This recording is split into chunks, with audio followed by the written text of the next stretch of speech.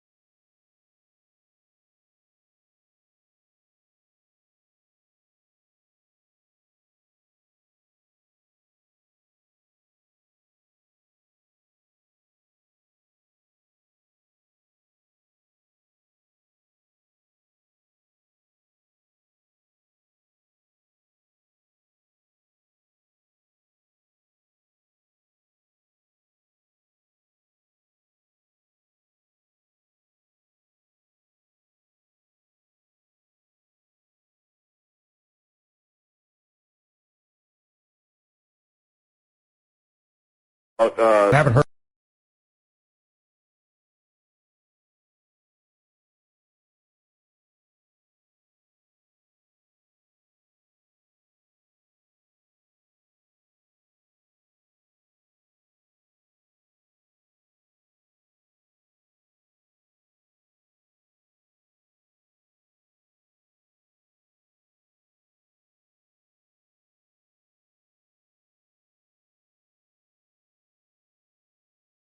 Now, Richard's talking about what he's going on with, but that's almost nothing compared to what's been going on with Artie the last 2 weeks and what. Even before that, I mean, I got this clip I pulled from that cracks me up when he's talking about driving drunk from Caroline's over to Scores. Yeah. And he has no remorse about it too. It's a great clip. Do you have that? Yeah, this is Artie driving drunk. I took a ride with Artie in his Mercedes one night. Well, that was a different kind of ride. Never again. Oh, what's going on What there? was he drunk? Yeah, we were at Caroline's. Yeah. We were at Caroline's Christmas party. We went from Caroline's to Scores in about 30 seconds. Is he a quick driver? Dude, we almost ran into a dumpster. We had a couple of people in the car with us. Oh, my goodness. When I tell you, people were... I was having a good time. We gave a Scores girl a ride over from Caroline's to So I had impressed over the to chick. Scores. Oh, that's different. Of course, whenever I want to impress a chick, I run into a dumpster. Well, no, I had to drive fast and you're fuck the showing her- law, Yeah, you're an outlaw. Right. Yeah. You want to hear the best part of the story, though? Yeah. When we got to Scores, she ran into the dressing room and threw up. Oh, that's how bad the ride was? Was it from looking at Artie and you, or was it from driving was with from you? the ride because we came. Wow, Artie. We came across 50th Street. You made a chick vomit once again, Artie. We did not stop for one red light. He went through every red light. What are you, insane over there? No, it was just for over a woman. It was Christmas time. Artie it was gets to Christmas. the club. Artie gets to the club. Girl throws up. Another job well done. Right. From Caroline's to Scores, man. That's a great thing. Caroline's to Scores in 30 seconds. Yeah, Doug. Hey, I was in the car with Artie that night, and Ronnie. Let me tell you. He was going at one point about 80. This is In the city? in New York City. And then at one point he was about to pass the street that we had to turn and make a right on. He was in the far left lane, and he's like, "Oh, we got to turn here." He just went straight across about 3 What's the matter with you? Well, You I was you in. drive That's, like a loon. that's the Mercedes S430 4-door. It's beautiful. And that's how it drives. You're allowed to do that. I'm if telling you, if you're in one of those. I was trying to prove to these guys how well that car handled. Oh, it Right. handled well. And my heart didn't handle so well. I was like, hyperventilated when we And got up. I had the Best of the Who on. Right. It was insane. Tonight, Good way to die. It's a good night. We were just having fun. It was Christmas time. It was Christmas time. We were just having fun, you know. Meanwhile, you know, illegal fun. Oh, man. And that was just the beginning of it, right? I mean, Yeah, and then one morning he came in with this, and Artie's getting fatter and fatter, and then he comes in. He was growing some sort of wacky beard, and then he shaved it down, and he, you know, comes in one morning. It was like a Fu Manchu. It was a totally 70s like biker porn star facial hair. Yeah, not a goatee, but like a it's a true Fu Manchu. full down the face and big and thick, and I got a clip of when he premiered it in the morning. It was like 6 o'clock. Hey, Artie. Hey, Howard, what's up, man? Checking out that new mustache. Look at that. You know what? I'm just bored to death, and I said I'm going to keep a really gross mustache that people will talk about. What did Dana think of that thing? She doesn't really enjoy it. Hey, it doesn't look that good. No, I remember last year I had it. Yeah, this is really, I mean, you got a real masculine beard and everything, and you can grow that kind of mustache, but... No, Artie's sporting a Fu Manchu, which hasn't been seen since the Oakland A's. Well, I had it last year, if you remember, and I got shit for it. Didn't the Oakland A's used to wax theirs? The Oakland A's owner in the early 70s paid them money to grow mustaches. He was like a publicity stunt. Finley? Yeah. Right. And so they all had mustaches that look kind of like this. Oh, this is Fu Manchu. You're like Burt Reynolds circa 1973. Yeah, without the handsomeness. I was going to say, not really. Right, exactly. So you're Burt Reynolds without the handsomeness. You've got the hair. That's what you want to be. That's what you want to be, Burt Reynolds without the hair. You remind me of a young Burt Reynolds without the handsomeness. So I'm just an asshole. Yeah. You would be Burt Reynolds if you were handsome. Hey, now. Burt Reynolds without the handsomeness means you're just a jerk off.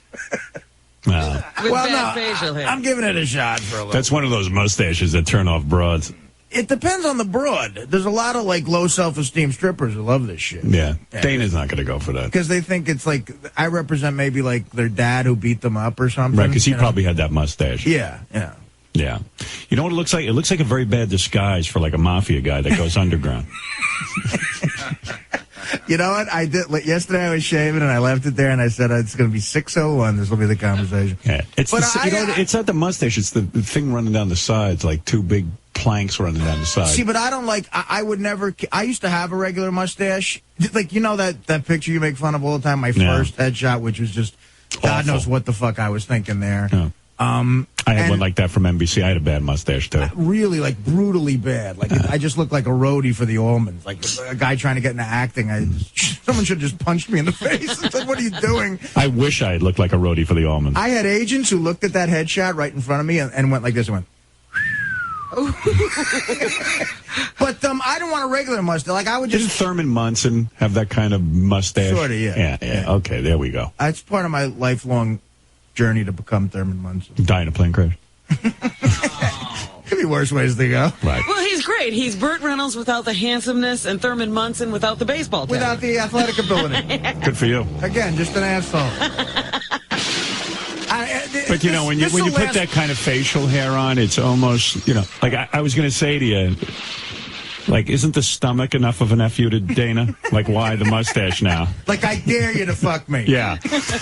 Like, when you take off your clothes and got that big belly, and Dana has to deal with that. Now you're going to put the mustache on there? I dare you to be turned down by me. One roadblock after another. I challenge you. If you love me, you're going to put up with my disgusting stomach and my bad I mustache. challenge you to find one thing attractive about me. I know the feeling. Sometimes, like, I see Beth looking at me, and I go, "Oh, you think I'm disgusting, right?" And she goes, "No, I love you. I think you're beautiful." And I go, No. You were just looking at me like you were disgusted by me."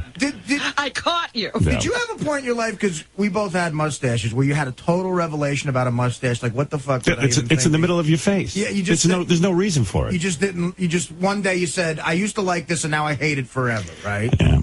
But you've got the mustache, This you've is a got the belly. Why not just smear feces on your face? I've tried that. See if she loves you. I think this is one big test. You got to smoke a cigar, be drunk, have your big mustache and your belly. I've done all of that. Yeah. I've done all of that. I mean, believe me, there's times where I catch her looking at me where it's like, Yeah. she can't hide it. Yeah, me too. No human being could hide it. Yeah. It makes you wonder what's wrong with her that she's with you. And I've put on weight. Yeah, you've put on a lot. Well, that's the other thing. It's like they tell you you're sexy to them. But then why don't they have posters of Jim Belushi all over the fucking room? Right. Well, it's your great personality. Yeah, my great personality. So, I mean, this will last through one shaving. Yeah. But I don't shave, but once a month. Yeah, I noticed when I was looking at some pictures of the party that Artie had hair everywhere. Right. I let it go for the He just lets it go. I'm getting a lot of email from howardstern.com, people saying Artie doesn't look good, but I'm looking. You look okay to me. You look good to me. Doesn't look good. As far as, what do they They think? say that he's letting himself go, his beard and his face is heavy again. I stopped giving a shit about weight a long time ago. I mean, you to the did point, slim down for your movie, right? that was See, but you do give a shit. You know when I that got a was some clue? stress. I got a clue into that when we were in Vegas and you wouldn't take your clothes off by the pool. Like I'm definitely embarrassed by it. Yeah, you wouldn't without even question. take your socks off. But I'd rather live like that than get in shape, I guess. Yeah. I don't know. I mean, it's too much work to get in shape. Yeah, you look good in your clothes, so just don't get naked. That's so funny. I mean, what I always think about, Dana is a pretty hot chick, and like Artie, it really is like, I dare you to fuck me. Like, how much can he mess himself up? It's always like, do you really love me? It's always weird to me. Like, I got a buddy he's one of my best friends, and he's 300 pounds, and his wife's really hot. And women really do have the ability. Is that Frank? Yeah. Women really do have the ability to fall in love with guys that are not great looking to them, but men don't have that ability for women. I just don't have that ability. We don't have that capacity to look past somebody's looks and just go for the nice person. Because a woman looks at a bank account and a man looks at a hot piece of ass. It's just that simple. That's not true. Dana's clearly not interested in Artie's bank account. This show alone is the prime example of that. Artie Lange, no offense, Howard, I love you, but come on. Howard Stern, if this guy was a plumber, there's no way Beth would be banging him. That's the way it is. I mean, I disagree. I think if you're a guy, if you have a good rap and you got something going on, which is maybe just a good rap, you can get a chick to do you. Yeah, how do you explain Dan the song parody man getting laid all the time? Well, we don't because we're not buying it. Well, he probably says, from the Stern Show.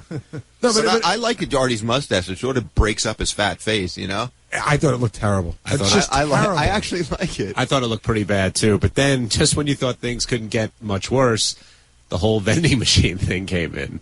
Yeah, I mean, that was a little later. That first clip was like maybe 3 weeks ago or so, and then Lisa G came in to talk about this news story they were doing. Nice, you at the premiere. I love that. I mean, I love out of control Artie, but I really worry about him because he is a great guy. He's one of the nicest people I know, and he's funny. It's fun to hang out with, but he does stuff like that, and you really worry. I mean, there's something wrong, when you eat like that. It's real. I mean, nothing healthy is going in that body. And you called in about it. Yeah, right? It prompted me to call in because I was sitting in the meeting too, looking at Artie, and I mean, he's just getting huger and huger. I mean, he really does look like he's about to pop. And when Ralph called in, it led to something else. Hey, by the way, if you want to see what's in the vending machine, there's a live camera on it. Let's take a look at the vending machine. You know what's great about that too? It's like that vending machine is just supposed to be there for maybe you grab a snack here and there. That's Artie's main source of food is that shit vending machine. You know what I think about Artie? He tells the story all the time, but it really goes to the whole like what Artie's capable of eating when he gets into those funks. He was talking about when he went to rehab, he had to quit doing drugs, and that all that stuff moves to your eating habits, or at least it did for him. And he said that every day he would dunk devil dogs into hot chocolate. That was Well, we find out. I mean, you listen to the show this week, you find out he's having problems with Dana, and that's I think all those things we just played are the mustache, the everything. Pablo, you're on the Friday show. Hey now. Hey, one question. Well, actually, a couple questions. Gary, how long do you think it's going to take Artie to make the Dana Take Me Back video? And how much will he sell it for? I don't know. Artie was, I don't know. He acts like he doesn't care, but I think he cares a little bit more than he acts. And how about a song that Sal can make that says either Dana Come Back or another one, I Wish I Had Dana's Girl, because I've seen the On Demand, and Dana's hot. She's very pretty woman, and nice. And another thing, the Howard Fist sticker, how can I get one to put it on the car? They don't exist. They don't exist. Is there any way you guys can make some? I don't know. You'd have to ask somebody at promotions. It costs money. And Like everybody's working on fist stickers. Get some sticky paper. No, I didn't even know that. Make a copy of it. Like, where have you seen a fist sticker? Well, I seen it when you guys had the going away thing. They had the big sign and the fist on there. Oh, yeah, those were just things that were given out for the rally. I know what you're saying. I mean, because we drive around. Oh, we lost Pablo. Did we lose him when you put your finger on the button? No, I didn't hang up When on you him. hung up on I him. did not hang up on him. I didn't, Pablo. Mark in Syracuse, you're on the Friday show. Hey, guys, great show. Just a couple questions for Ralph, if that's okay. Hey, Ralph, you'd mentioned earlier about, Howard, you think that it takes personality to get a hot girl. I mean, do you think if you weren't one of Howard's groupies that, you would get as much attention from girls? I did okay. I got a rap, I mean, I do good with strippers, I don't know. That's my thing. They really, really like you. They do. I mean, I know how to work a stripper. Have you...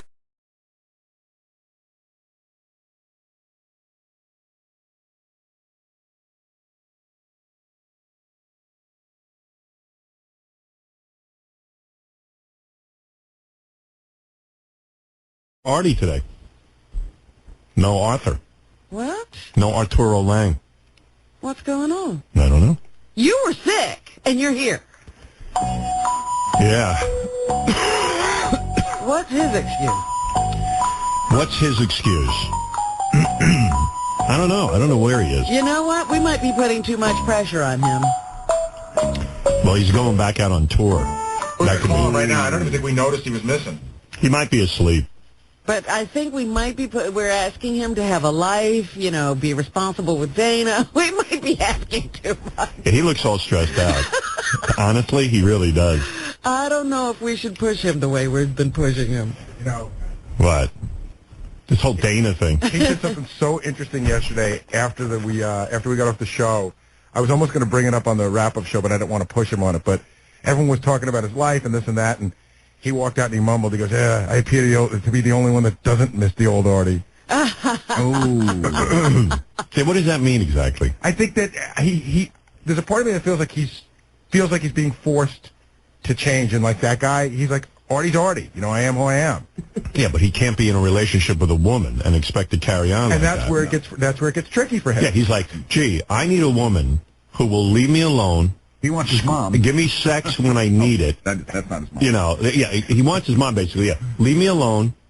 Never make me shower. Don't make me bathe. Don't make me lose weight. Don't make me stop drinking. Love. Leave the food on the table. Yeah, like love every slobby thing about me. And no woman's going to put up with that. I realized I just said it wrong. He goes, I appear to be the only one that misses the old Artie. That's what he said. He's the only one that misses the old Artie because everyone says, he wants to, but it's hard for him. I know he's got to choose. He's a guy's guy, and I know because I've even been with this a long time ago. Like you go with your friends, and your friends who don't have to be you are like, fuck that. You don't need her. Be your own guy. You're an Artie we love. You don't change. It's a movie called Marty. It was made with Ernest Borgnine in 19. All the friends used to go, Marty, come on. What are you doing with that girl? Right. She's a pain in the ass. They goof on her, call her ugly, this and that. Meanwhile, he loved his girl.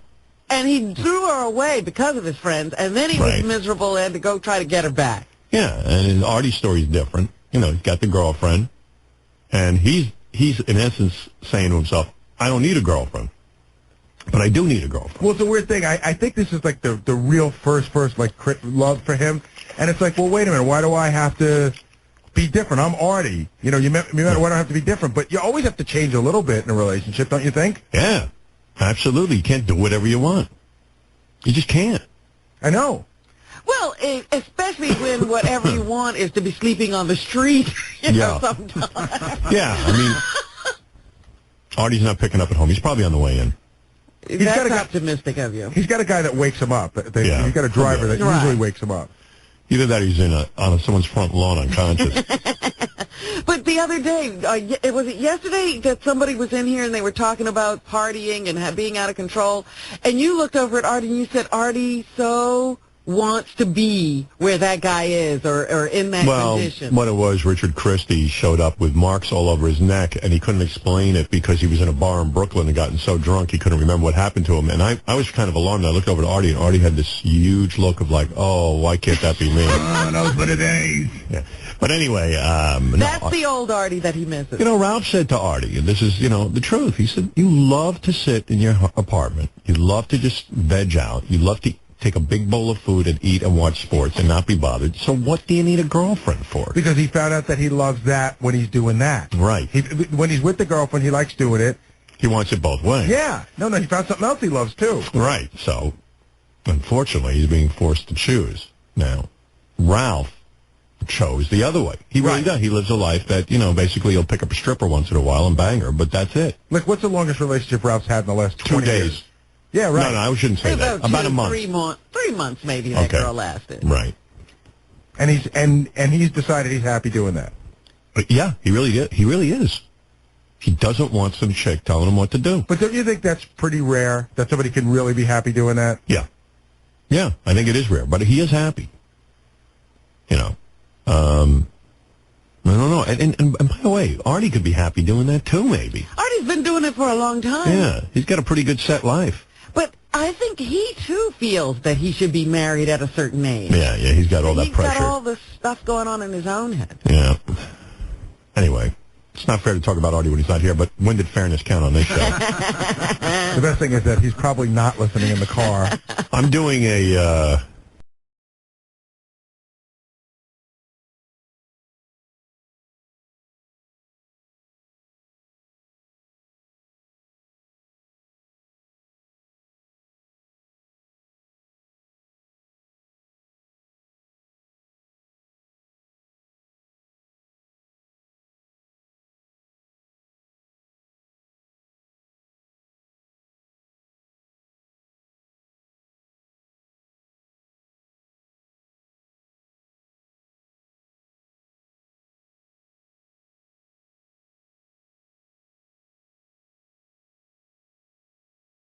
You?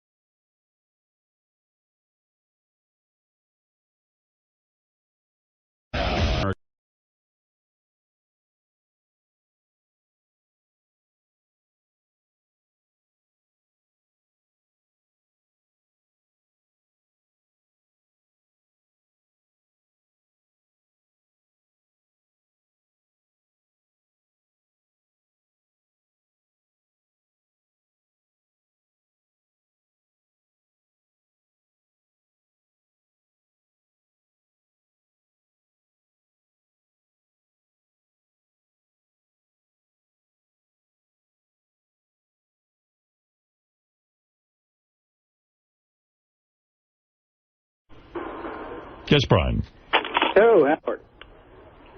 Yes. Howard. Yes, Brian. Hey, loved your appearance last night, dude. Thank you. And remember that bit? I think you played it your first week when you got to Sirius, Tissue Time with the Evil Dave. Yes. Is there any chance you can replay that sometime? Maybe I'll do that tomorrow, okay? Because I got this girl waiting. I really do want to talk to her. Artie.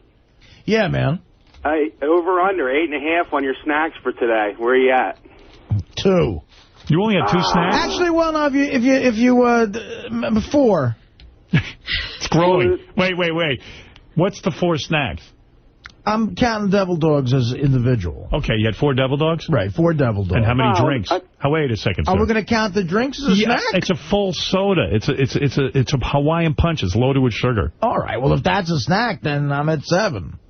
I don't know. A drink is a snack? I mean, what kind of uptight pussies are you people? You don't think you don't think a full glass of soda is a snack? I mean, when I think chewing is involved with a snack. All right. Hey, Howard. Howard. Yeah. Hey, I got some trivia questions here. You think I can play against Artie? If I stump him, then I get one of them T-shirts? What kind of trivia, dude? All right. It's mainly from the 90s, nothing real old. What kind of trivia? Howard Stern trivia. Oh, all right, go ahead. One question. Go ahead, real quick. Okay. Back when Howard was married, he mentioned something about that he would role play with his wife to get her in the mood. What was the name of the person that he became? No, that's a good one. I know the answer to that. Of course you do. It was your story. You know, I forget a lot of my stories. Honestly, I do. You had a name. I don't know. I had an imaginary name when I'd become a character in the bedroom. Right. I don't know, dude. Howard? Mr. Zaremba. Wow. You know what? That does sound familiar. Yeah, Mr. Zaremba. All right, I remember it now that you say it, but I wouldn't have guessed that one. I'm going to give you one of the tan... This is the last one I got, really. The tan Leslie Moonves T-shirt with Julie Chen on it. Wonderful item. It's a great item. I had a couple extras made up. This is a double XL. Can you handle that? Sure. All right, okay. Yeah. Hold on, I'll get your information. Hold on. Okay. All right, those T-shirts are a hot item. Oh, yeah. I'm telling you, Les's face is going to become familiar. Yes, that's what he always wanted. Wants to be famous.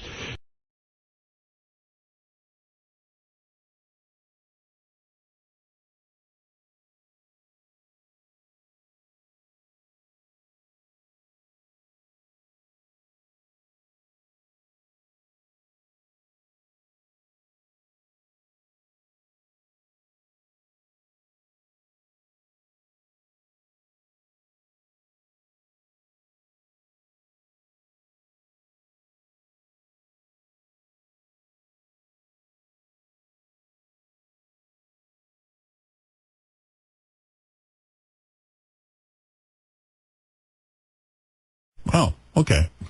Whatever you want to do. And however long it takes to get a ring ding. Yeah. And then I'm going to eat my lunch. Right. I scarf my lunch down in 3 minutes. You know what I might start doing? Just paying for my lunch and getting yours. Like, just say double it up, and I'll get what you eat. Okay. It looks good. It's good and it's healthy. You know, I was talking about you last night. If you got away from the vending machine. Yeah. Because I was like telling Beth, I said, Artie eats, like Beth has a horrible diet. She eats all crap all day too, but like she looks like Yul Gibbons compared to you.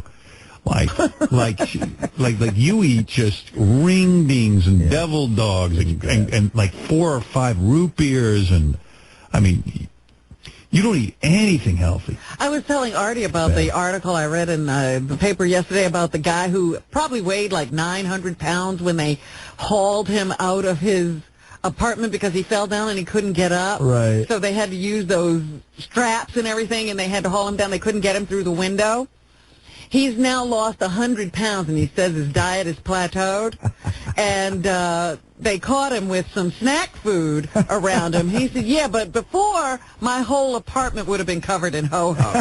I thought, Artie, because in the sandwiches my mother makes for me, there's good shit in there. Like, she'll put broccoli rabe, sauteed spinach, pepper. Yeah, but it's laced in oil and dressing. It's all that, too, yeah. Yeah, I mean, like, I was looking at this recipe thing, and like, they always call for a stick and a half of butter on some of these dishes. Like, of course.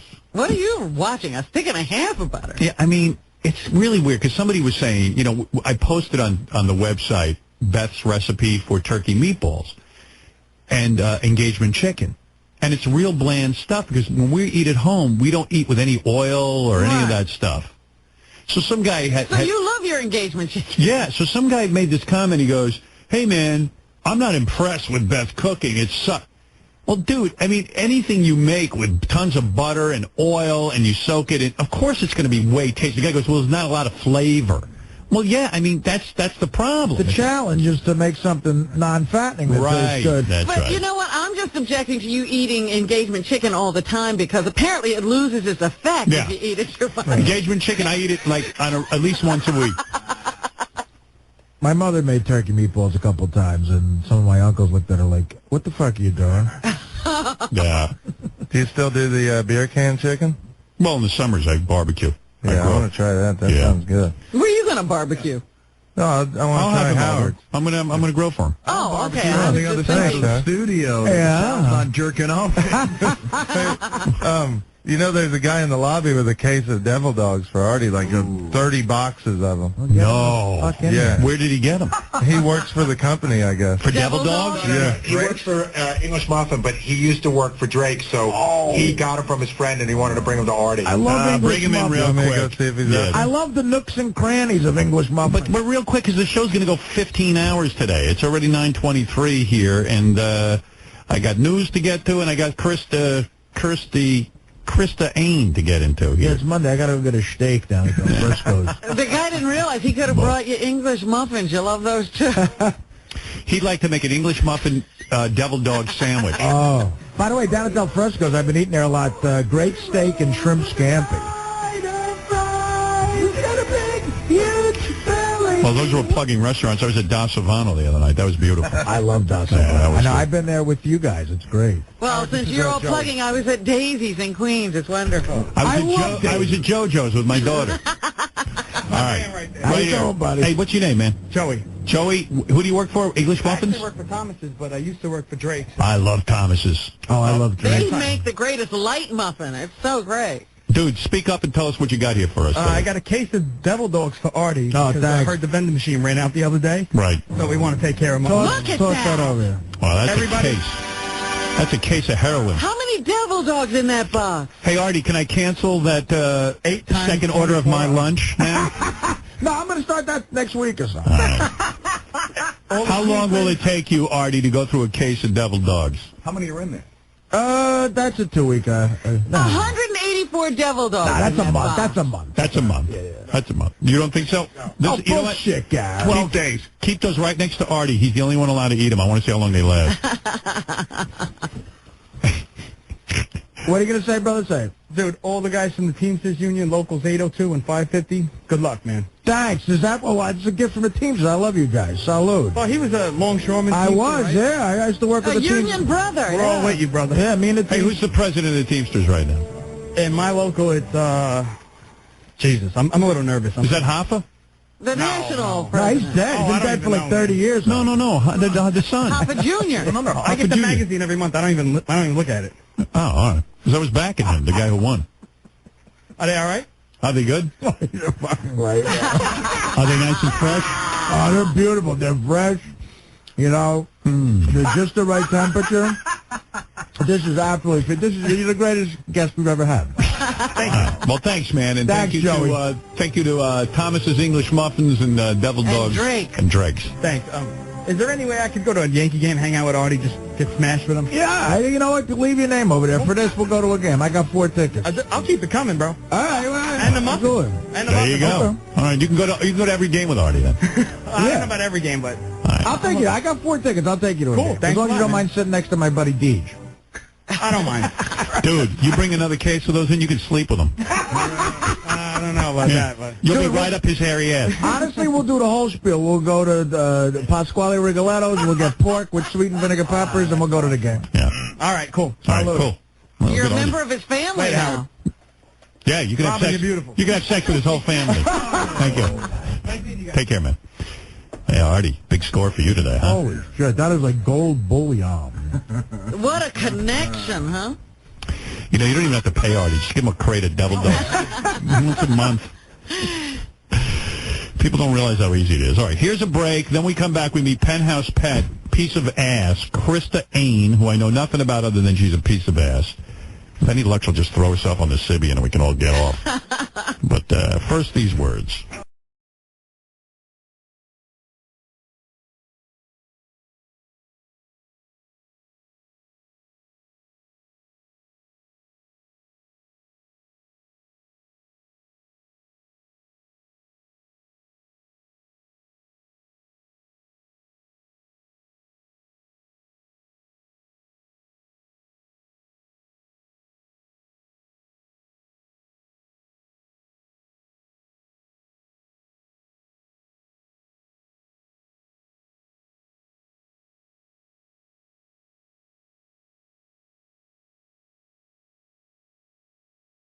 Also in the news, there's a new Godfather game out. Do you want to play Godfather the game? Well, I know Artie would be great at it. He has it all memorized. All I know is those actors, they must be paying them good because they all showed up for that premiere. Yeah. Han, they all did. Even Marlon Brando's voice is in the game. I guess what you do is you get to be a little soldier and try to work your way up in the family. Fantasize. Here's my Godfather impression. It's so lazy. Fantasize. Yeah, I don't even know any of the lines. What did I ever do to make you treat me so disrespectful? I'm the world's crummiest impressionist. I don't memorize the lines of the... Thank you. Do a little Godfather. Come here on the day my daughter is to be married and you say, Godfather, give me justice. You never even think to invite us over to your house for a cup of coffee, even though my wife is godmother to your only child. I'll tell you what. Take this justice as a gift on my daughter's wedding day, and then they will fear you. Knock it out of my sight. He goes, give this job to Clemenza. Tell him I want reliable people who aren't going to get carried away. I mean, with no murderers, despite what this undertaker says. And give that other job to a Jew congressman in another district, none of our paisan. I want you to go to California tonight. I want you to find this Jack Waltz. I want you to talk to him. And I want you to make sure Johnny gets the part in this movie. Now, if there's nothing else, I'd like to go to my daughter's wedding. Artie has this entire movie memorized. Yeah, it's so great. Oh, it's so great. I wish I had that ability to memorize The Godfather. Fantasize. It's just wonderful. Fantasize. Oh, here's James Caan. We've known each other many years, but this is the first time you ever came to me for counsel. help. I can't remember the last time that you invited me to your house for a cup of coffee. Even though my wife is godmother to your only child. But let's be frank, you never wanted my friendship. And you were afraid to be in my bed. I didn't want to get into trouble. I understand. I understand.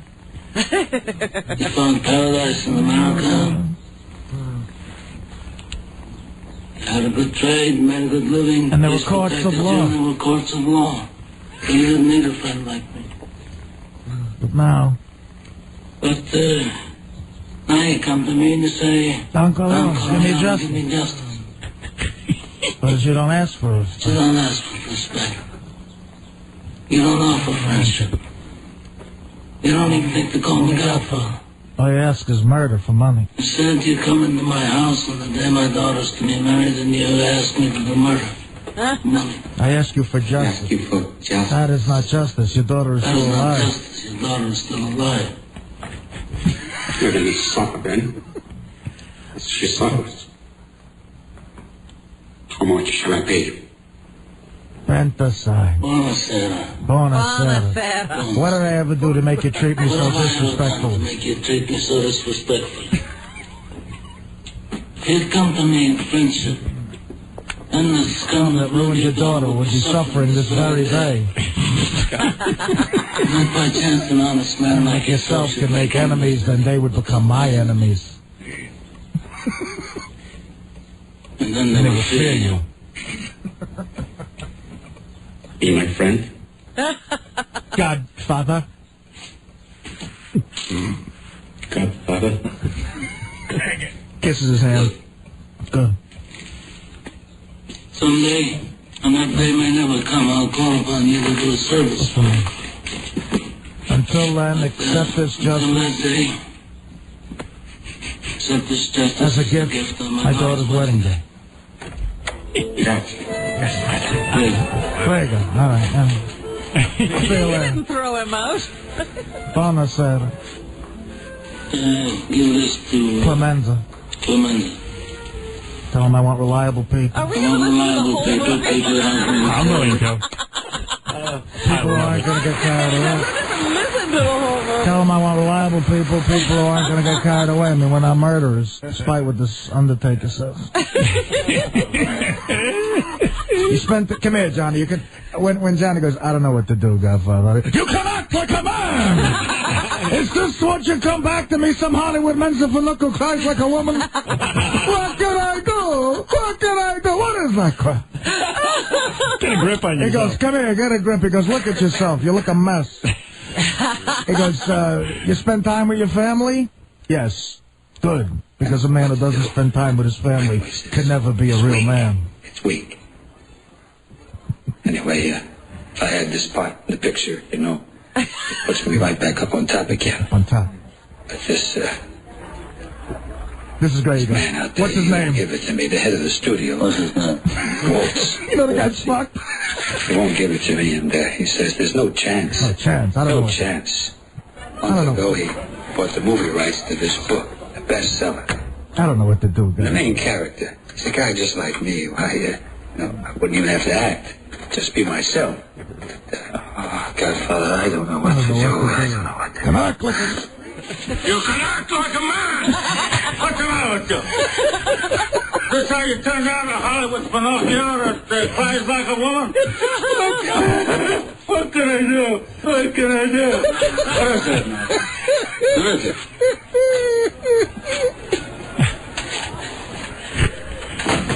You spend time with your family? Sure I do. Good.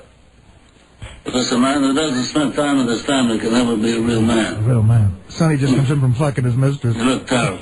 What's it eat? What's it eat, though? I want you to rest well, and a month from now, this Hollywood Big Shot's gonna give you what you want. Too late. They start shooting in a week. I'm gonna make him an offer he can't refuse. I'm gonna make him an offer he can't refuse. Let's just play the whole movie every I Friday. tell you what, I could do that all fucking day. I watch it sometimes. I just do the lines. I see. You're good. It's the best. You got a real gift. Only this time my father went back with Luca Brasi. And within an hour, he had the man's signature on the release for a certified check of $1,000. How did he do that? Luca Brasi held a gun to his head, and my father assured the man that either his signature or his brains would be on the contract. That's my family, Kay. That's not me. Why the fuck did you tell her that story? Over lasagna. So she fucking stays in line. Who's that guy there? Who's that scary guy there? It's Luca Brasi going, Godfather, and he goes, yeah, that's a very scary guy. That's my father's friend, Luca Brasi. He helps him out with business every once in a while. All right, let's wrap this up, Robin. Please. James Caan, he talks about the Godfather video game. Think it's like the Army where you shoot them from a mile away, you walk up real close, and bada bing, you blow the brains all over your nice Ivy League suit. Come here. You're taking this very personal. This is business, and this man is taking it very, very personal. Oh, he's so crazy. He says the Godfather game looks great. It's astonishing. I mean, how I must have paid these guys a fortune. Absolutely. James Caan and Robert Duvall did not show up. Robert Duvall is there. Yeah. Let me do some Bobby D. Here we go. I've been recreating scenes and adding new scenes as my character. And you know, Bobby D didn't even show up for Godfather 3 because they wouldn't pay him. You want a little Bobby D? Yeah, a little Bobby D from the Godfather. Here we go, in honor of the game. Now, what you have to understand, Sonny, that while this man is police commissioner, he is invulnerable. There is no way, no family has ever gunned down a New York police captain on the street. The Corleone family will be outcast. Even the old man's political protection will run for cover. Now, please, take this under consideration. Amazing. All right, I'll wait. We can't wait. We got to do this now. He's going to kill Pop. That's his whole thing. And then Clemenza goes, Michael is right. Well, what do we do about this police captain, college boy? What do we do about this guy here? Who's this, Pacino now answering? Yes, Pacino. This is when Pacino goes to the dark side. Yeah, what does he say? He goes... It's a crucial moment in the movie. Go ahead. He goes, don't leave us without this scene. He goes, they want to meet, right? They want a meeting. It will be me, Salazzo, and McCluskey, right? Okay. Set the meet. Now, I can't have a weapon on me because they're going to frisk me when I get there, so I can't have something on me. But if one of Tessio's men can plant a gun so I can get to it at dinner, then I'll kill them both. Nice college boy, huh? You want to be involved in a family business? What do you think? This is like the Army where you shoot them from a mile away. You got to walk up real close and bada bing, you blow the brains over your nice Ivy League suit. Come here, Tom. This is business, and he's taking it personal. He goes, now wait a minute. Wait a minute, Sonny. Where does it say you can't kill a cop? Come on, Mike. Yeah, I'm talking about a corrupt cop. I'm talking about a cop who got messed up in the rackets and got what was coming to him. Now, we have newspaper people on the payroll, right, Tom? Yeah. They might like a story like that. They might. They just might. Are we going to get in the car and go for the ride? It's not business. I hope so. He goes, it's not business, Sonny. It's totally, he goes, it's not personal, Sonny. It's totally business. Wow. Bow. Take a bow. You're good, man.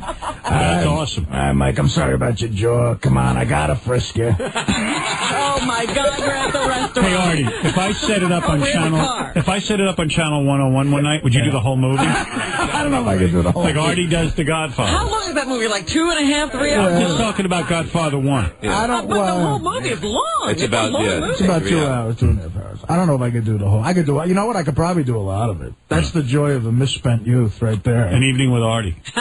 And The Godfather.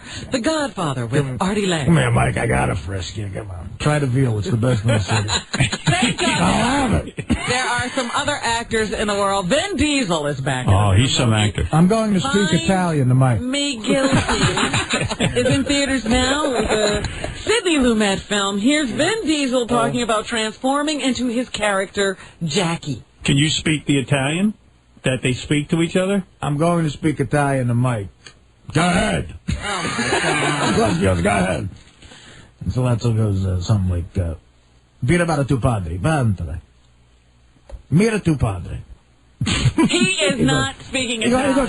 He goes, do some out of respect to tu padre. But, tu padre.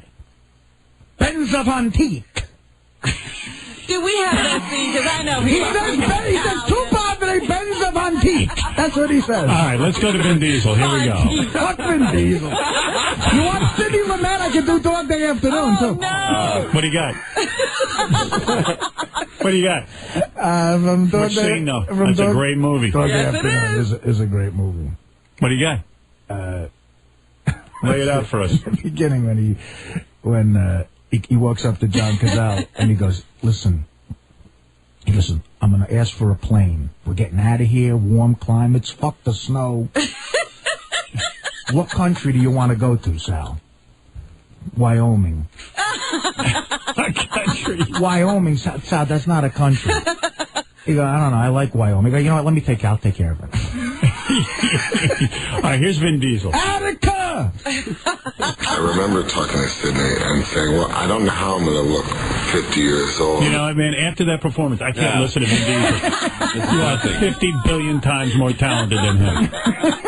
Why did he get this Your role? one-man show just ruined Vin Diesel. I understand. Here, Vin Diesel discusses the importance of this film. And how I'm going to look like. Right. His family would often tell me after he passed away that the film, the very making... Oh, I'm going to go to sleep from this guy. He's not doing The Godfather. Yeah. Vin Diesel as The Godfather. Let's see him do it. Anything else, Robin? The mother of Courtney Love has written a book. Vin Diesel talks so slow. Let me speed up Vin Diesel, and then I could get through it. Okay. I remember talking to Sidney and saying, well, I don't know how I'm going to look 50 years old. His character, in weird ways. We're doing how there was 2 hours and more. Oh, that's great. I love him. That's fantastic. Want to hear the second clip? Yeah. His family would often tell me after he passed away that the very making of this film somehow allowed Jackie to lead in peace. You know what I mean? It's better. Oh, that's a million times Because better. every word is like... They should do that with the movie. Talking to Sidney and saying, well, I don't know how I'm going to look 50 years old and how... Where's Beetlejuice? The woman who plays Pacino's wife in Dog Day Afternoon is the best, that fat broad. Oh, no, Sonny, they're telling me all kind of crazy things. Sonny, you left me for a man. How does that make me look? You know John Hines going to jump off the side of a building? Really? We're taking up all of his time. We've done a 9.5-hour show here. He did the freaking Godfather. I read that. He doesn't do that. I read that in the newspaper. That's not him. He's a little crazy. He takes me to the rides, and he says, Sonny, just get on and ride. And says, you're fat. I'm not fat. Look at me. I'm not fat, Sonny. All right, enough. Courtney Love's mom has written a book. It's called Her Mother's Daughter. Yeah. It's called I Gave Birth to a Wacko. Look what fell out of my cunt. Here she talks about being, in her own words, an unstable mother to Courtney Love and her other children. What number is that? 212. 212. My God in heaven. Speed this up, too. Have a 2. Come on, you got a page 2. All right, what's your name? Linda Carroll? Yeah. Okay. I was focused, but I was also That's Courtney Love's mom? Yeah. She sounds pretty normal. lost. So I think that as a person, love is not enough if you have a child who's suffering from some kind of internal... You know, moms shouldn't write books about their kids. That sucks. I wonder Especially when the kids are so messed up. Yeah. My mother better not write one about me. Robin, you better find a story that's more important than another Godfather monologue. Okay. Jodie Foster's in the new Spike Lee film. All right, that's important. Come on, you could do that, or I could do the scene where he tells Mike he's going to get assassinated. Yeah. Here's Jodie Foster talking about Spike Lee. It's my first film, Spike Lee, and it's my last, goddammit. The man is insane. I really just jumped at the chance. I mean, at this point in my life, I have to say that's the most exciting part of making movies is just hearing there's a director out there who you've always admired their work, and you get to stand behind his shoulder and watch what he does. And he's somebody that's always fascinated me, and I've loved his... All right, who cares? I've been drinking a lot of wine. Your life is perfect. Your life is perfect. In other words, I get to do whatever I want. Right. And that's what's happening. Thank you, Artie. Great job. I never wanted this for you. I always thought it would be, when your time came, you would be the one to hold the strings. Senator Corleone, Governor Corleone, something. We'll get there, Pop. Yeah. Now remember, whoever comes to you with the meeting, he's the traitor. Well, he knew everything that Marlon Brando did. Yeah, thank God for him. He's the one who told him he would have went to that meeting with Tessio. He would have shot him in the fucking head. I want to thank Bob Levy, who was brilliant today, too, even though he doesn't know any monologues. I don't need any. See Reverend Bob Levy this Friday and Saturday at Mardi Gras in Scottsdale, Arizona, baby. The only thing Bob memorized was a joke book. Oh, please. You think, he's going to get it. Wait till his fucking roast. Wait till his roast. Fuck you. You're going down, fat boy. I'm pulling a Ralph. I ain't showing up.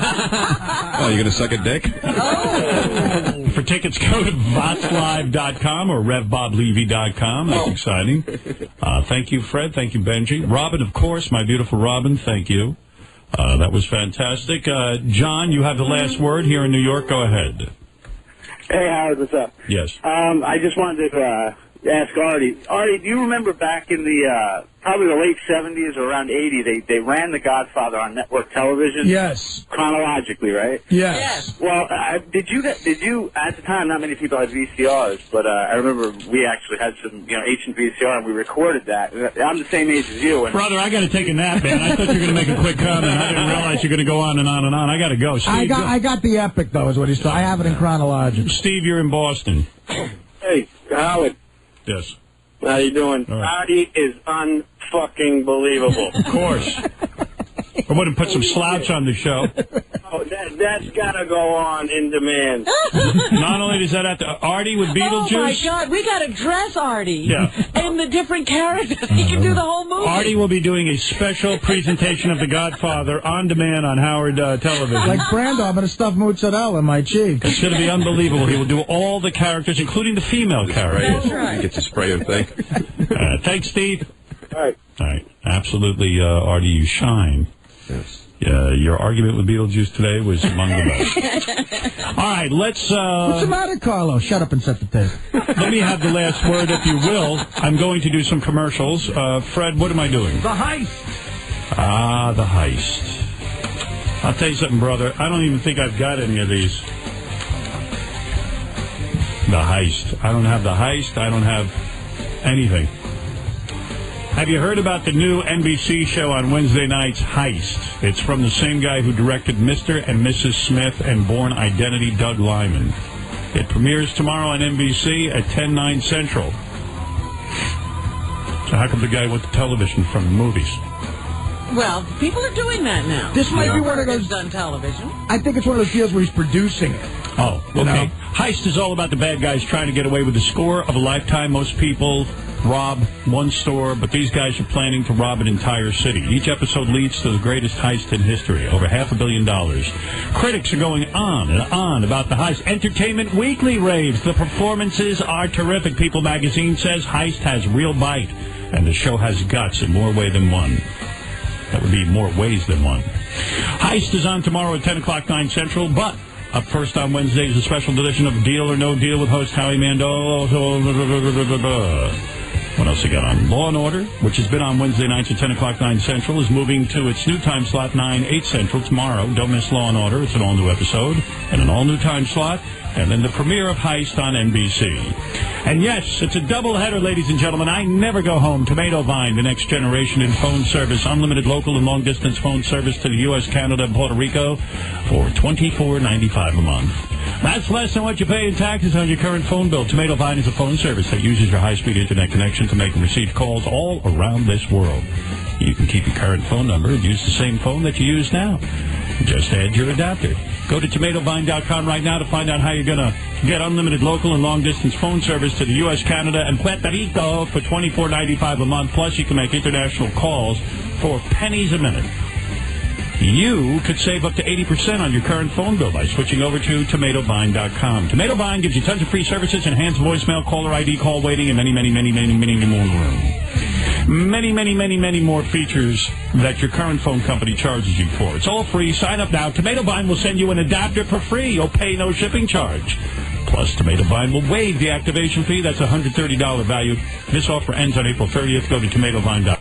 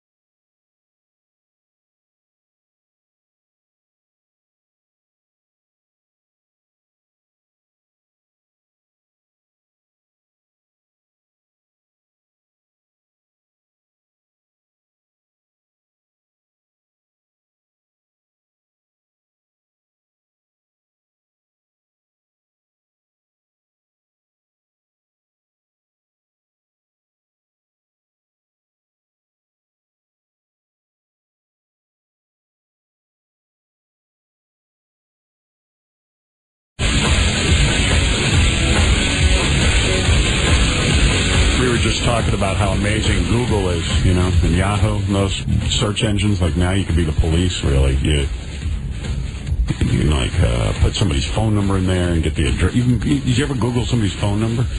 I've never Googled a phone number, but I found people's addresses. Their phone numbers by putting in their name and any little bit of information I know about them.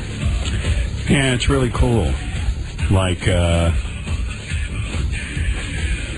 I don't know, like I read somewhere that now you can, like, Google someone, like a celebrity, and they track them. I read that article. Was that in the New York Times? I'm trying to think, because I read the Sunday Times, and I read the exact same article you're talking about. It mentioned Kate Hudson was an example they gave. She was supposedly on a corner, looking shabby, and you know, people were reading that as it was happening. You know? Yeah, and Benji was saying that that's just basically a fake story that's circulating. What were you saying? I said that. Oh, you said that. Because in the article it said that a guy came on and claimed a lot of them are bogus claims. Oh, so somebody will be writing something that's happening in front of them, but they'll be making it up. Yeah, they'll say, look, I see Kate Hudson right now on the corner of 38th and 7th. And, you know, if you want to go see Kate Hudson, you're near there, go. Right. And they claim that a lot of them are false. But I'm sure a lot of them are true, too. What do you want, JD? No, that's what I was going to say, that a lot of them are supposed to be, you know, reported false. Like some guy reported on this website called Gawker that he saw you at 11 a.m. somewhere flipping off Les Moonves. I read that, too. That's totally bogus. Funny. Yeah, that's at Gawker.com. That's what it was. Yeah, they had... Gawker.com has this posting that I was at a restaurant and like somebody was sitting there with Leslie Moonves and I flipped him off, and that's all bull. Well, you know, then that makes me feel that the internet is getting more and more dangerous when they can make up stories like that and start to circulate. Yeah, it's real dangerous. I mean, hell. I mean, I know, like Bubba went on the air with the Will Ferrell died in a hang gliding accident, and he went on the air with that because. You know, it looked legitimate. I mean, it looked real. It was like a real news story. Sometimes you just can't tell. I didn't even hear about that, really. Yeah. Yeah, Will Ferrell had to come out and say it's not true. I'm not dead. And I was listening to Bubba's show, and I was like, that goddamn Will Ferrell, what the hell's he doing hang gliding? That's a dumb you're already thing. cursing him out. Yeah, I go, what a dope. I go, look at this guy. He's got everything going for him. He's in the movies. He's making money. Don't hang glide. I said, he hang glided into a tree, they said. A bunch of trees. They said, who the hell would be hang gliding? It's such a pain in the ass, stupid thing to do. And they said it was his passion. And then his parents said he went out doing what he loved the best. And I was like, this is ridiculous. At least he died funny. He's a funny man. And I just was so freaked out by it, and then it wasn't even true. Yeah. If someone says I went out doing something I love the best and I'm not eating or fucking, don't believe the story. I want to say something heartfelt to my friend Artie. Yeah. I was going to say it to you off the air, and I probably should, but I'm not good off the air. Uh-oh, what is this, another intervention? No intervention. In fact, I was thinking about it. I don't want to intervene in his life. He's perfect. I've realized, I've come around. He's perfect for us, anyway. Exactly. Well, here's what I want to say to you. Go ahead. I'm going to get a little emotional about you. Really? I was thinking about yesterday's show. Uh-huh. And I was very, very grateful to you. You stepped up a couple of times yesterday. You particularly shine with Beetlejuice when you went to war with him. Then your brilliant soliloquy of The Godfather, your complete memorization of entire scenes from The Godfather was totally entertaining. And that's great. And listen, you're here because you're funny, and certainly you earned your spot here, and everyone loves you. But you've done something that I was reflecting on you this past week. Really? Yeah, and you did something that I thought was terrific and makes the Howard Stern Show very special. And you would never guess what my favorite Artie moment was for the past, I don't know, last week or so. God, I'm dying to hear. Okay. The last week, I don't even remember. I think it might have even happened this week, but I have no... Was it when should I shit my pants Thursday? Oh, don't get uncomfortable with this. I know, I'm already uncomfortable with it. I'd rather you insult me. There were two occasions. And the first occasion was the other day, a guy came in here who was a Teamster. Mm-hmm. And he was very appreciative of you on the show, and he heard that you like devil dogs. And he brought you what is now a half a crate. It's insane. Of devil dogs. Exactly. He's down to a half already? How many, what are there, 144 devil dogs in there? There was 184. I counted the was there 184? 184. I'm about 4 boxes deep, but I gave one of the cancer kids a box. So anyway, this guy comes in, hard-working guy, Teamster, like I said. Right. And he says, Artie, I'm a fan of yours. Here's a crate of devil dogs. I love you. And Artie, I don't know how he got into it. He says, oh, gee, if I could ever do anything for you. And the guy goes, you know, Artie, I would love to go to a Yankee game with you. Mm-hmm. And you just, without even thinking about it, you don't even know the guy. You said, you know what? I got season's tickets. I'm taking a Yankee game. Right. That was beautiful to me. Not only is he taking him to the Yankee game, he's giving him the whole ritual. He and his uncles go to this restaurant before. Have dinner. Yeah. And he's going to take him to that. Then he's taking him to the game. They're getting drinks. They're doing the whole thing. Right. That is so great. That I wish I could open up my heart the way you did to that guy. Yeah, but we're two different people, though, and I mean, yes. You're like way more famous. It's hard. No, I'm not talking about fame. Right. I'm talking about you did something for the audience. Right then and there. You don't have any pretentiousness. Right. You don't carry yourself like you're too good for anyone. You included this guy in your ritual, which is a private thing. And you welcomed him into it, and you were very trusting and open and very giving toward him. Now, the second thing that blew me away that I liked was that we had the cancer kid in here yesterday, and I was here having a meeting with Tim Sabian. I was working on some of the ideas I have for the channel, and it must have been about 2 o'clock in the afternoon, and Tim said to me, Artie took the cancer kid to lunch with a bunch of people yesterday. Right. Now, I mean, you didn't have to do that. The kid was thrilled and all of that. Well, wait a minute. I wanted to do that. Artie both Artie that for me, and I didn't get a chance. He hid that kid from me. Well, whatever. I was hiding him. Don't feel competitive. You've done your share. But you did that yesterday. And I yelled at the news department for not covering it, but in a way, didn't cover it? I'm kind of glad they didn't, because it was a private thing, and that maybe it was even more special to this kid. Yeah. I said, how could Shuli sit there and eat lunch with you and not think to bring out his dumb tape recorder? And maybe was at the lunch. He was there, yeah. the news could have had a half-hour special out of that. God knows what went on. What did Artie talk about? What did the kid talk about? What kind of newsman is Shuli? He's not. He's some sort of stand-up comic that nobody's ever heard of. And then I had a whole incident where Penny Crone grabbed me at about 2:30 yesterday in the afternoon and said, can I interview you about your tattoos? And I said to her, it's funny, Artie just took the cancer kid to lunch. I'm shocked that nobody covered it. She goes, oh, my God, I was standing right here when that all went happened, and I didn't cover it. Oh, my goodness. She's still waiting for the tattoo story. She was right in the middle of the fray. She spent 5 hours waiting for the tattoo story. I turn my back, and then she starts crying hysterically. What? Because she was very upset with herself for I said, Penny, my point in bringing it up wasn't that sometimes you don't see something, and maybe your point in not covering it was sort of a nice thing to happen to this cancer kid. And maybe you want they didn't have to make a whole production of it necessarily, but they certainly could have I wasn't told mad. a story. I wasn't mad at Penny. I didn't feel she missed a story. Sometimes it's not obvious, It just was obvious to me at that moment that might have been an interesting story. That's a pretty obvious story. There's Penny crying in the hall. Oh, no. I had to cradle her for 15 minutes. Poor Penny. Penny's I think she's losing it on this job. Oh, yeah. She's losing it. She's a terrific woman. I think she lost it in the 60s, but this is not helping. But anyway, what I want to say to you, Artie Lange, Employee of the Week. Yes. Your funny factor yesterday, of course, was greatly appreciated by the whole audience. Right. But the favorite moments I had was when you did these two gestures. Your human factor. That no one really paid attention to. And I thought it was very special. That's nice. That's all I wanted to say. It was weird with the cancer kids because it's like they got a kick out of watching me eat. I could tell. Like every time I took a bite, they got excited for some reason. Where did you take them? We went to Del Fresco's, which is a great restaurant. That's a very expensive restaurant. And too. I'll tell you what, they treated us very nice. We had 10 people. They gave us a room all the way in the back. And yes, it was very expensive. But they couldn't have been cooler. They were both Yankee fans. We talked about the Yankees. And it's funny, like my guys are old timers to them. They're like all the old timers, like Craig Nettles and stuff.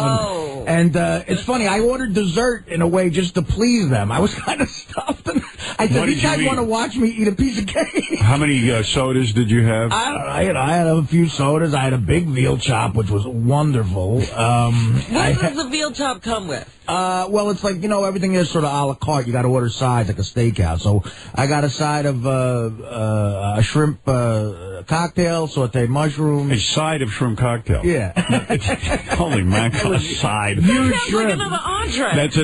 That's at least an appetizer. Right. I like that it's a side. Yeah, go ahead. And then I had a side steak. And then afterwards, they had that chocolate warm molten cake. Wait, you're skipping over the whole meal. You had a veal chop. I started out with the house salad, which there is covered in bacon. It's the most unbelievable bacon. Blue cheese dressing or? I had vinaigrette, but I had a big roll with it and butter. How many rolls? I dunked in there. They get those big steak restaurant rolls about butter. You have to have the butter. I buttered it absolutely, and the veal chop was fantastic. How thick? Oh, very thick. You've been there, Rob. It's great there. And a big shrimp cocktail, sauteed mushrooms, and then, I was a little full, and I had to go back to Jersey to deal with some business bullshit, and I said, these kids want to see me. They kept going, hey, Artie, you want a piece of cake? And I was like, all right, I'll have a piece of cake for the kids. Now, there's an interesting dynamic. You invite you invite these cancer kids, the cancer kid and his cousin, to go to lunch with you, but a lot of people glom onto the action, like Scott the engineer. Well, let me be fair about this. Yeah. Sal the stockbroker, is a good guy. He was going to take I think they were all going to take them out to Benihana, and yesterday, I felt good, and I had a little adrenaline going. I had some time to kill, and I said, let's all go eat. And they said, the cancer kids, I said, well, let's everybody eat. They were going to go to a restaurant further away, and I said, let's just go downstairs. And it's more expensive downstairs, and I don't want to, force anybody into anything. So I said, look, I'll pay for it. It's on me. Is that when Scott perked up? And then Scott asked Scott. I heard you glommed in. Wait a minute, hold on. Hold on a minute. I was standing in the hall, and Artie goes, who wants to go to lunch? Yeah, that's what I said. I didn't even glom. He He said, who wants to go to lunch? I said, all right, I'll go. Did Scott reach for the wallet at all? I did. I offered him money. I said to Penny in the halls, I said, you at least had a cover. How Scott makes the move at the end. And she goes, Scott's very poor. He makes very little money. And I go, oh, what, is he singing his tail off? No, it wasn't. No. We got into something else. But I offered him money. I would have paid. I only had a burger. I didn't order like a steak or anything. I just had a burger. I'm just kidding with you. So and I'll give him money right now. I mean, no, you had a $38 Give him the money. I want to see. He acts like the burgers are $2. What was the tab over at Delmonico? About $500. $500. It was 10 of us. Wow. That's amazing, Artie. Whatever. What am I going to do with my money? I don't ski or anything. Any drinking going on, or just no, I didn't drink. Cocktails? I didn't drink. Just strictly food. And the two cancer kids were really nice, really great kids. You cancer kid can't eat much. He's got the chemo going. Right, that's what I figured. He probably threw up that 50-buck lunch you brought him. Yeah. But you could tell how big a fan they are of the show, and they took pictures, and it was nice. But you could tell that Artie really felt for them. During the show, he gave one of the kids a box of the Devil Dog. Wow. That's unbelievable. And he signed it, too. And he signed it, and then he signed a bottle of Jack Daniels to the other one. The kid who was of age. Yeah, 21. Just turned 21. They're not that much kids. You want to thank Artie again. No, that's okay, Scott. No, I understand. But Neil B. From New York. Who's Neil? Yes, Neil. I was at the lunch yesterday, Howard. I'm Neil. Oh, yeah. Who's Neil B? Neil, in all honesty, Neil, I love you. You were great. But this guy was smoking with the guys outside. I never met him before. I thought he was somebody's friend. He showed up at the lunch. He was smoking with the cancer kid? No, he was outside having a cigarette. He's a joke writer, I guess. Well, first of all, I don't smoke, Artie. I don't smoke. But anyway, let me tell you, I want to confirm how nice Artie was to those kids. I was there to meet Bob Levy because I'm writing some stuff for the next roast. But he was the one who said to the kids, I want you to come back. I want to know how you're doing. He was so great. Who said that, Bob or Artie? No, Artie said that. Yeah. Yeah, not Reverend Bob. Yeah, Reverend Bob's creepy. Also, I offered to pay. He wouldn't take my money. And I said, all right, let me at least pay the tip. Is this the guy who's rapping Granny's manager? Yeah. Yes. And I'm writing some stuff. He actually wrote some good jokes, this guy. Thank you. The guy's a stalker, man. Who, Neil B? Yeah, the guy follows everybody around. He stalks them. He writes them emails. He's a weirdo, man. You got to watch out for this guy. I'm telling you. Hey, come on. I'm a physician, and I wrote some. Yeah, some physician walking around with an 85-year-old lady. You're probably beating her to death. Listen, let me just tell you about how nice Artie was. Ronnie, wait a second. Ronnie, first of all, he's not beating Ronnie. That's Ronnie. How does he get her to perform? Yeah. He's a stalker, man. He emails everybody with this stupid crap, with man. my jokes that are being used for He's trying to make a career. He's an idiot. Why are you being so rough He's on an the guy? idiot. The guy's an idiot, and he's got a bad toupee. Hey, Neil, you don't beat Rapping Granny, right? Rapping Granny is a very nice old lady. How many senior citizens get out there and try to do what she does? Come on. None of them. So, Neil, you saw Neil outside because of Levy? Well, Levy and him were smoking, and we all moved into Del Fresco's. It's like it's hard when they got a herd of people. It's hard to get them. You know what I mean? I don't want to be the organizer. I'm just like, look, let's get a table and we'll have fun. But everybody wanders. And we got the table, and Bob and this guy walked in. Bob brought him, so he was at the lunch. Neil, are you a physician? Yes, I'm a physician. You're an MD? Yes. Neil, yes. Are you an MD? Correct. An MD of what? Hey, if we get Rapping Granny on the Sibian, would she die? I asked her already. I spoke with Will already about getting her on, and he was going to get back to me and she agreed to do it, actually. Oh, so this was your idea, and you just presented it to her? Yes, it was my idea. Will liked it, and Granny was on the floor when I told her about it. Well, she's I'm sure she was. The story would have been if she was off the floor. But anyway, let me. All right, so your point is that Artie's a great guy. I offered to pay the tip, and Artie said, I took my American Express card out. Artie said, no, put that away. I want the waiter to get cash. They like cash.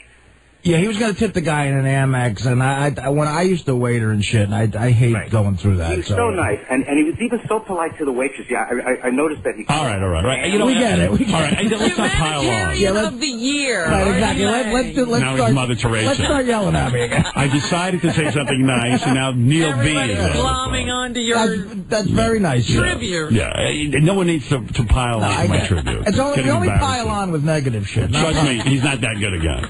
So what I wanted to say. Thank you, man. That's very nice. That you've got a great heart. Thank you. You're a good man. You're great for the Howard Stern show because not only are you funny, you'll take the audience out. you genuinely come from a place that is unique, right. And you are very much a friend to everyone. That's it. Thank you. That's very nice. Now, I never want to bring this up again. I appreciate it. Thank you. And I want no more emotion on the show. I understand. You usually find that with drinkers, so. I'll bring it around. Right, you're everybody's buddy. Yeah, everyone, the life of the party. It's easy to make friends when you do bad things.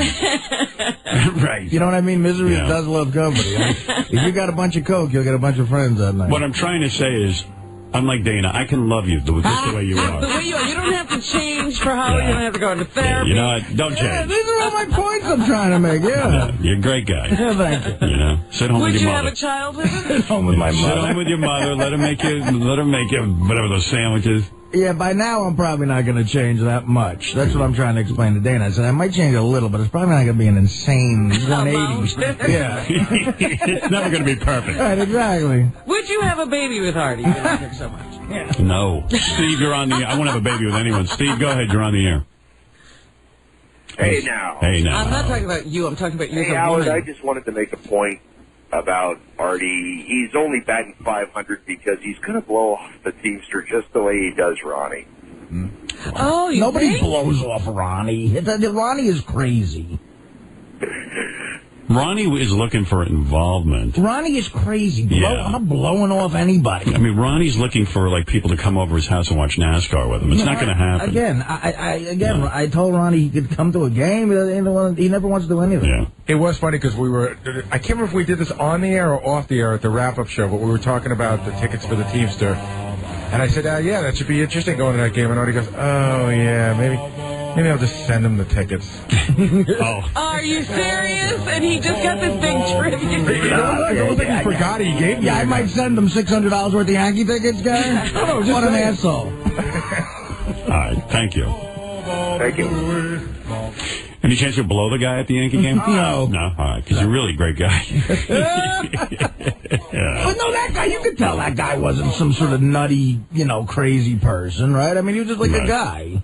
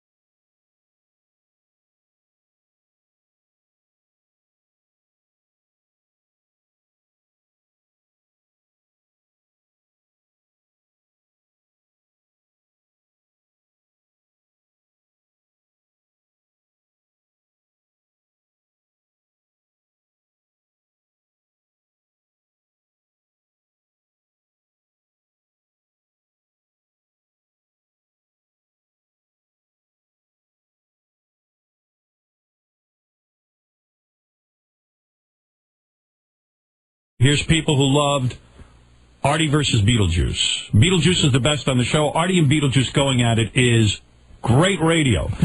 Amazing reaction to Artie doing the Godfather movie recitations. I love listening to Artie recite the Godfather. I love the book.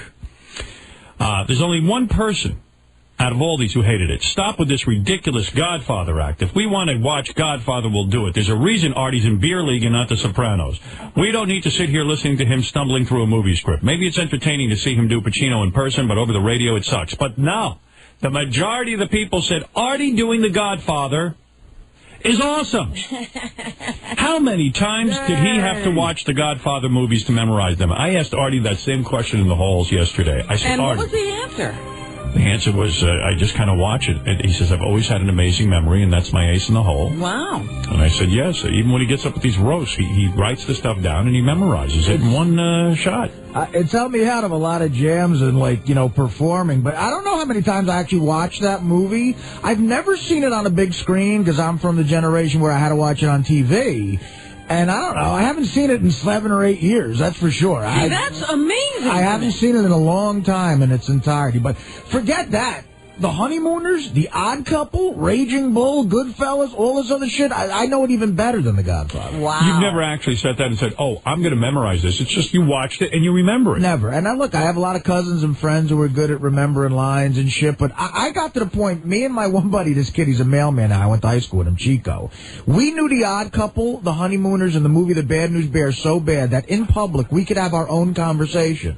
Like, we would just make references and talk to each other. No one would know what the fuck we were talking about. And we're doing lines from The Honeymooners. Let me ask you, what's your favorite scene from The Honeymooners of all time? Do you have one?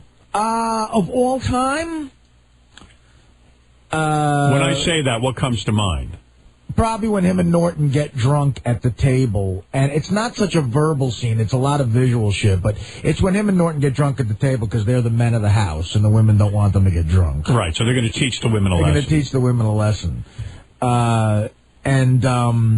And he throws Trixie and Alice out, and him and Norton sit down and drink what they think is wine, and it's grape juice. And they, by the power of suggestion, get loaded.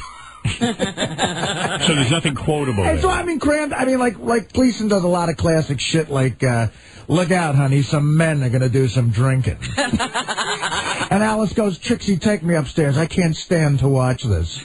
Then they giggle on the way out because they know it's grape juice, and Ralph goes, you think they were drinking? And he sits down, and Gleason has the most amazing, it's my favorite moment in television history, has the most amazing ad-lib of all time. Norton's moving the fucking dishes and shit to get the wine down, and Gleason just goes, clear the field. They sit down, and he just starts fucking drinking and talking, and it's the best. It's just. And do they get drunk on the? They get drunk, and Gleason starts. They get drunk, and Gleason starts grabbing his face, and he's like. What does he say? He says, either that's wine on the table, or somebody just got stabbed upstairs. And then Norton goes, how about a little song, Ralph? A little song, Belt went out there. He goes, how about Dream to You? Okay, fine, belt it out. I dream of you, you had one too, do-up. You gotta say it. It's just like a fucking, you know, I just remember the shit. Right. I got a classic Godfather scene, though, that I want to do. You do? Which one? I mean, it's about a minute and a half. All right, so you've been thinking about that. Again, I haven't watched it, but I was sitting and my buddy called me up. He heard the show. He said, you didn't do your favorite scene of all time. What is your favorite scene? It's the scene where he calls them all the families to have a meeting. You're talking about Don Corleone calls everyone. He calls after Sonny gets shot. He calls for a meeting. Remember, he has to make the peace in the war? Yes, Right, I do. right. Yes. I'll turn it over to you. All right, so there's a couple of pauses. If you get bored, stop me, but there are some pauses. I love it. All right. He will even do the pauses. Exactly. So, it starts off with Bodzini going, so Don Corleone will give up protection in the East, and there will be the peace. Tartaglia. But I must have strict assurance from Corleone. As time goes by and his position becomes stronger, how do I know he won't attempt any individual vendetta? Tartaglia, we are all reasonable men here. We don't have to give assurances as if we were lawyers. You talk about vengeance. Is vengeance going to bring your son back to you? Or mine to me? I forgive all the vengeance of my son. But I have personal reasons. My youngest son, Michael, was forced to leave this country. Well, now I have to make arrangements to bring him back. But if some unlucky accident should befall him, if he gets into a car accident, or if he's accidentally shot down by a police officer, or if he's struck by a bolt of lightning, then I'm going to blame some of the people in this room. And that I do not forgive. But That aside, let me say that I swear, on the souls of my grandchildren, that I will not be the one to break the peace that we've made here today. Beautiful. And then they hug. Thank you very much. That's what I do instead of playing the guitar. Yeah, I got a whole Godfather. That's what Artie told me yesterday. He said, other guys played the guitar. This is what I did. And it paid off. I'm admiring of this ability of his. It doesn't get him laid. But. Yeah. Oh, never. Because a lot of hot chicks, Robin, don't seem to know the movies that well. What's the matter? What's bothering you? I'll handle it. I told you I can handle it. I'll handle it.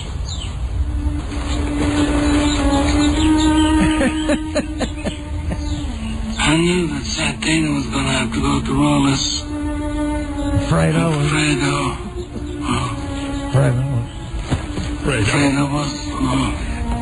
nuts. I never wanted this for you. I worked my whole life. I don't know. He goes, Fredo's, well, you know. Fredo was... The face Brando makes is amazing. Fredo. I know those eyes. The eyes go up. Yeah, just an ass. Fredo is a complete asshole. Fredo's idiot. Fredo's a dick. He's an idiot a big, moron. dumb embarrassment to the family. When he lets his fucking when he lets him get shot, he can't get the gun out of his pocket. Yeah. All right. Why is Fredo like that? You know what would be... Oh, is there an answer to that? He was sickly as a kid, and he always... I don't know the answer. Go ahead, answer it. Oh, I'm sorry. I don't know if he would ever got it. Yeah, it would be really cool. Sickly as a kid, he had pneumonia and stuff. Tell me if I'm nuts on this. If you would just learn how to play violin and you could do the background music while you recite The Godfather... Think of all the great things that came together with that movie. You got all the performances, Brando, and that amazing music. I know. Like, and then a filmmaker that, little did they know is the greatest, one of the greatest of his time. Like, all shit came together there. That's what, it's a brilliant, everything works about the movie. And the cinematographer Has he made a good movie since, though? Well, you go with, in the 70s, Godfather 1 and 2, he did a movie called The Conversation with Gene Hackman, which is so good. I don't care. What is that? That was before Godfather. Apocalypse Now. Apocalypse Now. That was great. The vampire movie. Dracula. Oh, that was good. Bram Stoker's Dracula. See, I like that movie. Yeah. The Conversation you should pick up. It's great. It's about wiretapping and bugging. Gene Hackman is in it. He's great. I'm pretty sure that Coppola's dad is the guy who wrote the music. His brother did. Oh, it's Coppola's brother? I think it's his brother, who's Nicolas Cage's father. It's the Cope's father. Yeah. Right, exactly. Yeah. He was a conductor or something. But, Gary might be right. He might be involved with that. I think Coppola's father won an Oscar for doing some score. And, that guy Fredo, he's the answer to, like, a great trivia question. The guy was only ever in 5 movies, and all of them were nominated for Best Picture. And he died at a young age. He died at a young age. He was in Godfather 1, Godfather 2, I think The Conversation, Deer Hunter. Yes. And Dog Day Afternoon. And then he died. And who was his girlfriend? He had a hot girlfriend. Meryl Streep. That's how she got in. That's how she got into the Deer Hunter. That's right. What? She got into she was dating John Cazale, and he introduced her to Michael Cimino, who was directing it. What did he die of? Cancer. Yeah, leukemia. Of the brain, right? Or something like that? I think he had brain cancer. Yeah, he died young, man. I think he was like 40. 41 or something like 42, that. 42, I think. Man, the Deer Hunter was on the other day, man. When they're waiting to play Russian roulette, sitting underneath the thing in Nam, and he talks about the other guy, John Savage, to Christopher Walken. He's like, we got to forget about him. He's gone. He's gone. He's like, what do you mean forget? We got to forget about him. He's gone. We got to save ourselves now. He goes, we got to get more bullets in the gun. We got to play with more bullets in the gun. He goes, what the fuck are you talking about, more bullets in the gun? How come you don't do any Fredo scenes from The Godfather? Well, the classic one is the one Fred always plays, There's not much, like, I'm smart, not like everybody says. I'm not stupid. I'm not dumb, I'm smart. And I want respect. I'm smart. I'm your older brother, Mike, and I was looked over. Like dumb, I'm smart, and I want respect. How about when he first goes out to Vegas and Mo Green's there, right? And Fredo's been out there for a little while, and he goes, wait. He goes, Tom, you're consigliere. You could talk to the Don. Whoa. Michael's dealing with that right now. I'm out of this. You want to talk about the family business? You talk to Michael. Then Mo Green leaves, and Fredo goes, God damn it, Mike, you don't come to Las Vegas and talk to a man like Mo Green like that. Fredo, you're my older brother, and I love you. But don't ever take sides against the family again. Ever. This dresses him right down. You know what my favorite Fredo scene is? What? When he's at the wedding. Right. Or Michael's son's something or other. And his wife was out of control. Yeah, that's Godfather 2. That's a good scene. Don't ever marry a wop. And he's like, God damn it, if you don't stop, I'm going to slap you. And she goes, you couldn't slap your mama. Don't ever marry a wop. And then it's just wop, they cut the Pacino's face. And what about when he lectures Fredo about... Doesn't Pacino lecture Fredo about how to handle a woman? Somebody does. Well, Fredo comes to Michael and says, I can't handle this. You're going to have to I'm sorry, Mike. He goes, well, Al Neary goes up to... Al Neary, the actor who just died, goes up to Fredo and says, listen, Fredo, Michael says, if you can't handle this, I should. And he goes, I think you're better. And then the guy grabs her and takes her away, drags her off screaming. Right. And then Fredo walks up to Pacino and goes, I'm sorry, Mike, I can't handle her. He goes, you're my brother, Fredo. You never have to apologize to me. Beautiful.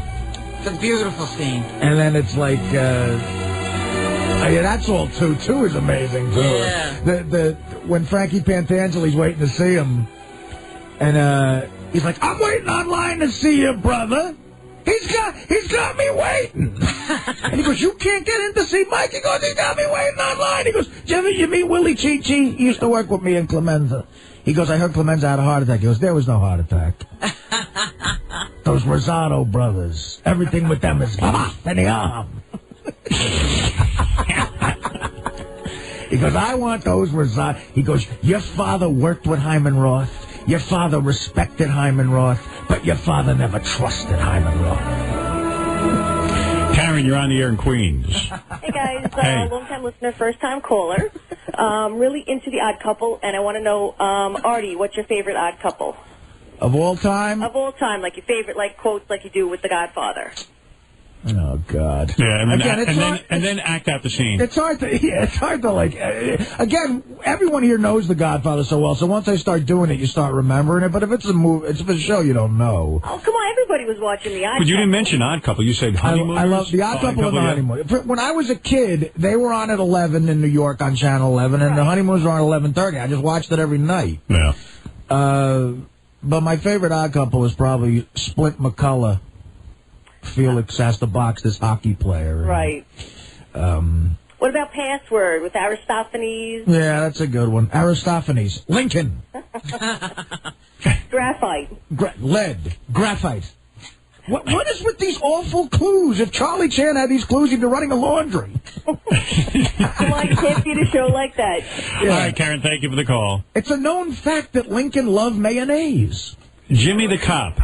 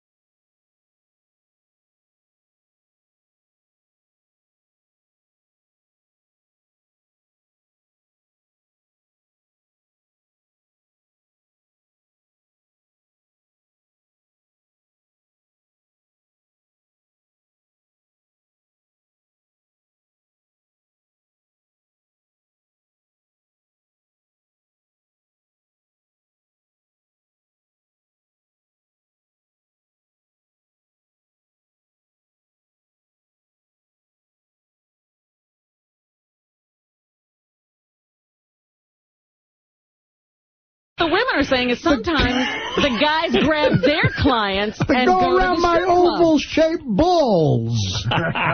So a lot of companies are now looking at this policy. I didn't realize it, but you go to those strip clubs and you know, pay for a room and have a party with all your clients. Honey. You can write it off of your income tax. Give a fuck if you're an executive. Suck my cock.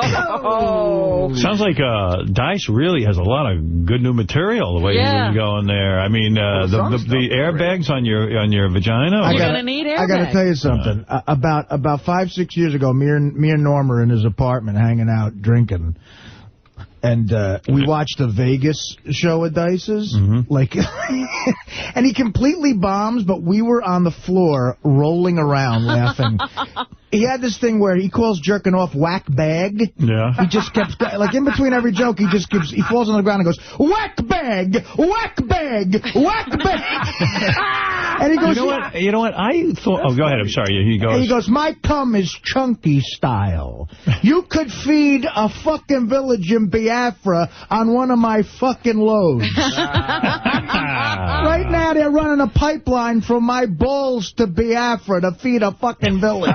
Now, who didn't like this? I don't know. Me and Norm were hysterical. It was a Shriners convention. And he's sort of bombing. Yeah, that's who was the audience. You can't hear the crowd. I thought Dice's racial humor used to be very strong, and then he got afraid to do it. He kind of, like, backed off it. Yeah. I put a clip of some of that racial humor up on the Dice page. Yeah, and I always and Dice goes, no. He goes, I got to go with the sex stuff. And I always liked his racial humor. Here you go. Okay, I'll play a couple of clips. The green one. All right. And then you got these other people, right? I don't know what they are. They're not white. They're not black. They're like urine colored, you know? They walk around with that fucking laundry on their head and shit, you know what I'm saying? See, let me tell you something. I grew up in a neighborhood with black, white, that kind of shit, you know what I'm saying? I could relate to black guys. I can hang out with black guys. I can't hang out with a guy whose name is Ahmad.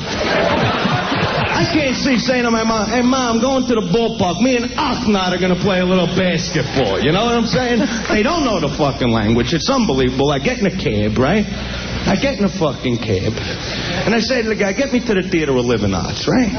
So this guy turns around with that smell. They never heard of soap, these fucking people, right? With that fucking smell, and he's looking at me. Hey, what you doing? I'm you fucking geek, huh? Where did they grow you? What rock did you crawl out from under, huh? They should have a sign at the airport that says, look, if you don't know the language, get the fuck out of the country.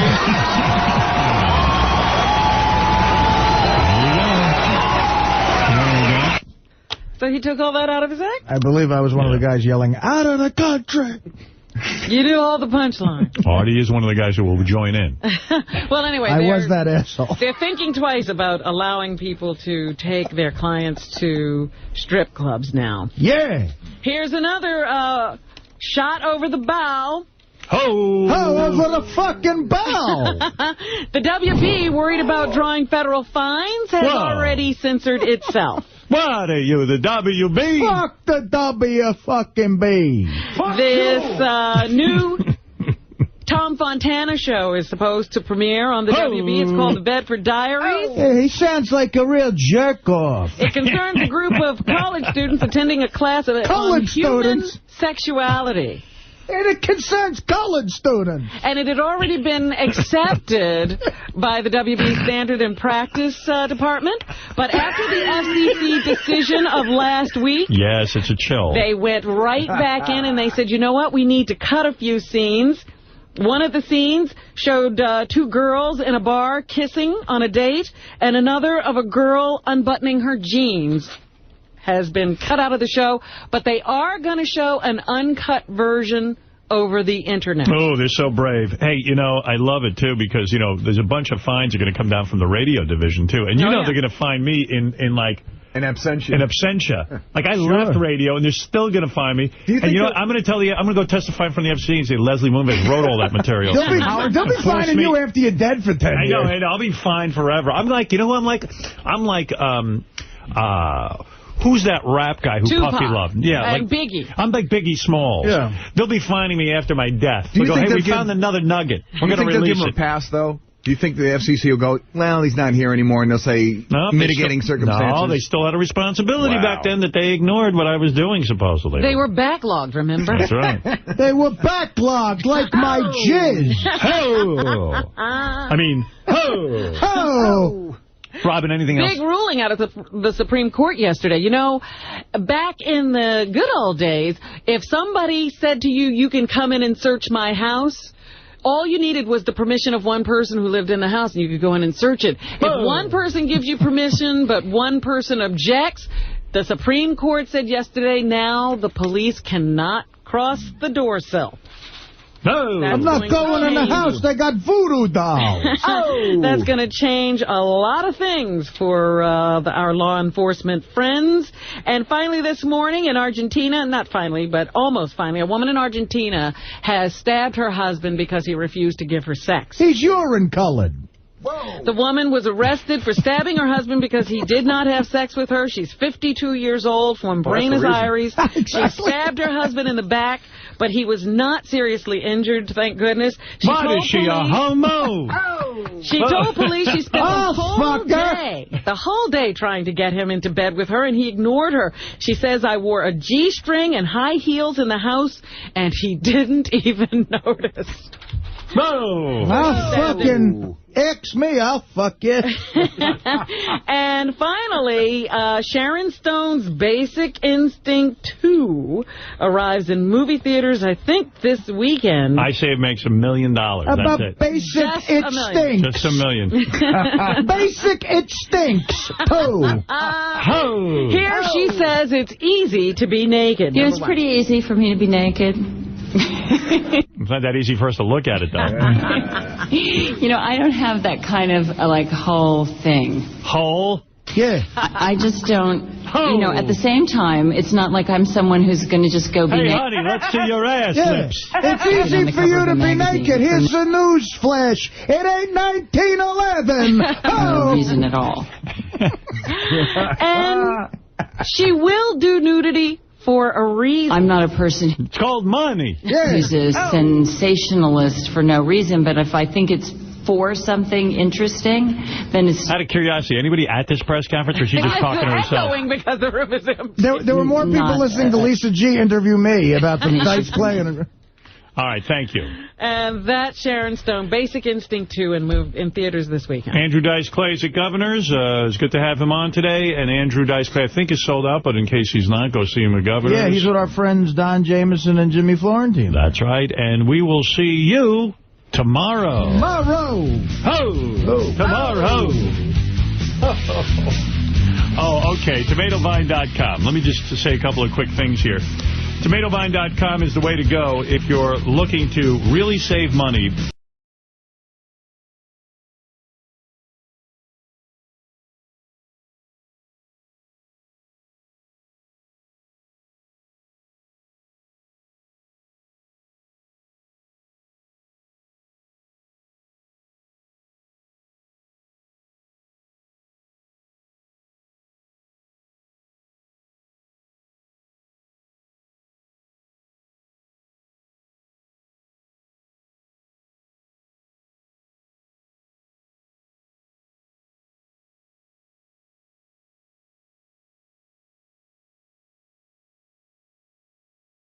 I hate when Artie shaves. It startles me.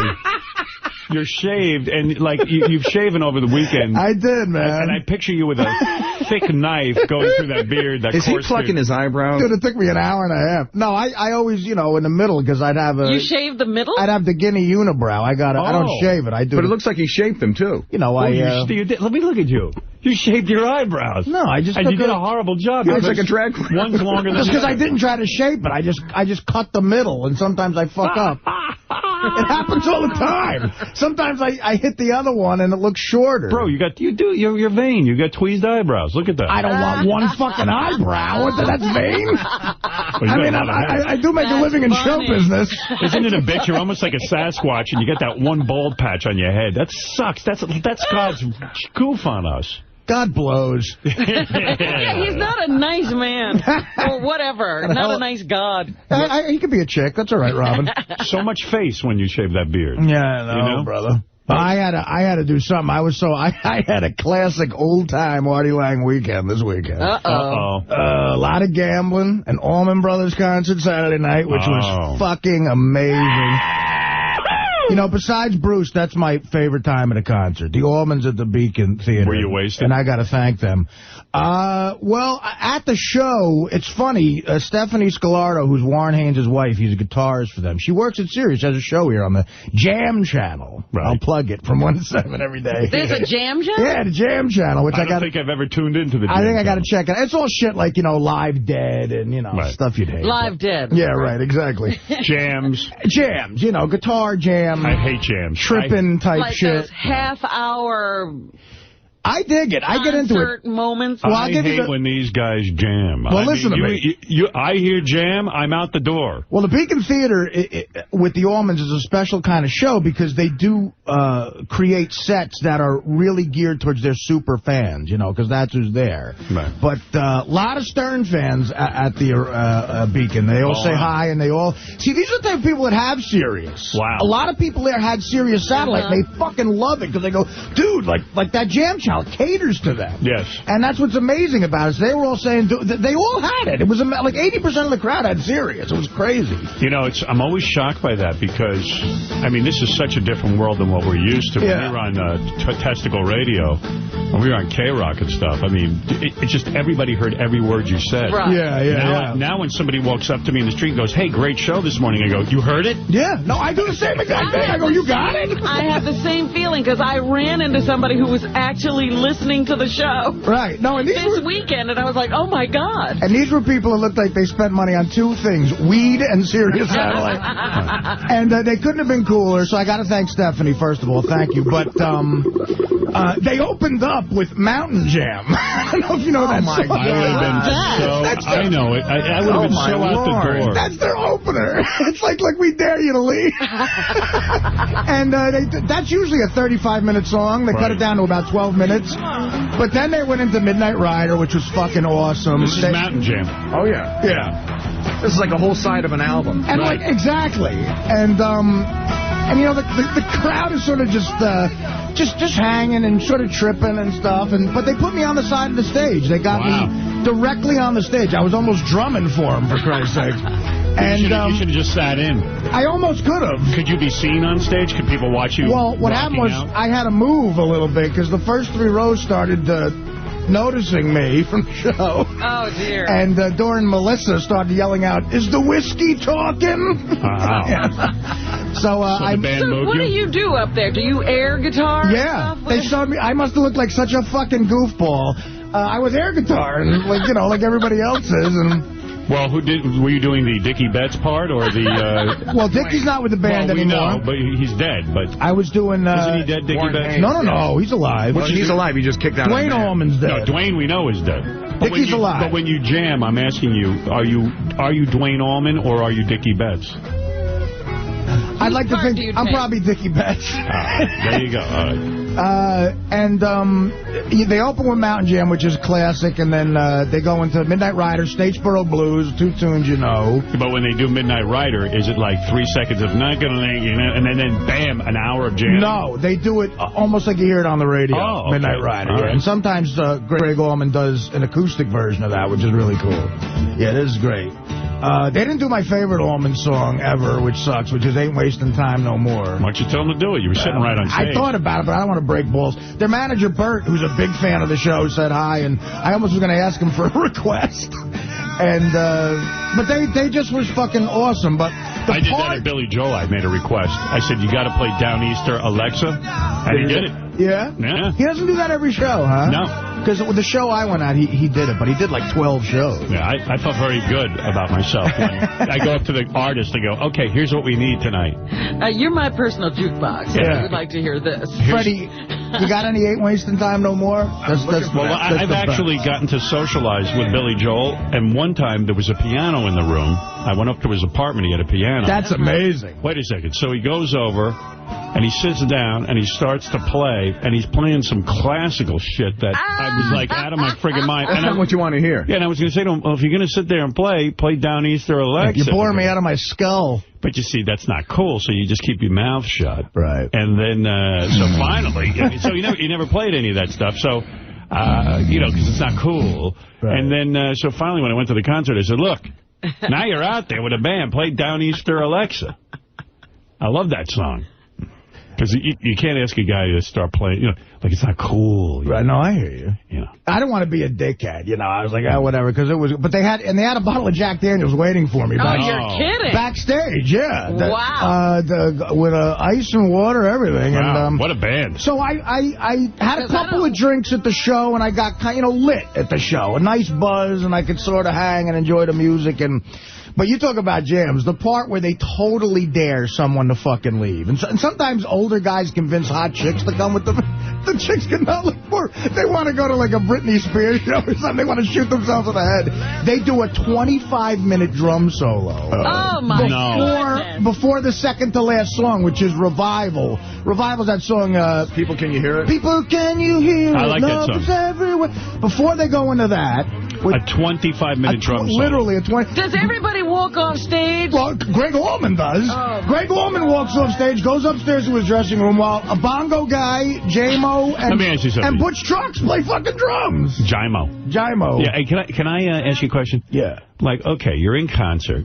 Why does Greg Allman need to disappear into his dressing room for 25 friggin' minutes? I mean, like, hang out. I mean, like, what is he doing in there? It's not comfortable. If I got to sit through the jam, he should too. And he's very dry now. He's been dry for like 10 years, and they're kind of iffy about booze back there. So you got to, it's very crazy. But the thing is, like, if he's leaving for 25 minutes, it can't be comfortable. He knows he has to come back downstairs and finish the show. Right. So, like, what's he doing in the dressing room? Chilling out? I mean, you can't chill out. You can't sit and read a book. I mean, I tell you, I like doing in between stand-up shows. If there's a venue where I can go lay down, I try to do it. But would you lay down during a set that you? Well, I have to be on. A comic has to be on stage. I mean, you think Greg Allman lays down during the show? He might. A nap? It might come so, natural to him. Oh, come on.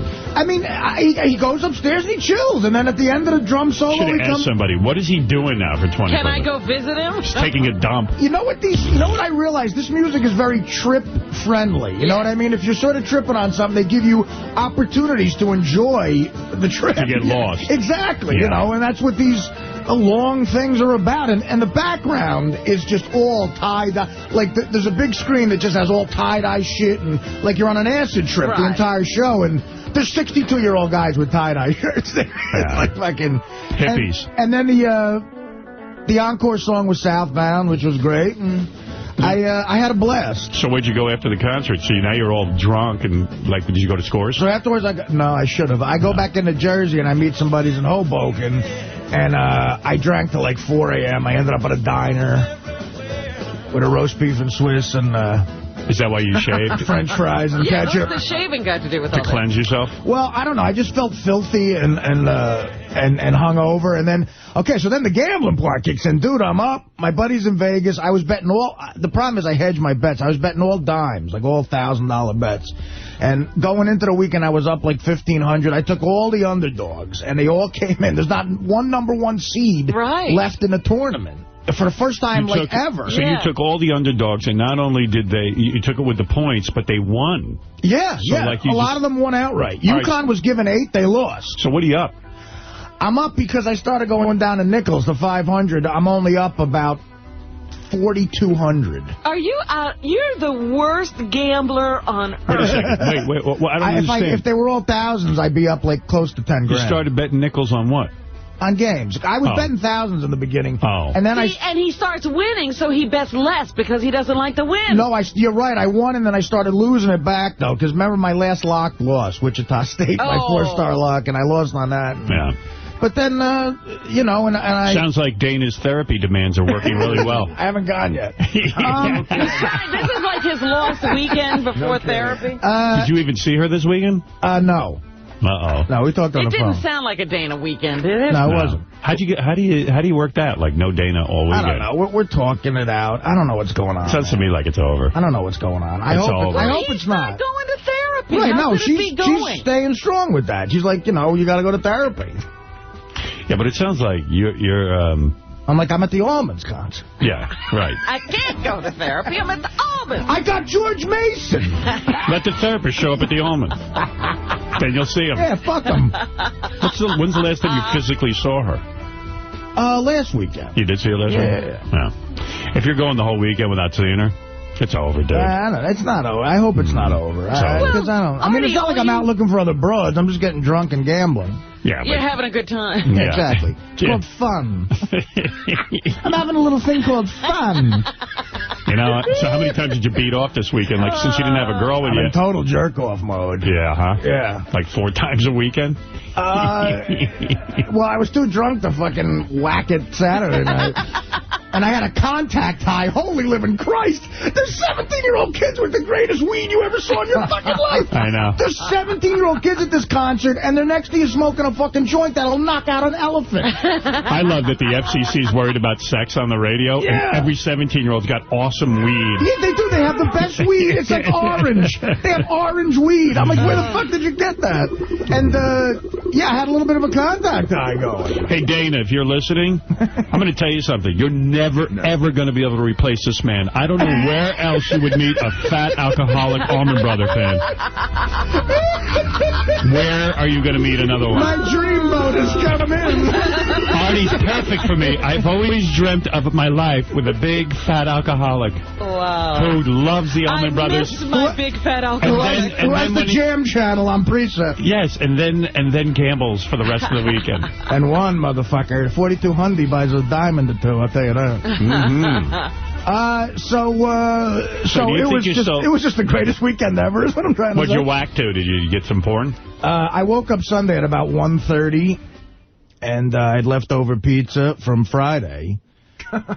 And I had a cold slice for breakfast. Went down, I got the Times and the Daily News and the Post. I papered up, and then I came home and jerked off to Jenny McCarthy, actually. Oh, no, Is this on cable? I don't know. I caught her. I caught some like show or I don't know. She was on some sort of cable thing. I caught her, and she was like bending over, like making one of those goofy faces. That'll do it. Trying to be funny. You know? I hate when she tries to be funny, but she's got a killer body. Awful. She's someone's got to pull her aside and go, listen, honey, you're possibly the least funniest person on the planet. Yeah. Like, when is she going to realize like, you're unbelievably unfunny. Yeah, well, she has no clue she's not funny. You know People what it was? have told her she's funny all her life because she's fucking hot. If I met her, I'd say, look, you're like Albert Brooks with tits. You know what it is? It's like, yeah, exactly. Just a fucker. When she was on MTV, and she had that show, you know, where she stood in the audience and with the microphone and made goofy faces and stuff, people started telling her she's funny.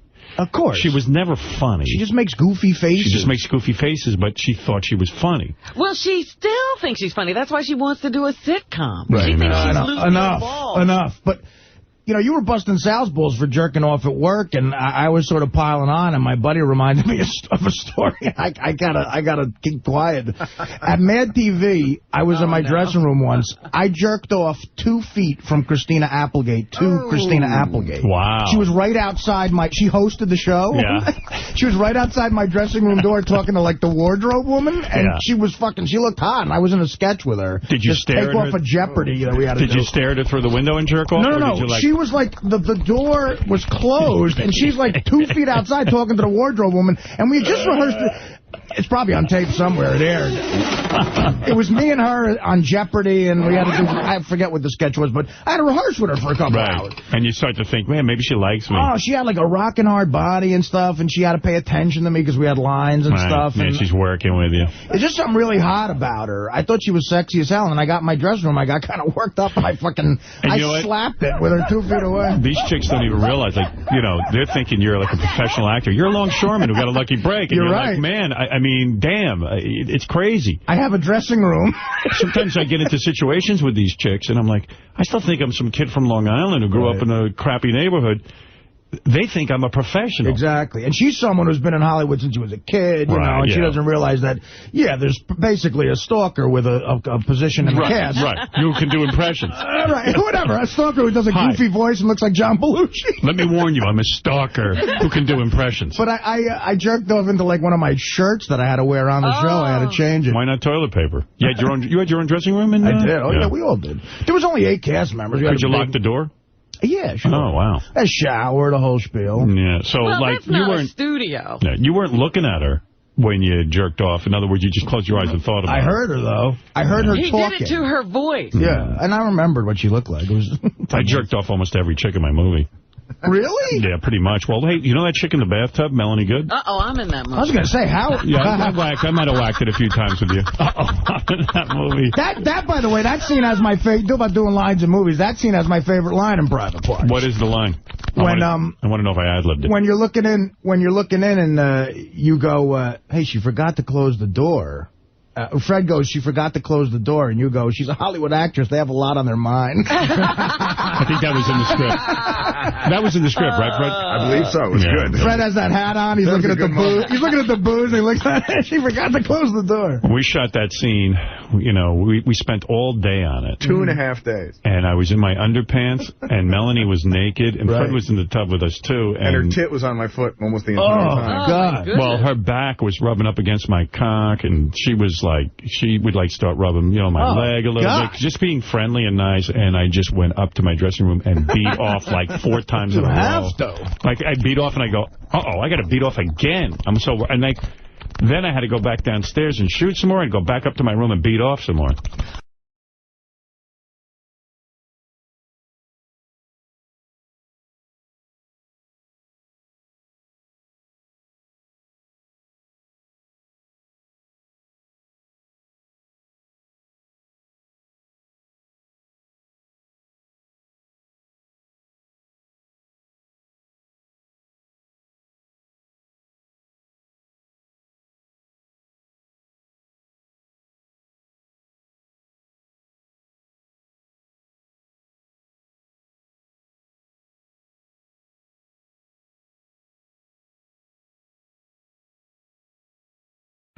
I am trying to fade away.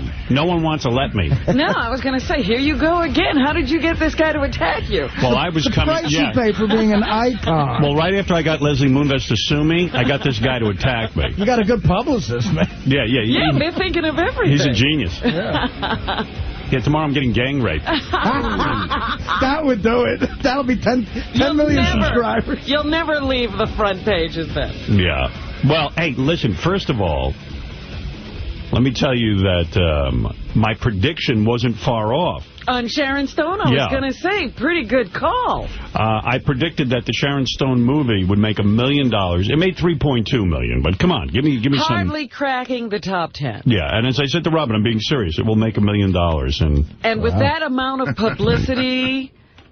to only make that amount of money is ridiculous. I think Dirty Work made 4 its first weekend. There you go. Killing. You beat. But by the way, Dirty Work probably cost $10 million to make. Sharon Stone's movie cost $70 million. Right. Dirty Work was like $12 million bucks, I think. How do you like that? Sweet. How you like them apples, Artie? How do you like them apples? Hey now. Yes. Well, it didn't look good. Like, some of the commercials I saw look brutal. And even the word of mouth. The people, were saying everybody's laughing in the wrong places. Guys are yelling out, when did she take off her clothes? Yes. Because they buried that late into the movie. What should have been on the front page of the Daily News instead of me and my altercation Saturday night, this is the big news. Artie's up $8,000 on bets. What? 8,200 to be exact. How does that happen? Have you ever seen him this happy? Look at him. Never. You know what I did? He's glowing. Saturday night I got Pharrell in my veins. I won and I kept going, shaka-doo, Artie's up. Seemed like you, literally, you look like a guy who got laid over the weekend 20 times. I mean, your cheeks are rosy red. And I fucked the bookie. Clean. I fucked the shit out of a bookie. You look like you're in love. I had a great weekend for gambling. Now, how do you get up 8,000? I mean, what are you betting? Well, I told you I was up 4,200, right? That was with my buddy who was out in Vegas. Well, he came back. He goes to Vegas for every tournament. He came back, and he gave me my money. Do you know what's funny about this? If I have to interrupt. Like, this is the one big win story. Yeah. You know what I mean? This is the one, 10 billion losing story. This is the one where you go, wow, we should have listened to Artie and bet. Well, it could turn into a lose story because as a treat for our fans, you know the show Being Bobby Brown? There's going to be Being Artie Lange. Loser alert. Listen to this. You have a chance to be Artie Lange. I'm going to let the 8,200 ride on the game tonight. 8,200 is going to ride. This is called I Can't Stand Winning. I can't wait to lose my money. I really want this money. I'll take fan suggestions on what they think. Right now, the line is UCLA's getting 1.5 points from Florida, and the under-over is 128. And I'll tell you right now, someone's going to have to talk me out of the over, because that's what I like. Is that what you're betting, the over and under on all these games? Well, this is what happened. I'll tell you what, this is a classic betting First of all, he comes in this morning and he says, hey, as a treat to the fans, I'm going to let the 8,200 ride. And he says to Gary, he goes, hey, it's their money anyway. So Gary and I look at each other. It's the fans' money. We don't know what he's talking about. How is it the fans' money? That's not what he meant.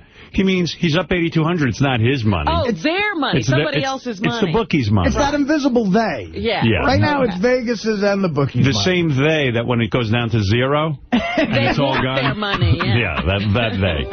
Yeah, those they can come looking. All right, but go ahead. I like this. What are you going to be doing? Listen, so I got the 4,200 from him, and I'm happy as a clam. Everything's cool, and I figured. But Robin asked you, is every bet of yours over under? Is that what's going on? No. Listen to what happened. This is what's cool about this.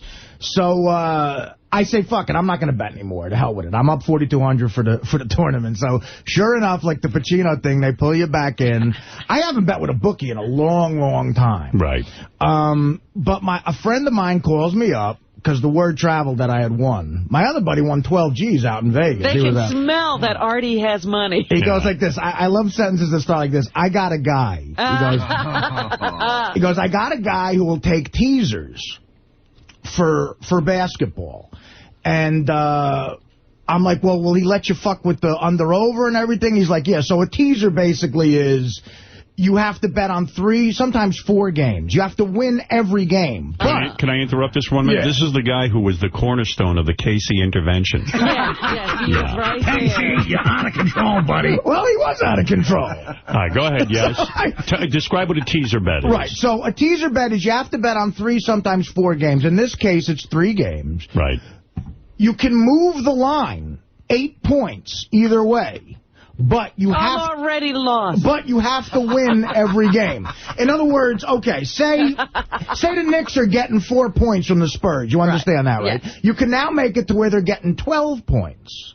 Okay. But you have to do that with 3 games, and you have to win every game. Okay. And if you lose, you pay double the vig. Oh. Okay, so that's why they call it a teaser. I know this is interesting to someone, but I'm completely spaced out. Yeah, you don't understand what I just said? The stock market is not as complicated. I understand why we're in Iraq more than I understand what you're talking about now. It reels you in. Yeah. You know, so that's why they call it a teaser. Like, wow, I can move the line, but you got to win every game. Right. And if you lose, you pay double the vig. So if you lose $100, you don't pay $1,100, you pay $1,200. This is like a guy who just fucked Angelina Jolie going, I got to tell you every detail. Yeah, Brad Pitt should be this excited. Yeah, right. All right, so now I get out my gambling pen and I take out my sheet and I'm like, fuck, let me see what I can do. I'm up 4,200. So Florida. Did you see Dana and all this weekend? Yeah, well, we saw each other. Yeah. All right. We saw inside. Make sure inside. you're getting out of the house. He passed her on the way to give the bookie his list. He saw it because he's in a good mood because he won. Yeah. We saw Inside Man, by the way. It was fantastic. Spike Lee's movie? Yeah, it was really good. It's I love that movie. Denzel Washington and Jodie Foster are fucking great. They got great. Does he bang her? No, but there's no sex in it. But I can't imagine any chemistry between those two. Denzel Washington's dating a smoking hot black broad in it. And she's in lingerie in a couple of scenes. But anyway. That poor bastard. But there's some great twists and turns in that movie. Awesome. You saw it, right? Yeah. Really great. I loved it. I want to talk to you about the ending during the commercial, by the way. Anybody see The Sopranos? I didn't. Was it good? I loved it. I fell asleep on it. Did you really? But it was because I was so tired. I was dying, and then I woke up and went, oh, crap, what happened? A+. Right. I loved it. Okay, good. One of the funniest episodes ever. Yeah, real funny shit. And Tony wakes up not giving anything away. No. Stop. Tony doesn't wake up. Tony was awake last week. Maybe he fell back asleep. I don't want to know. He's irritated, put it that way. Go ahead. And funny as hell. Oh, there's some great scenes. Funny as hell. All right, Even before I fell asleep, there were great scenes. There's only 8 episodes, right, this season? 12. 12? Yeah. And then there's 8 the next season, so there's 20 in full. Okay, so Florida was giving 6 points to George Mason. George Mason was like the Cinderella team, not supposed to be there. Yeah, who is George Mason, by the way? They were nobody. They came out of nowhere. No, I mean, who is George Mason? Why would you name a college after this guy? He was some kind of a patriot because they call themselves the Patriots. God, it's funny. Yeah, I don't know who the fuck he was. I never heard of this guy. I just know they're a basketball team. George Washington, I know. So I was thinking, well, maybe Mason is Washington's middle name. Everybody thinks...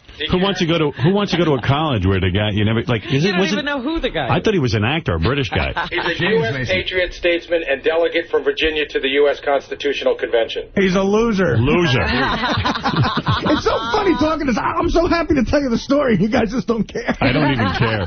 We won't understand Like, I love telling stories. All right, go ahead. All right, so Florida was given 6 to George Mason. Now, everybody's saying, that's it, George Mason's time is done. Fuck them. They've come far enough. Cinderella, Schminderella. And so I say, okay, if I move that line... when I talk about American Idol and you zone out? That's what this is like for me. Here. Really? Yeah. Oh, Christ, I hope not. Jesus Christ. Go ahead. This is the most important thing in the world. When I say I moved the line... This is genius. When I say I moved the line 8 points, it's like you going Diane DeGuarmo or whatever. Yeah. All right, so I'm going to make Florida the underdog, which I can do now, because Florida's, favored, and I think they're going to kill them anyway, so I move it 8 points. Now, Florida is not giving 6, they're getting 2. They're the underdog. Right. All right, that's what I make that. Now, in game 2... It's just interesting to people, in other words... I'm sure there's because this is a multi-billion-dollar industry, this bracket thing now. No, oh, God, yeah, this is crazy. And the games that Artie's talking about, everybody watched on Saturday. Everybody. All right. Except us. All right. You guys didn't watch these games? Go ahead, I'm going to shut up. Sorry. All right. Okay, so now Florida's getting 2. UCLA was getting 2 points from LSU. They were favored. I liked UCLA in that game, so I moved that 8. Now UCLA's getting 10. The under-over in that game was 121, and I liked the under, so I put that up 8, so now it's 129. You see, you can fuck with everything. But it lures you in, because if you lose one game, you screw. One of these things fucks up, I lose. Right, you got to be right on all of them. Right, you are doomed. But go ahead, Really. I've never seen anybody so happy. So bottom line is, I put 4,000 on it, which means I would have lost 4,800. With the vig, it's 4,400. Double the vig is 4,800. You should see Benji staring at you. He's like, I don't make 4,800 all year. Right, and he's playing with it. I mean, he's just completely irritated. On Artie's notebook, he has written really big, gold and exclamation points. Money, exclamation point, exclamation point. That's at the end. I'll put it up on the website. Don't be fooled by that book, because the only book he's going to be satisfied with is when it's all gone, all that money, all that gold. It's the only time he gets So I listened to Pharrell the other day, and he was doing this rap where he was just singing about all of us. He went, Artie's up 4,200. Like all that shit. So after I won, I kept going, Artie's up 8,200. Pharrell, I need your help, too, tonight. So, did he help you with this? No. Did he help you handicap? I figured out the whole teasing thing myself. Right. Did you go on Pharrell's show for any of this? No. I should have done. You got to get the hotline numbers. I was on Bubba's show. He's so busy gambling, he doesn't have time to promote. I was on Bubba's show Friday night for an hour and a half, and you should go on Pharrell, because you can't even get a word in on Pharrell. No, I know. That's the other part. Hold the phone. I'm afraid to call. I know, and I heard Shuley was on Pharrell and actually got a word in and was shining on it. Oh, yeah? Yeah. How'd that happen? He did his Elliot Offutt impression and high-pitch Eric impression. Oh, that's the way. Yeah. I didn't hear any of that. I just heard him singing about us. Right. So, bottom line is, I won easy. I won easy on. It wasn't even this is what lures you in. I didn't come close to losing one of those things. And Florida kicked ass, and UCLA kicked ass, destroyed them. And so now I'm up 8,200, so I'm going to let it ride tonight. Describe what you mean by let it ride. What's the bet going to be? Let it ride means... you got 8,200. You're going to put it on what team, and what's the bet? Yeah, are you teasing again? No, I can't tease on. There's only one game. Right.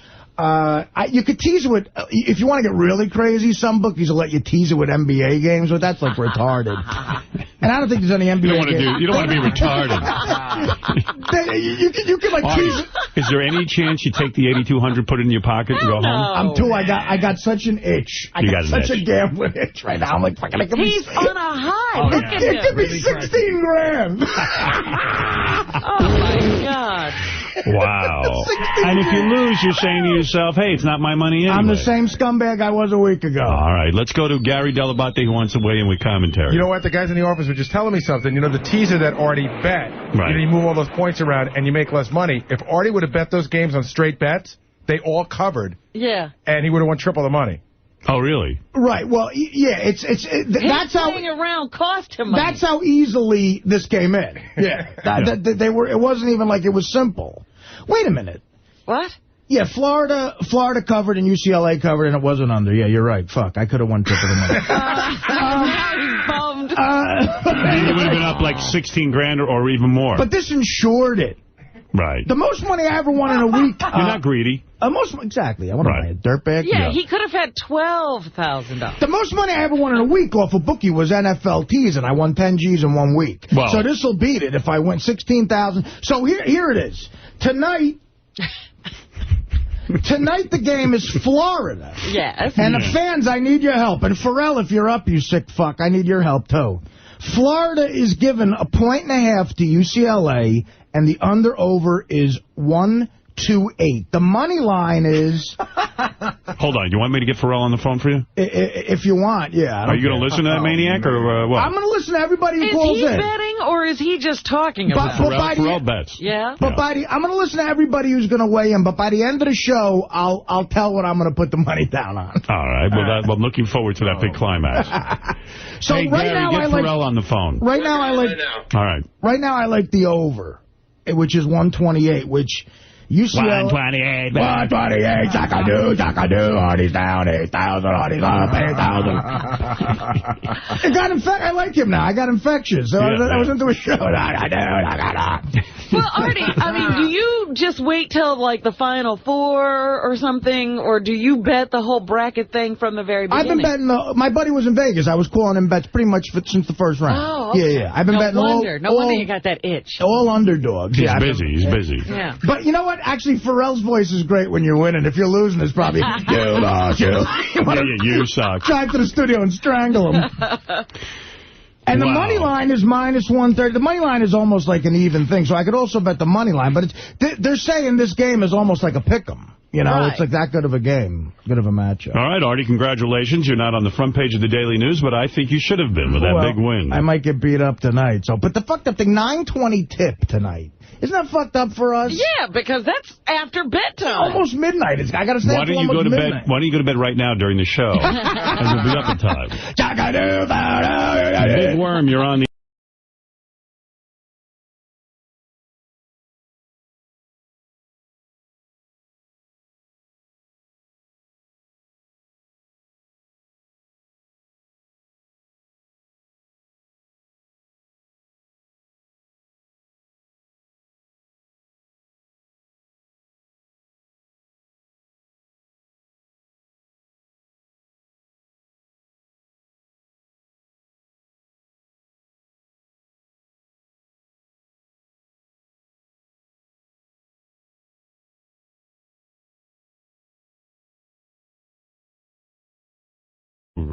Oh! Hickory dickory dock.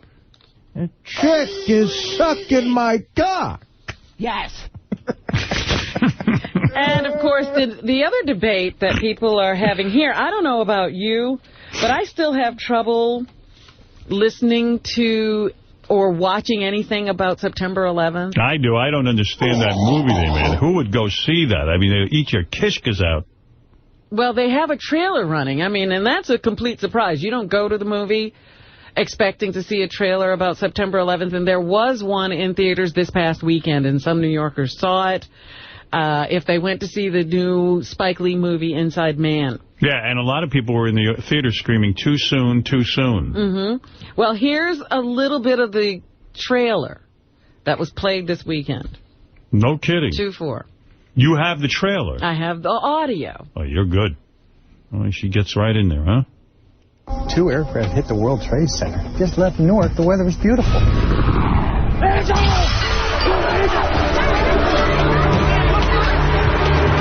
We have a plane headed toward the Capitol. What the hell is wrong out there? May we engage, sir? I am on a plane that has been hijacked. Yes, sir. I got F-16 turning and burning towards Washington. 2 planes just hit the World Trade Center. Nobody's going to help us. We have to do something right now. Oh, boy. I can't even take Flight 93. Yeah, I can't even take that on the radio. I bailed. Well, no one watched the cable TV movie Flight 93. I watched it. It got the biggest ratings. It was really well done, but sad. Yeah, I didn't watch it. See, I can't watch that stuff. I know. Still scarred. I'm very scarred. Yes, Robin. I know that you have been concerned about the Wonder Woman movie.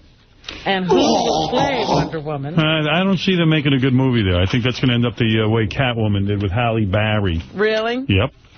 Well, it's Joss Whedon, who did Buffy the Vampire Slayer on TV. Maybe they got a shot. I don't know. He's pretty good. Yeah. He's playing Wonder Woman? No, he's doing the movie, Artie. And now the name that's being floated is Kate Beckinsale of Underworld fame. She's hot. Oh! She's already done action. She's good. All right. Hey, Kate Beckinsale, show me your fucking tail. Oh!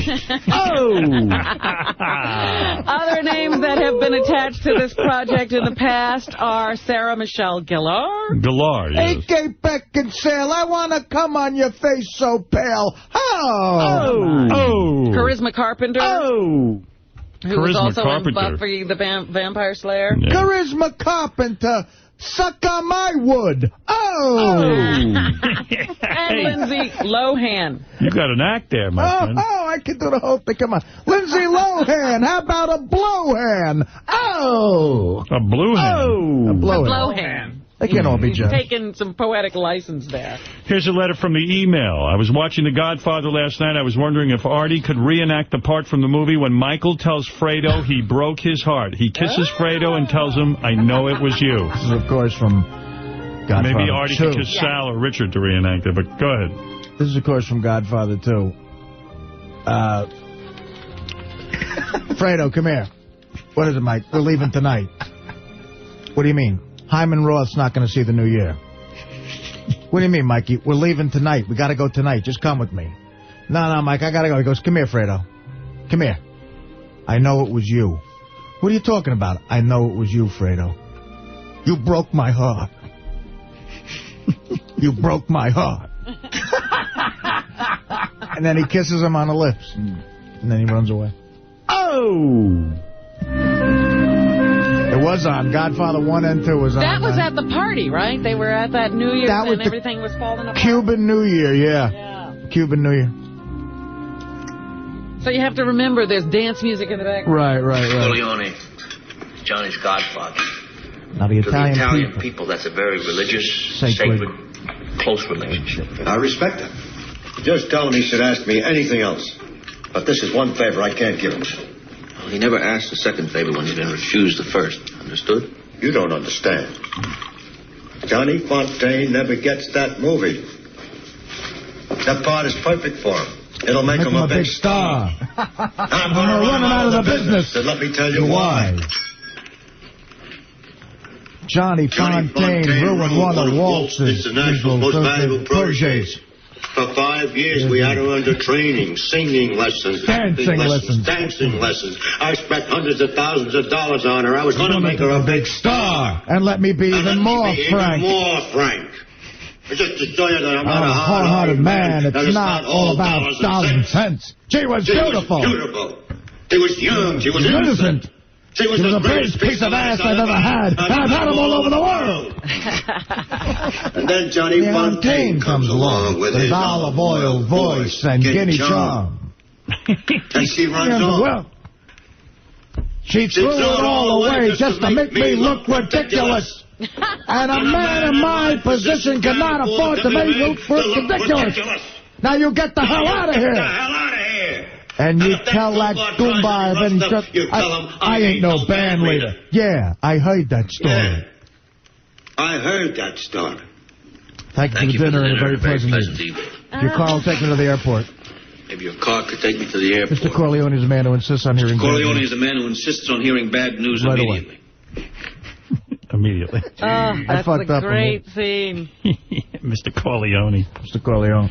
And then they leave the horse's head, and the greatest visual, after the guy screams, they cut the Brando's face, and he just goes, oh. He goes, you tired, Tom? He goes, I'm all right. I slept on a plane a little bit. Robin, what else is in the news? Tom DeLay, who was a big man on Capitol Hill not too long ago. You fucking geek! He has been maintaining his innocence in a lobbying scandal that undid him and ousted him as House Majority Leader. Well, now he has decided not to continue his run for re-election, even though he was battling the allegations. He was running for Congress. But I guess it's just gotten to be too much. And he says, after much deliberation and prayer, he and his family have decided to call it quits. Oh, Tom DeLay, what are you, gay? Oh. Tom Cruise has put out his list of priorities, you know, the top 3. Oh. First is the baby that he's having with Katie Holmes. Second is his new movie, Mission Impossible 3. He has to promote that, make sure it gets off to a fine start. And then third will be marrying Katie Holmes. They plan to do that this summer. He says he's not going to let this one get away. Here's some praise for Pharrell. Howard, this is a effing revolution. I bought Sirius because of Bubba. I live in Jacksonville, Florida. Then after a month or so of listening to your show, I'm hooked. And then you put this Scott Farrell guy on. This guy is effing great. Holy mackerel. It's only been a month since I purchased my Sirius, and I listen to a whole lot more radio than TV, and I have TiVo. Love you, brother. Yes. Very good. That's a nice one right there. There's more people who are mad that I don't stay up for The Sopranos so we can talk about it the very next Monday, day. That's right. Too bad. I need my beauty rest. Here's an opinion on The Sopranos episode with the monks. The monks represent heaven, and heaven was mad at Tony Soprano. See, I had a feeling that the monks... It seemed odd that monks would be fighting, but that's a good explanation. The guy who was in here who sets up men with Mexican women. I love you, Artie, but the old man was sweet and respectful, very polite, and you were cursing like a scumbag. I love you, Artie, on the show, and it's funny 90% of the time, but get some radar for... Christ's sake, poor man, you asshole. If he was enjoying it, if he was offended, I would have stopped. Right. I think he was I don't know. I thought it was funny. I thought it was funny. He was like, you could tell if a guy's offended. He was kind of rolling with it. Thousands of emails about the Ralph Gary argument that I played yesterday. People did not like Ralph's side of this. You know, Ralph takes a beating from the audience, and they were pro-Gary. And they basically say Ralph is a douchebag. He doesn't check his email for the schedule and then whines about not knowing that he has to work. See, you're even supposed to tell him when he has to be at work. And then his main critique against Gary is that he didn't check his voicemail when Artie didn't show up. Wow. Here's a guy who thinks Artie's JPEG joke is funny. Howard, don't you get it? Artie didn't understand computers, and then he says, JPEG this guy. I like it. It's hilarious. I love it on the replay, and every time Artie says it, I'm in stitches. Okay. So, Artie, keep doing it. No, I understand if it's annoying when I do it. I get that, but I got that I wasn't making any sense. Ralph said that Lonnie Anderson on Tori Spelling's new VH1 show is a mess. Ralph doesn't know what the hell he's talking about. She looks great for her age. Ralph thinks any female over 15 years old is a mess. All right, let's go back to Robin Quivers with the news. The Grateful Dead band leader Jerry Garcia died a few years ago. People are selling off his stuff, his mementos. But they are wondering in Los Angeles if a fan stole a Jerry Garcia toilet or if a tight-fisted thief just swiped the toilet because they thought it would be, you know, good to sell to somebody else to make some money. That's a big fan, swiping his toilet. Yeah, I don't think people steal toilets to make money. I think they knew it was a Jerry Garcia toilet, but then again, who would want that? Well, it was bought by... I think Golden Palace off of eBay. Well, they got money to burn. He's and I don't know what years. they were going to do with it. I don't know. Hey, but anyway, they have not found the toilet, and they're trying to figure it out. I also wanted to talk to you about the Kimora Lee, Russell Simmons divorce. I think they've got a great situation there. Russell Simmons is handling it like a pro. He says him and his wife are good friends. They work together 16 hours a day. Now it's a question if they want to spend the other couple of hours a day together. And he is dating right now a gorgeous, like, supermodel chick. Best-looking chick I ever saw in my life is who he's dating right now. And he says she knows about him. Yeah. He says there was no cheating in the relationship. He considers cheating... when you do it behind someone's back. Right. Telling a lie, not being truthful about it. So apparently he was dating. Yep. Even though they... but why announce a divorce when it doesn't seem there's going to be one? Well, we'll see. She says they will never fight over money, and that neither one of them is calling a lawyer at this time, and they're still working together.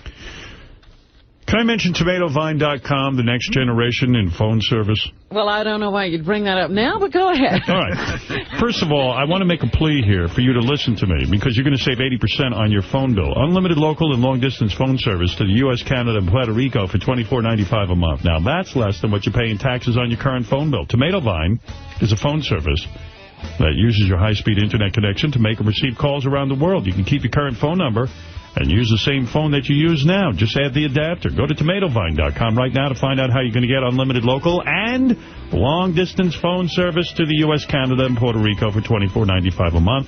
Plus, you can make international calls for pennies a minute.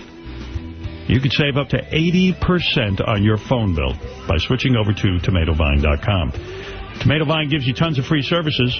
Enhanced voicemail, caller ID, call waiting. So many more features that your current phone company charges you for, all for free. Sign up now and TomatoVine will send you your adapter for free. You'll pay no shipping charge. Plus, TomatoVine will waive the activation fee. That's a $130 value. This offer ends on April 30th. Go to TomatoVine.com and sign up now. Thank you. Back to Robin. Robin has big brown boobs, big brown boobs, big brown boobs, big brown boobs, big brown boobs. All right, Robin. I'm reading in some of the blogs today that Sharon Stone, now that her movie Comeback, Basic Instinct 2... Sharon Stone, how about taking my bone? Additionally, at the box office, is thinking of taking up a singing career. She wants to do an album. She has no shame. Like, wouldn't you just hang your head in shame if a $70 million production just tanked and only made $3.2 million? Is she trying to see how bad she can suck at something? No. Well, you know, I said she did all that pre-publicity because she knew she had a dog on her hands, and now I thought she'd go away and be quiet, but that apparently is not the case. The other thing I wanted to ask you about with Sharon Stone, when she flew home to California, she flew first class, and she put the nanny and the kids in back in coach. So what? And I just wondered, is that okay? Yeah, that's fine. She claims, now they're giving her a hard time about it. She claims it was because there were no more first-class seats. No, that's bullshit. She just didn't want to pay for 2 tickets. Sharon Stone sat on my bone while she flew home before I knew it. I got a rusty trombone. Oh! Wow, listen to you, Artie Dice Clay. They did say the baby wailed a lot while he was in the plane, so I don't think those people in first class would have appreciated that. The baby wailed while her pussy I nailed. Whoa! Sharon Stone's baby wailed. Sharon Stone's pussy I nailed. Somebody with 15 grand is happy. I think so. All over it, energetic and everything. Thank God the over came in. Rebecca Romaine Stamos has a new TV show. Rebecca Romaine. Actually, I should drop the Stamos. It's Rebecca Romaine. I think homos rhymes with Stamos. Rebecca Romaine Stamos. Pretty soon won't be famous. Because her movies are so damn lame-os. Well, she says she doesn't mind playing a klutz on her new show, Pepper Dennis. Because of all the funny things that they wrote for this character to do. And I mean, partially from my modeling background and partially from... No!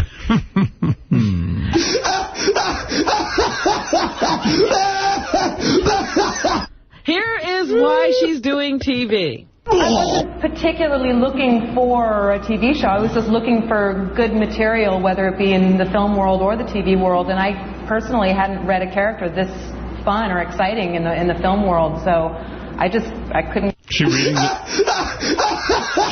many great scripts? Pepper Dennis, how about letting me pepper you with my jizz? Ooh. Oh. And she says she does watch local TV news. I really love watching local news wherever I am.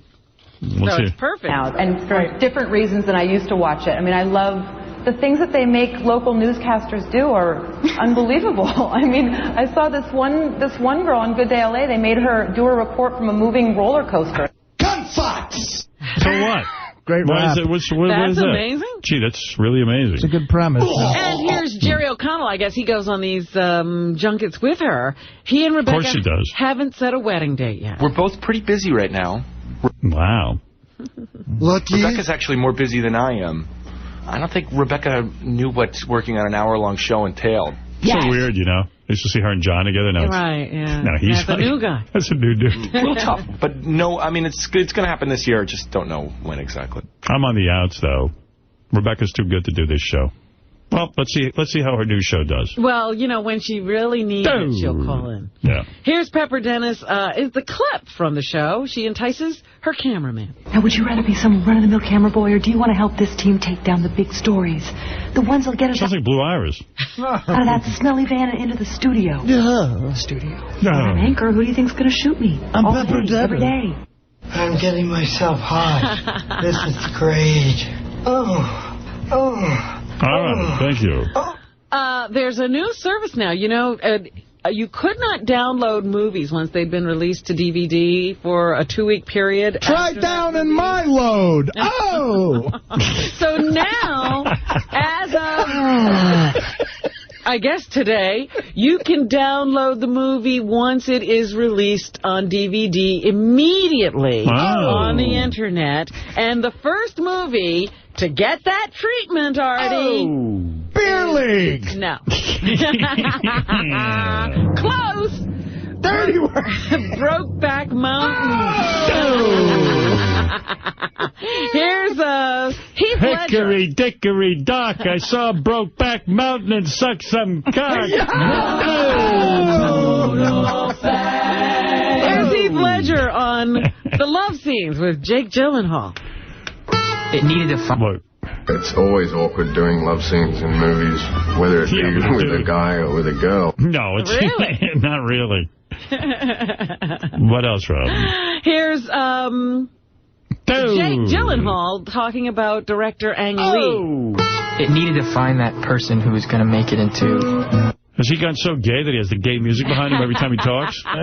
This is actually from the DVD. You know, they have all that extra stuff. I just erased it. And Jake Gyllenhaal. The clip featuring Jake and Heath. What are we going to do now? Oh, Dad, there's nothing we can do. Hey, Stevie boy in Jersey. What's happening, Steve? Hey, what's up, Howard? Hey, now. I just wanted to say I really liked the show today. I wasn't really busy with a lot of guests, so we kind of got to hear you relax and chill, and you should do that more often. Yes. I even said that to Gary. Yes. Constantly trying to get that. I'm trying to get that. But like, Gary came in to me just a few minutes ago and said, hey, Rob Schneider's going to be around tomorrow. How could I not tell Rob to stop by? Right. So, you know, you mix in a few guests here and there, but you try to keep it clear enough so that we can just hang out. I have so much material to play for you and talk about. Howard, any way I could get tickets to the film festival? Hold the line. And by the way, I'm also going to give you a double bonus for being a listener. I'm sending you a mouth-watering party from Carson's Barbecue, the best barbecue around. I'm going to send you baby back ribs, pork chops, cheesy potatoes, bread, brownies. You're going to love this package. Oh, yeah, I love the ribs. Yeah, Carson's. Call them. 800-GET-RIBS or the web, ribs.com. Hold on, okay? That's Jackie. Right. There you go. It must be the 25th anniversary of 9 to 5 they are celebrating. And here's Dolly Parton. You're kidding. They're celebrating. Jane Fonda and Lily Tomlin singing the 9 to 5 theme. Why don't we celebrate like the 10-year anniversry of Private Parts? Because we're idiots. Yeah, we don't ever make big deals about things. Hey, Dolly Parton, stop your pussy from farting. I can't believe it's 25. No, 2-3 is the three of them singing the theme song. Working 9 to 5. Oh, you're making me hot.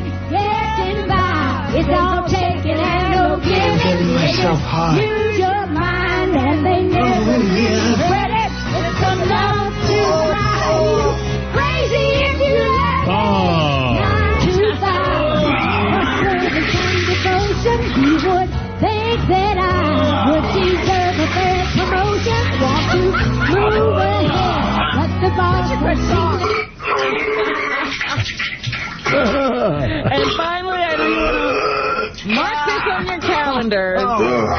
The new Kevin Federline album, Playing with Fire, will be released in August. Oh, good. Kevin Federline, yeah. Kevin Federline, that's right. And that's what's happening. Thank you so much, Robin. And thank you to everybody. I see it's 11:04. We're cutting into precious time for the wrap-up show. I do want to remind you that tonight at 10 o'clock, 9 Central, not to miss the premiere of the new real-life series, King of Cars. That's only on A&E. You'll get the ultimate inside look at the ultra-competitive world of car sales.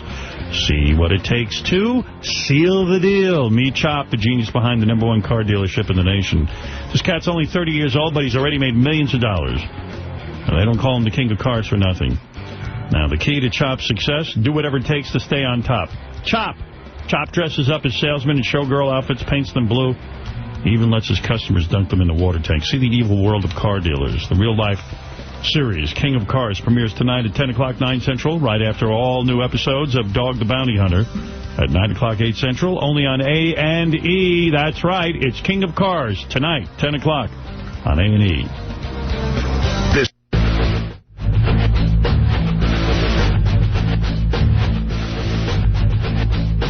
Get ready for King Norris, Saturday, April 29th at the Rail on Main, 350 East Main Street, Bound Brook, New Jersey, 732-748-RAIL, or go to therailonmain.com.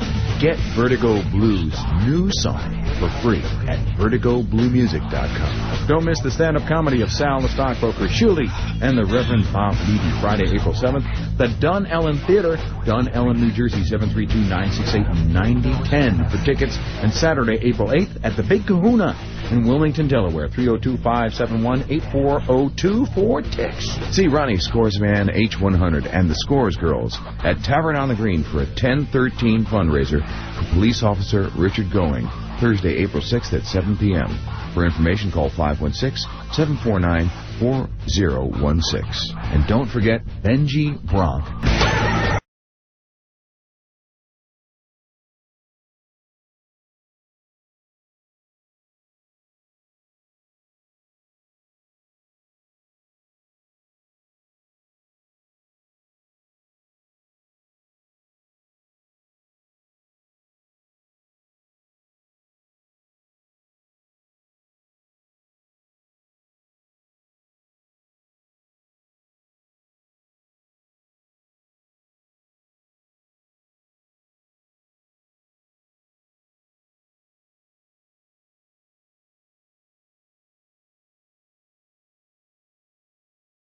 I didn't want to know the outcome of your bet. Artie bet $8,200 on the over, letting his bets ride, which, of course, I said is a loser's bet because I know even though if he wins, he is going to lose the $16,000, but Artie won't be happy till he loses every dime of that money. No, I'm done now. You're done? Yeah. You're done gambling until when? The tournament's over. I don't know, whenever. Right. So what was your original investment? Like, what'd you start out gambling with? $1,000? Nothing. You don't have to lay out any money. No, I understand that. But, like, what your original bets were what? $1,000 bets. Okay. I was never down money in the tournament. So you won the over last night. Congratulations. You're looking at the richest motherfucker in the room. Hold on a second now. The over was... What, Gary? No. It's a good thing. Congratulations. Yeah, this is great because Gary and I were talking about it this morning. Gary came into my office and he said... Okay, so the over's 128, right? Right. The combined score was 130. Right. So you must have just been sweating. But, like, how did the last 2 points, how were they scored? I couldn't stay up that late. I couldn't tell you because I fell asleep with 10 minutes left. How could you fall asleep with that kind of money riding? I was so tired. I fell asleep during a commercial. I woke up during a commercial. I looked at the time. I said, the game must be over. They come back to the game, and Florida's cutting down the fucking nets. And I'm like, all right, Florida won. And then about 30 seconds into that, they flashed the score up. And I did the math real quick, and I was like, ha-ha, motherfucker. Do you get nervous that you're not adding properly at first? Yeah, I do the addition a couple of times. Right, yeah, I'd be bad at that. But so you know what? But what a close over-under. I mean, come on. Yeah, it always turns out like that. JD just let me watch the... I was losing till 38 seconds left. Florida came down and made a dunk, and that put me over. So when do you collect the $16,000? I don't collect. What I did was, to compromise, I put down $7,000, because if I lost, with the VIG, it would have been 7,700. Right. And that Look means, at you all confident this and that morning. means it would have been, I would have been either up 500 or up 15,200. Right. That was the compromise I made. So either way, I'd be up money. So I already had 4,200 from Vegas. Right. So I collect 11 large at the McDonald's on Route 17. Is this Just kidding. a first? Next, actually Thursday I could collect. Is this the most amount of money you ever won on a bet? This is the best I've ever done in 1 week. Right. I won 10 grand actually on teasers in 1 week years ago on football. It's the best I've ever done by far for the NCAA tournament. And by 1,000, it's the best I've ever done for a week. I told my buddy Pat about you yesterday. You know Pat. Yeah, Pat. Yeah, he's a big fan of yours. And the guy who thinks I'm a low-life Italian. No, but he thinks you're funny. Right. I mean, that's the greatest compliment when somebody thinks you're funny. I was telling him about it, and I said, yeah, Artie's addiction, we figure, is gambling, but we're not sure if it's drinking. We don't know what his #1 addiction is. It's a bunch of things. Bubba was talking about this on his show, and I brought it up to you. And it's got to be gambling because, I mean, you look like a man who not only just got laid, but who just, like Trump you look like today. You're like, there's a confidence, there's a glow. There's almost a cockiness that you never have. Money won is much better than money earned. There's no question about it. You feel like you got over on somebody. Yeah. I feel like I got over on somebody because I made a phone call. How soon do you get paid? Probably Thursday or Friday I could get it. Now, where do you have to go? To what parking lot? Oh, I'm not going to say anything about that. Yeah, he doesn't want to get picked up. I mean, he won. Yeah, that's the bottom line. most important thing. So I'm up 15-2, yeah. Even though you have to collect the money in an alley. And the good thing is it represents closure because the tournament's over, so I figured the tournament is a separate entity. There it is, closure. It's funny because we had this conversation on the wrap-up show yesterday. I said to Artie, it's not closure. You're going to be betting on something else. Yeah, now you got to get the juice from somewhere else. Well, the Yankees starting up. After I won, the middleman already called me up and he said, a lot of good prices on pitchers this week. I'm like, all right, whatever. There you go. Yankees won, kicked ass, too. Destroyed the A's in their opener. That bookie loves you because he knows he's getting his money back. I never he's not met worried about I never met the guy. He's not. Are you going to meet him now, aren't you? Or are you going to the middleman? I usually don't meet the bookie. Right. I don't want to meet him. What, is he got bagmen who just come and dole out the money? He's not a bag man. It's sort of just like a guy who, How can we let the 16 grand ride? What is the bet next? Come on. I smell a winner here. I wouldn't go to baseball. I would go to NBA if I was going to let it ride. Yeah. NBA basketball. Oh, yeah, you know me. You never bet baseball? I don't love betting baseball. One year I bet nothing but a pitcher. I bet every game I bet Clemens in '86. And I ended up money. So, but it was boring. What can we let the 16 grand ride on, though, Artie? Come on. Let's go. You're on a winning streak. Wait a second. Nothing. I feel it's omen for the rest of the year. I feel Beer League's going to be a hit. Artie-Lange.com is going to take off. I'm going to be the next Dane Cook. Artie, isn't great horse racing coming up? A horse racing. Yeah, the Preakness, Belmont He's State. not into that. I don't deal with that shit. Why don't we just do a coin toss? If you win, you get 32. That's what happened, literally, when they came back with the commercial before they showed the score. That was it. Yeah. Win or lose right now, man. But I was losing at the halftime. I was in Raw. I called Pharrell's show. And are we going to be able to get tape of that? I'm working on it. I mean, Scott was pulling the... Artie was calling into Pharrell during the whole game. So you stayed up and watched everything. I called in at the half. The game, again, starts at 9:21. Yeah. No, he missed the last 10 minutes. I missed the last 10 minutes. Little kids watched the NCAA. I remember as a kid watching, like, Jordan hit that shot in '82. That's when the games used to start at 7:30. When you went to bed, you must have been nervous you were going to lose. Yeah. Oh, God, yeah. I was at the half. I was losing. Right. It didn't add up to where I was going to win. And this guy on, you guys remember a tennis player named Yannick Noah? Remember that guy? Yes. His kid is now one of the best players in the fucking country. Wow. He plays for Florida, the team that won last night. His kid broke the block shot record in the first half. Wow. He had 5 block shots, which obviously sucks for the over. Is he good enough to go pro? Oh, yeah, I'm sure he will. Yeah. Wow. I don't know how great he'll be, but I'm sure he'll go pro. And so that's a defensive stat. So that's anti-scoring. So right. Who needs him? UCLA was missing layups. Florida was trying these huge, like, pro-range 3-point three-pointers weren't going, and it didn't add up at the half, and I called the Pharrell show all pissed off. I may have called Pharrell Noah's father a bad name. I don't even know. Not racial, sexual. Oh, okay. All right, King of All Japs wants to congratulate you. The one we accept on the show. King of All Japs, right. King of All Japs wants to congratulate you. Go ahead. Hey, now. Hey, now. Hey. Congratulations, Artie. You're rich. You're rich. Yeah. You're rich, you wealthy dago. Congratulations. There you go. Thanks, buddy. I appreciate it. Oh, most definitely. Hey, when are you coming to L.A., bro? Actually, I'll be in L.A. next week. Artie is a bookie's worst nightmare now. That's right. I'm a bookie's wet dream is what I am. Exactly. We were talking about addictions, and Pat, when I was telling him about Artie, he said, your addiction... I said to him, my addiction is sex. It's fun. He goes, no, your addiction isn't sex. He goes, your addiction is work. And I said, you're right. Absolutely. Yeah. I didn't think the sex didn't ring right yesterday either. I didn't even know my own addiction. Completely worked. Well, Artie doesn't know his. See, that works. That makes sense. Yeah, I'm a workaholic. Well, I know it ain't work. Yeah, we know that. I watched 60 Minutes, and they had a couple, black and a white couple, like I saw interracial couple. Yeah. The black dude's working 3 different jobs, 3 different BlackBerries, 3 different computers at once. He's in bed. He's working constantly, and she is just as whacked out.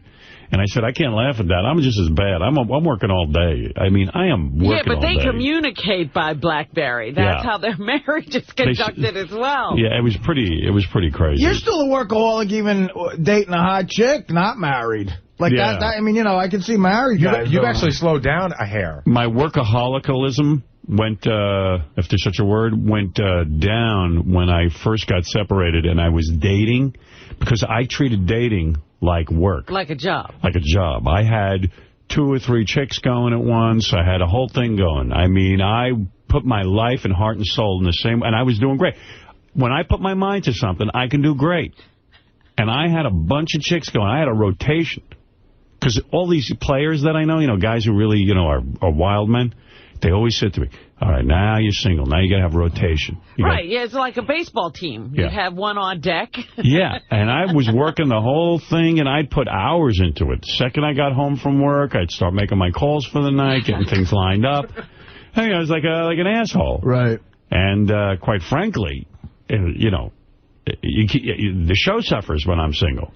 Well, but that's why that is not your addiction, because you had to get that settled. Yes. And I knew that. That's why when we were talking, just as you were separated, I said, you are going to be working on a relationship. Yeah. Now it's good because if things settle down, I can get back to work. I work all the time now. Yeah, but you never blew off work for sex. I did. You didn't come into work? No, I came into work, but that's what I'm saying. But I work all day. I work all day on the show. Yeah, Howard's version of blowing off work was he didn't work between 8 and 10 at night. Yeah. I mean, I get home, I start writing, I'm on Lotus Notes, I'm making phone calls, I'm finding stuff out, I'm looking through everything, magazines, newspapers, anything I can find that might be of interest to our show. And it's nuts. I did get to watch The Sopranos last night. That was a great episode. Great episode. I finally watched the whole thing. What a fun episode. That was good. Holy Walnuts rocks. Oh. I felt bad when he broke that kid's knees. I know. Yeah. That bummed me out. That's true irony, though. That's what's great about that show. Like, the whole reason that kid got fucking whacked is because his goddamn mother had to go and ask for him not to get hit. Yeah. And that he had a mother who wasn't his mother. Yeah, he struck something in Paulie to where he got emotional about the mother thing, and now he wants the $4 grand a month for his mother, so he's got to go fuck the kid up. Right. That mother had to bring over the eggplant, the stuffed eggplant, and fucking get Paulie going. Yep. Did her son in. Begging for her son's life. Yeah. Well, anyway, just to wrap up the basketball discussion, Artie a big winner. He should be on a tear now. Here is the end of the game. J.D. pulled this for me. He said it's good. He says these 2 black kids get real worked up, and he likes to hear the black kids yell after the game. Oh, this is the players. The players, yeah. Hey, roommates, what is it going to... I don't even know what that means. Roommates, I don't know who these guys are. I guess they room together. I'm sure it's a big deal. Be like going back there to that dorm. We're gonna shine all day, all night. Please don't be mad at us if we don't do a little homework in the next couple of weeks. Yeah, because we go. Maybe they're white guys. I don't even know. I don't know. The 2 players getting all worked up. Shine in Gainesville. Hey, Harlem, stand up. Black guys. America, kitchen, stand up. America want to see us live, not work. Live. Hey, Grandma, that one for you, Uncle Dre. You know what time it is, baby? We did it, baby. Please don't burn that. I want to say something to you guys. I don't know if I've ever seen a bunch of guys pull together. White guys don't have an uncle named Uncle Dre. That's and they right. don't thank Harlem. Everybody on the team contribute like you did tonight. You got to be really proud of your unselfish nature. That's our team, baby. That's the makeup. That's our team. I love you, Roscoe. That's the way we play. That's Grandma Bojangles. Hey. Grandma Bojangles. Oh, my goodness. Grandma Bojangles. Even Roscoe's a stretch. You see who's interviewing them, too? Is this guy named Billy Packer. There's few people I hate more in the broadcasting business than Billy Packer. He's awesome. I don't like him. He reminds me of every gym teacher who fucking would fuck with you because you're 30 seconds late and fail you because you forgot to do a push-up. I hate him. And the first half, when he was talking about those block shots, I wanted to fucking drive to Indianapolis and choke the life out of him. Right. You know, Howard, they did a big report on him. He's been doing the NCAA tournament for 30 years, and he's pretty hated by everybody. Because he just, if a guy sucks, he'll go, that guy sucks. You know, he's pretty up front. Let's go to Paul. Paul on Long Island. Go ahead. Hey, good morning, guys. How you guys doing? Morning. Long-time listener. I just wanted to call in. Howard, I'm a federal agent. I used to be employed as a special agent with the Internal Revenue Service, and one of my old partners was the one who took Cabby down. And the reason why I'm calling is to see if Artie's going to be claiming his newly found winnings. You know how retarded you are, dude? This is all a radio bit. There you go. Script. See, you're smarter than Cabby. What are you talking about, dude? You don't think Come people read here this. really gamble. You're some smart federal agent. This is a fucking bit. Yeah, I'm going to be on Route 17 in Jersey waiting for you, Artie. Well, there you go. Buy me a double cheeseburger. All right, Paul, thank you. And law-abiding Paul, who's a great agent. Thank you. So how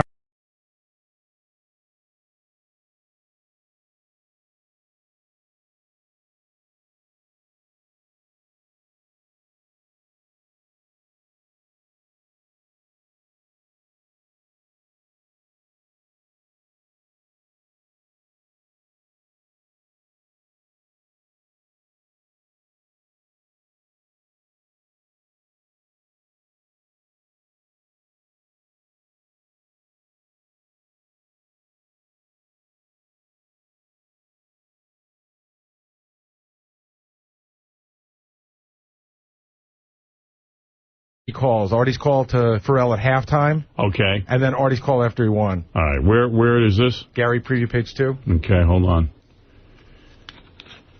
Okay, got it. Let's get Artie Lange on. He's under so much pressure. Artie, how do you feel? He's under so much pressure. This is when I thought I was losing. He put himself in this pressure. You drinking scotch? I mean, my God, the pressure.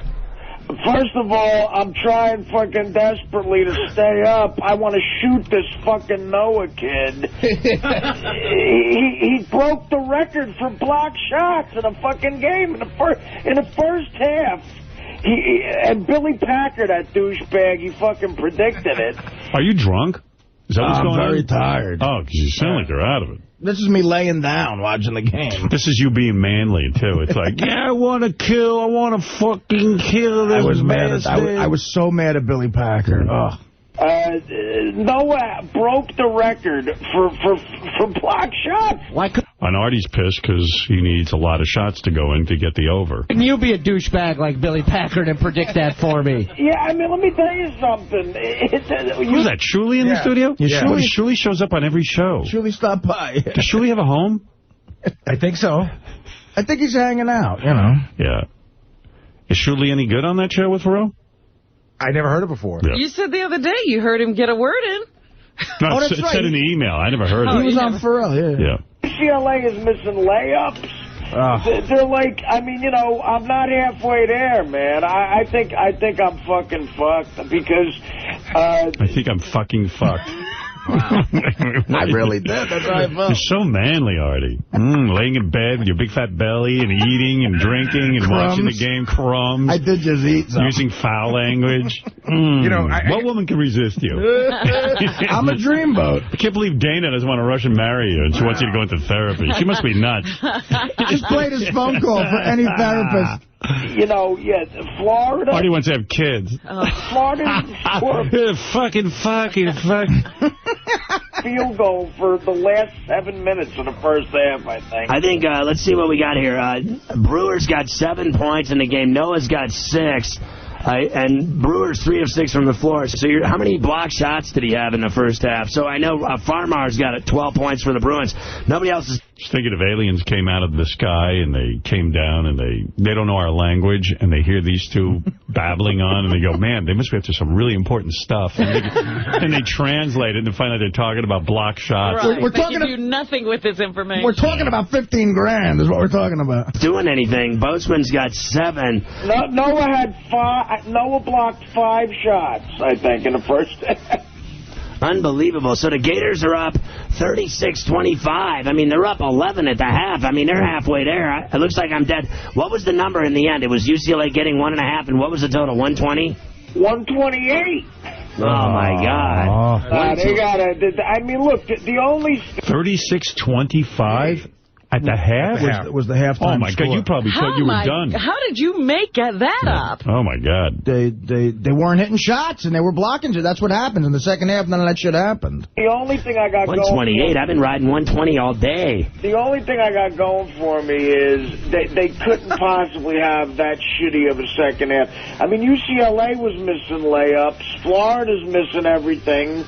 And Noah's blocking shots like fucking... If they show one more highlight of his faggot father playing tennis...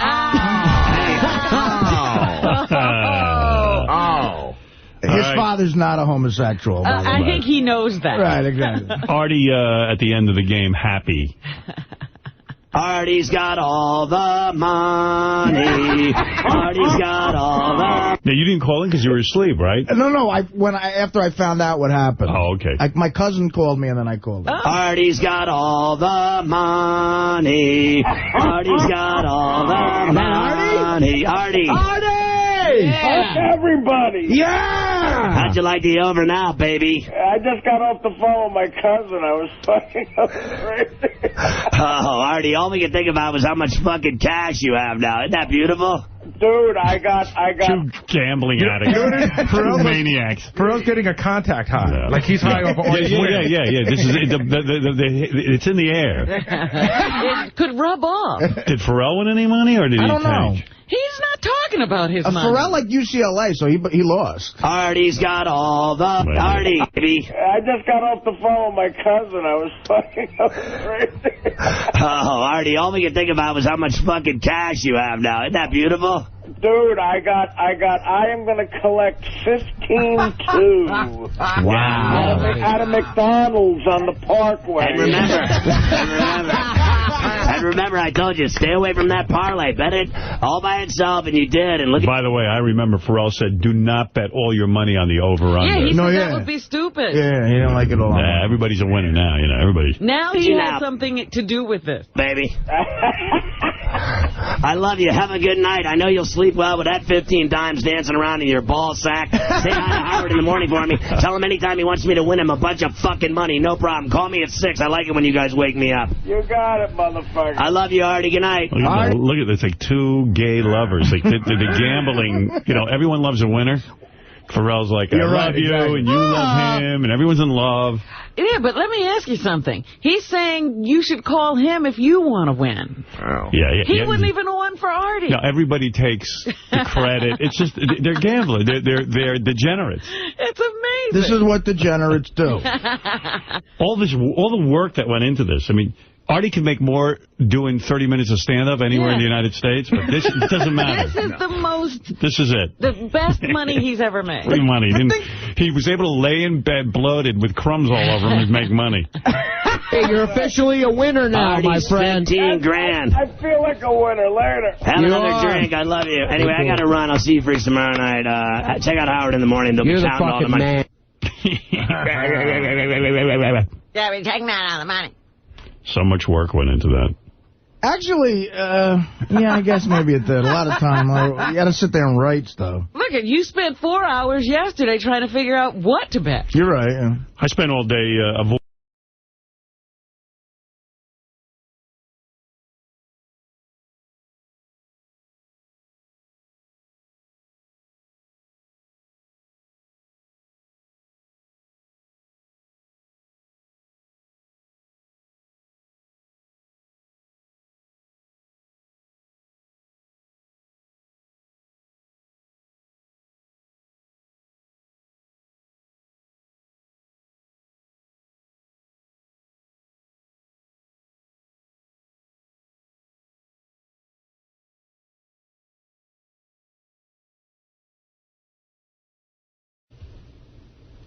I have a party. You need to do the invites. I tried to find anybody but Sal. It seems like everyone but Sal is coming. You're going to invite Richard, right? I was leaning toward inviting Richard. I still haven't made my final decision, but... So the whole gang will be there, but Sal. That's it. Okay. That's hilarious. You know what? I have a question. Yeah, Fred. Yeah. If Stuttering John were still on the show, would you have invited him? No. If he was still on the show. If he was still on the show, sure, he would have been invited. Okay, so Richard should get an invite because he took John's job. That's true. He should get John's invite. That's right. What if Sal is Richard's date? No, Richard can't bring a date either. By the way, you can now count me as one of the people who've seen Stuttering John's estate. Oh, is it something else? You were over there? I was in L.A. and John was nice enough to invite me over for dinner. And forget the house. The house is beautiful. The stunning thing about it is the backyard. Really? He has a view... Let me show you my view. The only word is breathtaking. He has a view of, like, the Grand Canyon. How much money does he have that he could invest in this house? I mean... Is this something that only a multimillionaire? He bought that house before he left. He claims he made money. He got a new house? It's a new house. He claims he made some money on a real estate deal when he first went out there. He rolled over a house and got this one. But, I mean, I don't know exact figures, but it's got to be a few $1 million this house. I mean, it's got a beautiful built-in pool, but that's not even a quarter of the backyard. To me, my sister happened to be out in L.A. on business, and he was nice enough to invite her as well. And on the way home, we were both saying... The backyard is really the killer part of the house because the master bedroom goes out into a little balcony that overlooks the backyard and these gorgeous, breathtaking L.A. mountains. Wow. It's just, and it's all sacred ground, the mountains. So they can't build there. So it'll never be ruined. I could just hear John now. They never could build here. Never. It really is. It's gorgeous. It's gorgeous. They're never going to be allowed to build here. See that spot over there? That's where the hillside strangler dumped his last body. And Suzanne and the kids are very happy there, and, you know. Howard, it's the kind of view, like I saw it at night. I was there at night. It's the kind of view when they do a movie and they show the Hollywood Hills. This is the view. Like it's shot from John's backyard. I say something's got to be wrong. Either he's in a bad school district or something. There's got to be something bad there. Can I just tell you? Be something bad. He goes, I don't know. It just seems weird. There's nothing wrong. Like when I went up there, he goes, that's where Michelle Branch lives. You know, like he's in the I still say he'll screw up. Oh, yeah. He'll screw up. He might, but I'm telling you. He's going to be destined for some kind of screw up. Put it this way. Like he'll get divorced. Can I tell you something? Like the house was gone. Oh, he'll lose the house to divorce? Yeah. This house right here, he was living like a mile away. So this was like a huge upgrade. Right. It's still like the same quality house, but it's a better piece of property. So I guess asking Liz Smith if she's a cow is worthwhile in life because. Artie, what'd you think of the house? I thought it was gorgeous. The house is beautiful, but again. If the house is an 8, the backyard's an 11. Right. Like, the backyard is really what makes it for me. And so I was driving out there with my sister, and my sister goes, we're not going to the house empty-handed. And I'm like, Stace, it's John. Right. The irony of, like, me thinking of going there, and she goes, no, we have to stop. It's embarrassing. So we stop at a little strip mall next to his house. Your sister went with you? She happened to be in L.A. She's in L.A. on business a lot. Where was Dana? Dana couldn't make it. She was working. My sister was out there on business. I'm not hearing a lot of Dana conversation lately. Well, me and Dana are still fine. Are you fine? Yeah. Did you see her at all over the vacation? Yes, of course I did, sure. I wanted her desperately to come to L.A., but she couldn't make it. Did you make love? Yes, we did. Oh, never mind that. Did you fuck her? Dana couldn't go to L.A. She was with her boyfriend. Oh, well, then, you can understand that. That hurts. No, I'm serious. Are you guys together? I really want to know. Yeah, we're because people ask me every minute, are Artie and Dana together? I don't know. The big thing is to see if she makes it to the party. Oh. It's Artie plus 1. Maybe Artie plus someone from Scores. Will Artie and Dana show up at Robin's party? Yes, Dana loves Robin and wants to go. Not Robin, I'm worried about it, but she loves you. Yeah, we don't want Dana to go Is she coming because she loves me, or is she coming because she loves Dana you? loves Robin. I'm sending Dana with somebody else. You could tell him we're together. Sure. Okay, all right. Absolutely. Okay, all right. Absolutely. George Flowers wants to know. He's got a newscast coming up. Everything's We great. need daily updates. And in the news today, Dana is still with Artie. Just dropping shit like that on the news. So yeah, on the way we stopped by like a strip mall outside of John's house, and it's all just like these insane, like Gucci, like high-level Fifth Avenue type stores. It's like a nice... Like Rodeo Drive. Yeah, it's like a beautiful area, right? I mean, it's like a gorgeous area. Yeah. Unbelievable. There's a place like that in Miami. It's called the Bal Harbor? Bal Harbor. Yeah. Yeah. They got every, major designer. Oh, love that place. I was walking through there, and Beth and I stopped at a jewelry store, and this guy walks in, you could tell he was just like a real dirtbag, and he didn't look like he could afford a goddamn thing in there anyways. But neither did I, quite frankly. But he walks in, and he goes, he sees that it's me and Beth. He followed us in. He was definitely a fan, and he goes, yeah, you guys got anything in here for like a 13-year-old girl? And Beth says to me, who's buying for a 13-year-old girl in this store? He just wants to be told no so he can leave and not look like an idiot. Beth was looking at a pair of earrings. And he stood back. He was just checking out what we were up to. Right. So Beth goes, I don't want anything, and we left. And then she said to me afterwards, I wanted it, but that guy was definitely going to report it, And so I said, yeah, let's go back. We'll go get some earrings and stuff. But, man, one story after another... is I don't even know how these stores support themselves. You talk about every item there. It's like 10 grand. Yeah, but all you have to do is sell one item a day. I wonder if they sell an item a week, is that okay? No, I know because there's a place in my neighborhood that's becoming they're trying to call it the Rodeo Drive of the East Coast. Right. And all the local stores are going out. It's all being filled with, Tiffany and all these high-end places. No. I don't understand how, the rents are crazy. I was going to buy Beth something expensive, but then I had visions of the Howard 100 News team calling the jewelry store finding out how much I paid. Well, I bought Dana a necklace at Tiffany, and first of all, when you say you're going to make the sale, the salesperson's eyes, whoa, light up. And then, it's enough money where you get paperwork. Where you're like, you know why? Because everyone who comes in there, looks and doesn't buy. When they finally get some sucker to pay that price. And I feel like a sucker. Yeah, oh, you are. Because I'm paying for that Tiffany box. Oh, right. Yeah. The piece of jewelry is worth half. That's right. You know what I mean? So wait a second, what'd you buy John? No, just something for the house. We bought him, he just had, the baby, so we brought, cupcakes and stuff, but then a couple of nice bottles, a couple of bottles of Dom. So, I don't know, is it when you got over there, is John... get the baby and everything. He's helping out, right? Oh, please. There's a full nanny. There's a full nanny apartment. How much help is there? There's a nanny? There's a nanny, a live-in nanny that has an apartment, a bathroom. Oh, wow. Yeah. All right. Well, that's nice. Yeah, I figured he'd go the whole help route and everything.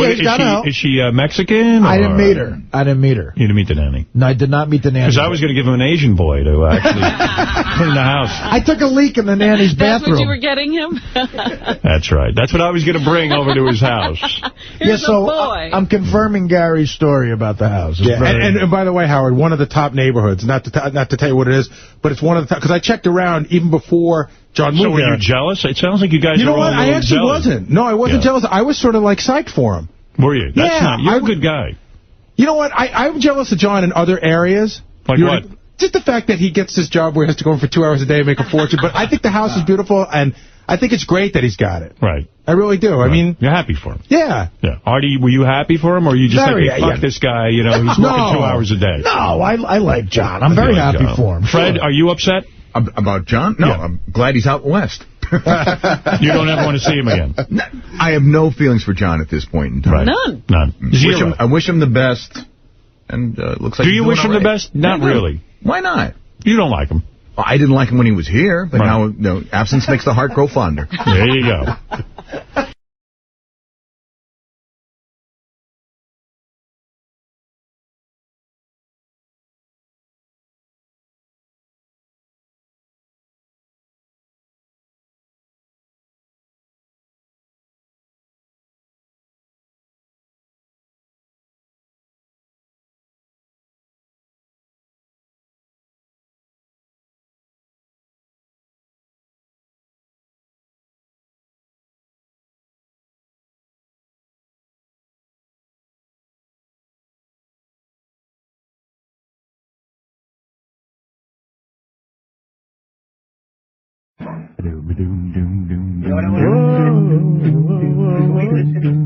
Hey, we're all feeling really good. And this is what you should do when you're hanging out with friends. Your wife's not home. Someone's watching our kids right now. And this is called being productive. You get to talk about whatever you want in life. You can talk about the politics, why I hate this one, I like that, I stand on this, I stand on that, I don't get paid enough, I don't do this, I need to see a therapist, I need to go here. Why do all that? You know what they used to call therapists in the old days? Friends. Family. People that love you. People that you love, no matter how dysfunctional they are in life. All right. My family's fucked up. No, shut up, Pete. I'm being serious. I've had people in jail. I've lost people to fucking death. Why we gotta take life so fucking seriously? Tell me about it. Every day. Back off, man. 'Cause today, we're hanging out. And I hope you brought the goods. And I hope you aren't a faggot and get offended every 10 fucking minutes. Did you just say that? Yes, we did. Because that's what you do when you're with loved ones, friends, and family. You say things that may be a little offensive. That's called talking, getting to know people. And you may cross the border, but you know what? We'll acknowledge it and maybe we'll apologize. We don't want to hurt anyone. We're just here to get by this life like you, faggot. So relax. Let's just hang out and have a good time today. I hope you're with people that are cool. Are you ready to rock? The clock just struck 12. It's 4:20. I'm relaxing with chicken. It's Luke from Virginia. Caroline's 2006 is going down. All I want to know is who's covering Carrot Top, baby. If somebody does, I'll swallow a knife. Love you guys. Caroline's, can't wait. Due to some violent content, parental discretion is advised. I've been watching you, and I know you've been watching me. And I know that you know that I know that you know that you want to fuck me up the ass. So I'm going to bend over, Norton. And when I do, start fucking. Brewer, you fucking rock. Jeff from Maine. Just heard Artie's going to do some Eddie Murphy this afternoon. Please beg him to do Goonie Goo Goo. What the fuck is Goonie Goo Goo, guys? Have him do that section. That would be awesome to hear that come out of Artie's mouth. Awesome show. Happy birthday to you. Regulators! Happy birthday to you. Regulators! Happy birthday, Pete Corielli. Happy birthday to you.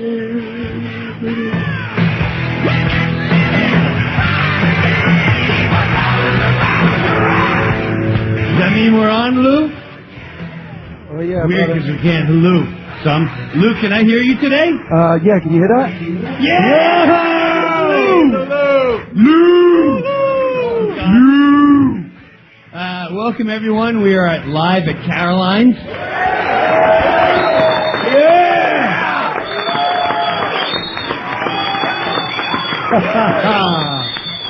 Yeah! Wow, you get that. This guy right here, he whistles, he doesn't even have that. It was a guy on my street like that, Tommy's father.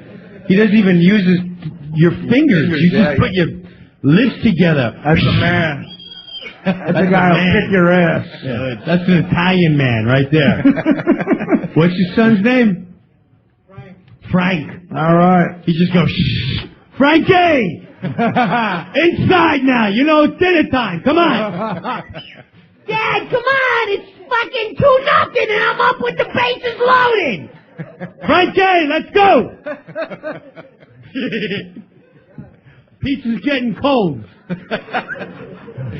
Today is comedy cover day. we get to do our favorite comedians. We basically do all the bits that kind of maybe encouraged us. And today, I have to say, this whole thing started with Corielli, who it is his birthday today. Pete Corielli. Thank you. Yes. 420. It's Pete Corielli's birthday. There's a lot going on today. Hitler's birthday. And Hitler. That's right. That's right. Columbine. A lot of great shit.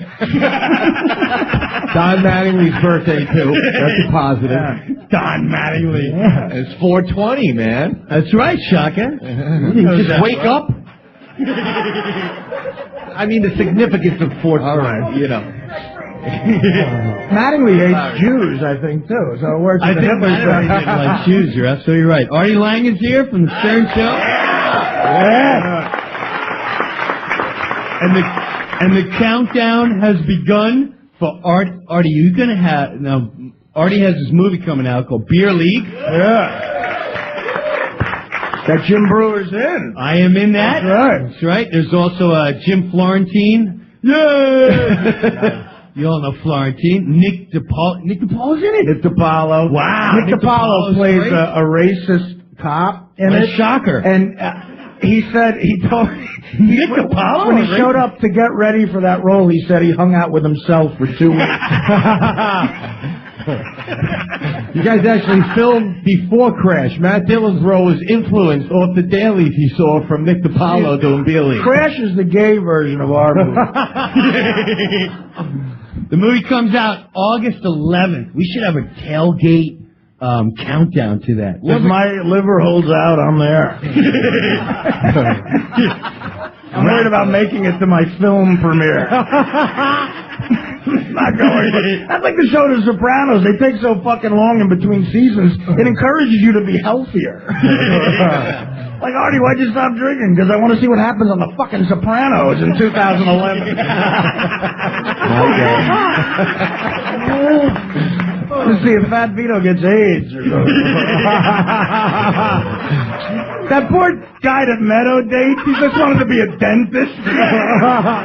He wants to be a dentist when he's getting hit on by a fat monster at a wedding. He just wanted to be a dentist and he realizes he's going to die getting fucked in the ass by a monster. Oh, that's a good show, man. Oh, shit. Great show. Oh, my God. Holy crap. You also have... How'd you get Ralph Macchio? Ralph Macchio? Dude, he auditioned for it. I swear to God, you didn't see the Karate Kid? I mean, he auditioned for me. Like, I was like, dude, I almost hugged him and said, everything all right? And I was late. I kept the Karate Kid waiting. I was on the N train having a cheesesteak, and this guy was in like 4 of the biggest grossing movies ever. Is Artie coming? Is he here? Shit, man. Wow, Artie will be here in a second. He's in a pickup basketball game on West 4th Street. Holy shit. Yeah, he auditioned for it. He was such a nice guy. He plays like my best friend sort of voice of reason in it. Really? Yeah, he's really good in it, too. He's a nice motherfucking guy, too. Artie Lange's Beer League. Yeah, Brewer's so funny in it, too. Thanks for doing it. He did it for, like, no money. He's a good man, this guy. And, it was a day out, trust me. Yeah, we did. Like, all right, yeah, who we at the boardwalk? I'll be there in 20 minutes. Yeah, it was at the Jersey Boardwalk, yeah. We were in the neighborhood. Right. Yeah, I'm in the neighborhood. I'm running around the corner. I'll be there in 10 fucking minutes. Oh, and I gotta leave. You have 3 kids? You good? Bye. Like, that's a vacation, shooting a movie around 80 Guidos playing skee-ball.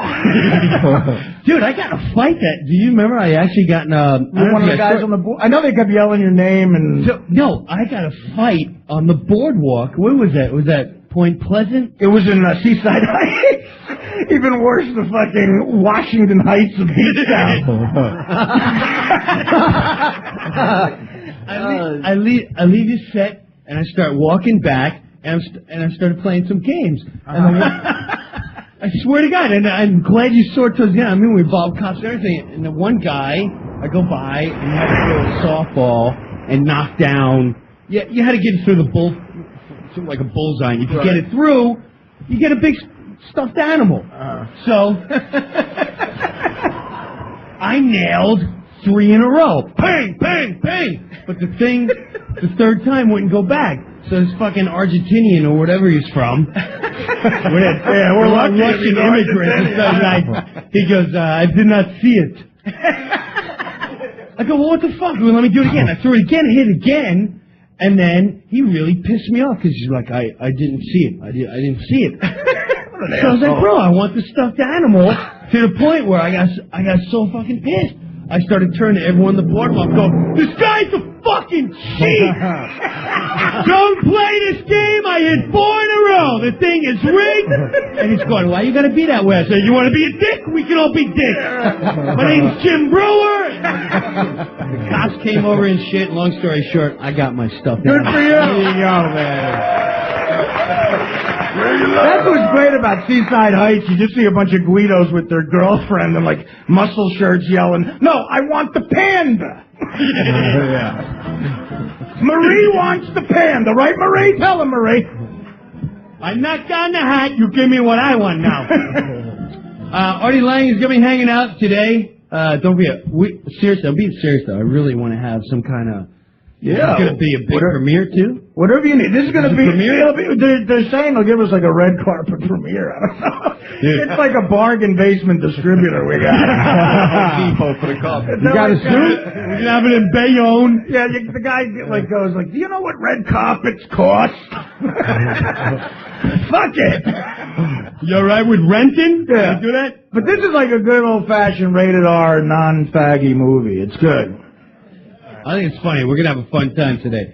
Today is Comedy Covers Day, which actually started, every comic and even just comedians, besides comedians, everyone out in the audience and at home, everyone has a favorite comedian. So you also have your favorite bits that you always have. So it was you, Pete, really. You were like, bro, I want to try this whole comedy cover thing. And it was kind of Pete's idea, so hats off to you, Pete, for coming up with this monster. Well, I'm glad everyone did it. Yeah. That was what we were worried about. When I first pitched it to you, you were like, yeah, man, it sounds like a good idea, but I know your hesitation was comics already got enough on their plate. Now you're asking them to go memorize a prior bit, right? And then the first couple of dudes I tried to call, I'm like, so-and-so's out of town, and you were in the corner room. Remember you chirping from the corner room? You go, of course he is. Okay, luckily we landed the big fish, Artie Lange, and everything fell into place. If you want to see me do another comedian's bitch, just come and see me in St. Louis. Do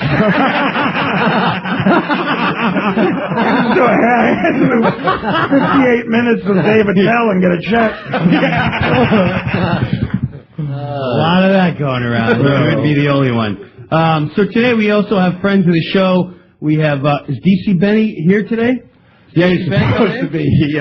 He took a rough one yesterday at that college, man. He was very emotionally scarred by the time he drove home. Did he bomb at a college? Yeah, I mean, we both bombed, but we're performing 2 feet away from the fucking chicken wing stand, at the campus center. You basically, those kind of gigs before you're a lounge singer, really, man. So we're doing. But the money's great. The money's great. It's a Wednesday. It's fine. We entertained a few kids, but DC didn't have. I went outside to take a break after I was done. I came back in, and he was in that comic mode where you're just rattling off the jokes, and nobody's listening, and you don't care. You're like, as long as I keep my lips moving, at 45, I'm out. Paycheck, paycheck, paycheck. Colleges are so politically correct now, too. You can't say gay. Oh, God forbid. The fucking kids grew up in this generation. God forbid you say gay. Can't say gay. Can't say Jesus. Can't say vagina. Can't say George Bush. I did George Washington University with Nick DiPaolo. They had a chick on stage doing the signs for deaf people. I swear to God, a cute broad was doing these signs for deaf people, and it's me and DiPaolo. You're destined to just go home crying. But she had to say whatever we said. And I said to her, well, what is the sign for pussy? So she goes like this. She makes a triangle by her crotch. So after every joke, for no reason, I just said pussy. But she was going, pussy. She was in tears. We will, we'll take some phone calls. I don't know what you're going to do with us today. It's not like you can, I don't know if we can. What, Shaka? I was going to say, maybe if we got questions, talk to these guys. I mean, they're here. Yeah, we might as well just talk to, what were you saying? Yeah, you know what else, too? If some callers maybe call up and name a comic they want to hear done, I mean, some of the guys might just know a bit from the table that they like and we'll give it a whirl. Yeah, it doesn't have to be very formal, man. It's a hang. It's going to be Today's a complete hang. We're all just in a good mood. Go enjoy the food while you can. We'll do the bits. We have some guys who do the bits. And do you know what you're doing today, Pete? Yes, I do. You sure? Yeah, I got two, man. I'm looking forward to it. I think I have two also. We have Artie. You know what you're doing? I think I'm going to do a medley of like black guys. I think. Just so I can say the N-word. I'm actually thinking about changing mine. I'm going to do the Artie Lange talking about Ralph Macchio bit. That's what I'm opening with. And believe it or not, Shaka has... Who's not a comedian. Stand-up. But I did stay a Holiday Inn. You got a bit for today. I'm going to do, No, tell me who it is. I want to be surprised. Okay. I told you want to be surprised. Cool. I'm pretty hopped up for that. Cool. We're going to take a short one. We're going to get this thing rocking and rolling. The number here is 866-4-RAW-DOG. Welcome to Caroline's. Welcome to Comedy Cover. Yeah! Welcome to Pete's birthday!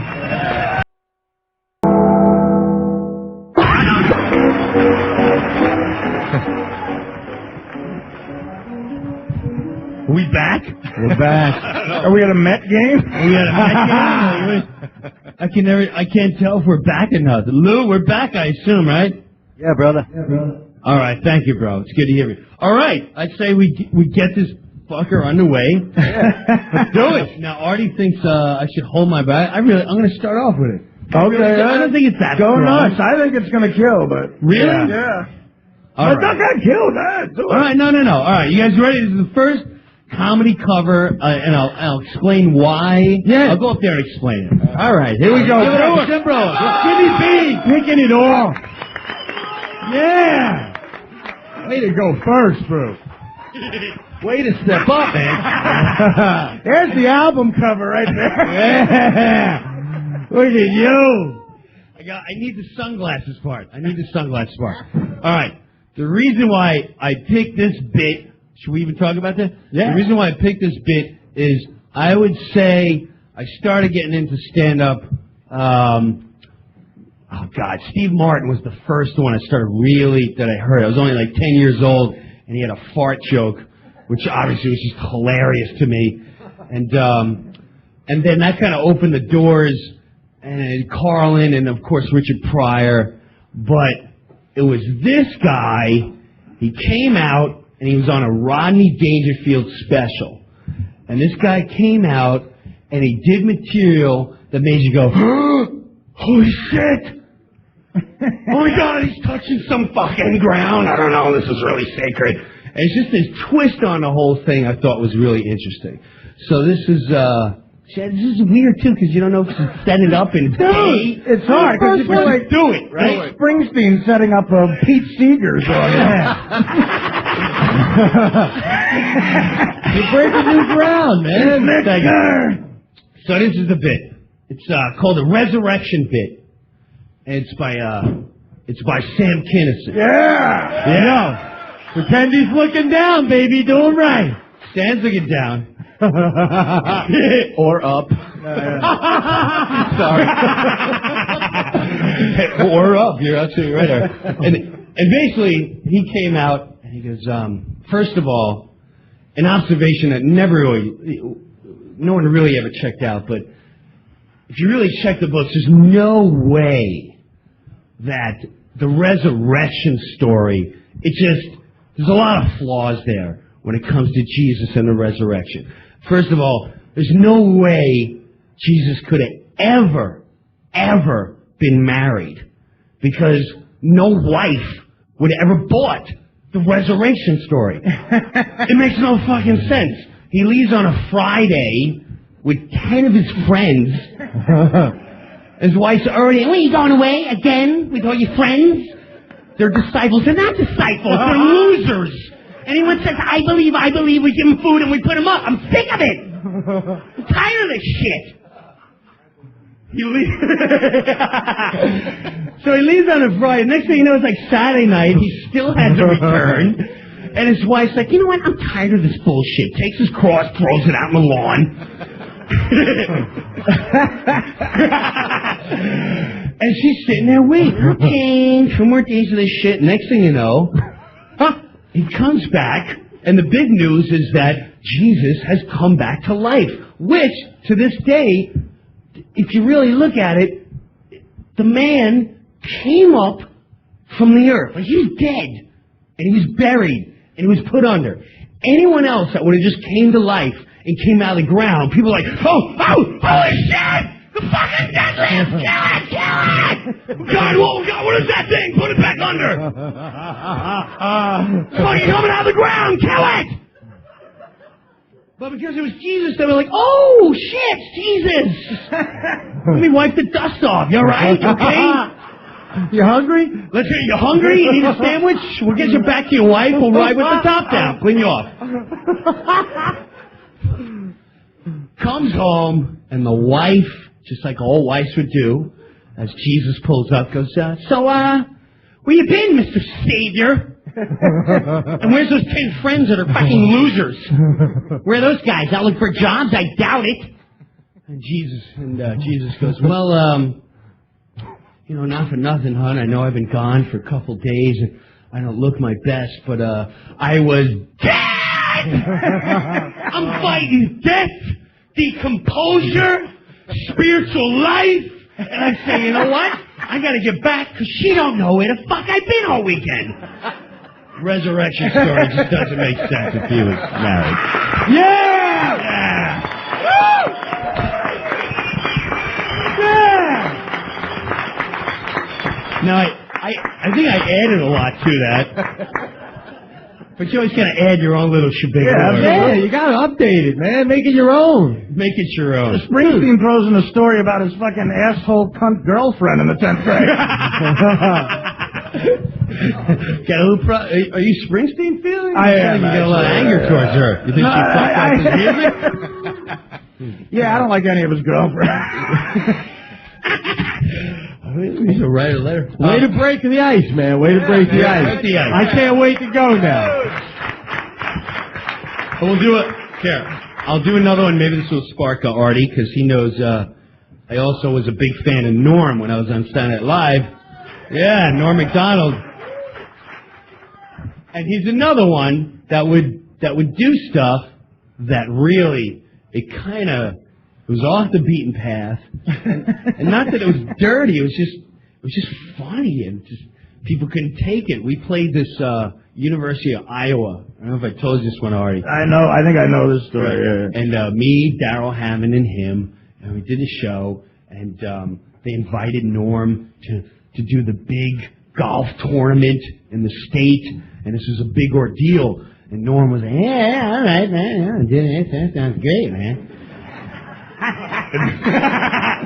And we're at the college, and there were a lot of kids there because they're Saturday Night Live fans. So there was a lot of 10-year-old kids. Like, Maybe I'll see the Go Boys tonight. And, Darryl Hammond could do Bill Clinton, and Norm Macdonald could do some news. It'll be nice. And they just never seen Norm stand up. So a bit that really cracked me up, he goes up there and he goes, everyone really, I don't know if I should do it. I think it's funnier in Norm's voice. Yeah. He goes, yeah, it's much funnier that way.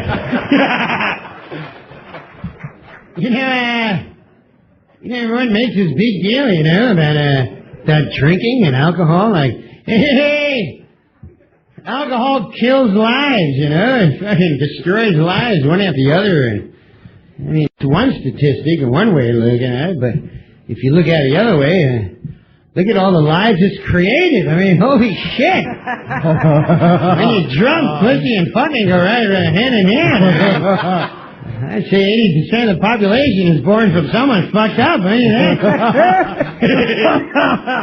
he goes, let's take the simple basics of a bar. I mean, you're not going to go down and go, hey, bartender, See that beautiful woman down there?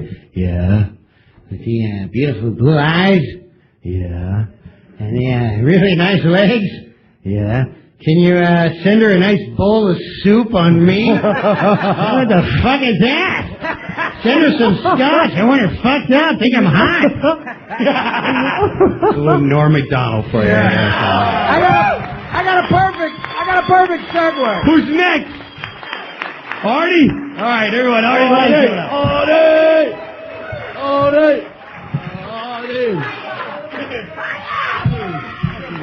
Christ! Thank God there's a stool here. Now, I got the perfect segue for that. Another quick Norm story. So, I'm opening up for Norm on the Dirty Work tour. You know, the hotel stays on the Dirty Work tour were more money than the movie fucking made. But, so we play a theater in San Francisco. And I got to do 20 minutes opening for him. And he comes up to me right before I go on stage just to fuck with me. And he goes, "Hey, man, this is San Francisco. No fucking fag shit." I go, "What are you talking about? I played the punchline before. That's a fucking club, asshole. There's critics out there. This is my career. No fucking fag shit." So meanwhile, without fag shit, I got like a minute. I got like, "Hello, San Francisco. Here's Norm Macdonald." But he really got me scared. He's like, "No fucking fag shit, man. Don't fuck us." So I go out, and I struggle through 20 minutes. I somehow get through the 20 minutes. I do all right. I'm like sweating. And I introduce Norm. And every fucking city would just leave me out there for 2 minutes after I said his name. They would applaud. The applause would go down. I'd be there like, "Norm." And he would walk out all disheveled and shit. So he walks out after he gives me that fag speech, and he grabs the mic. They go crazy clapping for him. I swear to God, this is the first thing out of Norm's mouth. Not "Hi, San Francisco," not "Keep it going for Artie." First thing he says is, "Hey, how about that AIDS?"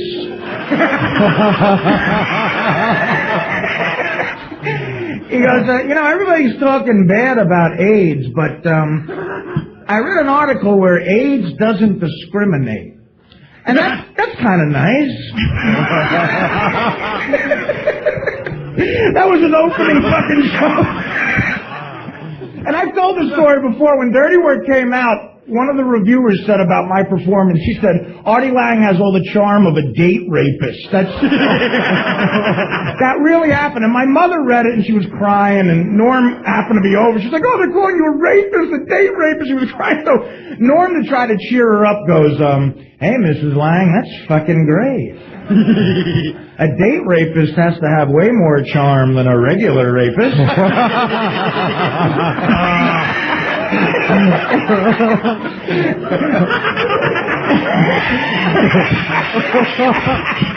A date rapist has to get a fucking date. And that cheered my mother up. So that's my two Norm stories. We'll warm it up a little. Who's next? Anybody else? We'll sit down and we'll figure out next. We are at the middle of the comedy cover show live at Caroline's. We got a nice turnout. If you're in the New York City area, stop on by. We have Artie Lange. We have some more comedians coming up, and maybe we'll let some of the audience members up. If you guys feel for it, why not? We go up there. Just know that we have Artie up here and myself and Pete. There's a lot of people with mouths to speak with a microphone. So keep that in the back of your head. Tomorrow night, we're going to be live at the Car Show right here at the Jacob Javits Center in New York City. But right now, if you're in Manhattan, head on down to Caroline's on Broadway. It's between 50th and 51st. The Brewer Unleashed live right now, and we shall be right back with some more comedy coverage.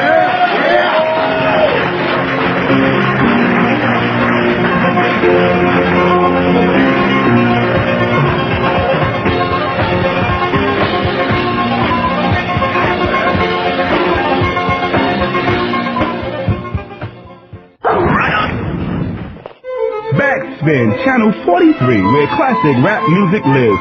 Enjoy selections from Will Smith when he was a prince. Girls of the world ain't nothing but trouble. LL Cool J when he was bad. And when the Beastie Boys stayed completely drunk off their asses. Relive the 80s and the 90s when rap was cool. Backspin Channel 43. Cardboard box, breakdance manual, and medical kit not included. We got a 40-year-old male, stepped in a windmill. Hot shot, pop quiz. 1-2 rocker Sammy Hagar, comedian Joe Rogan, and Rosie Perez have in common. They all know how to hang.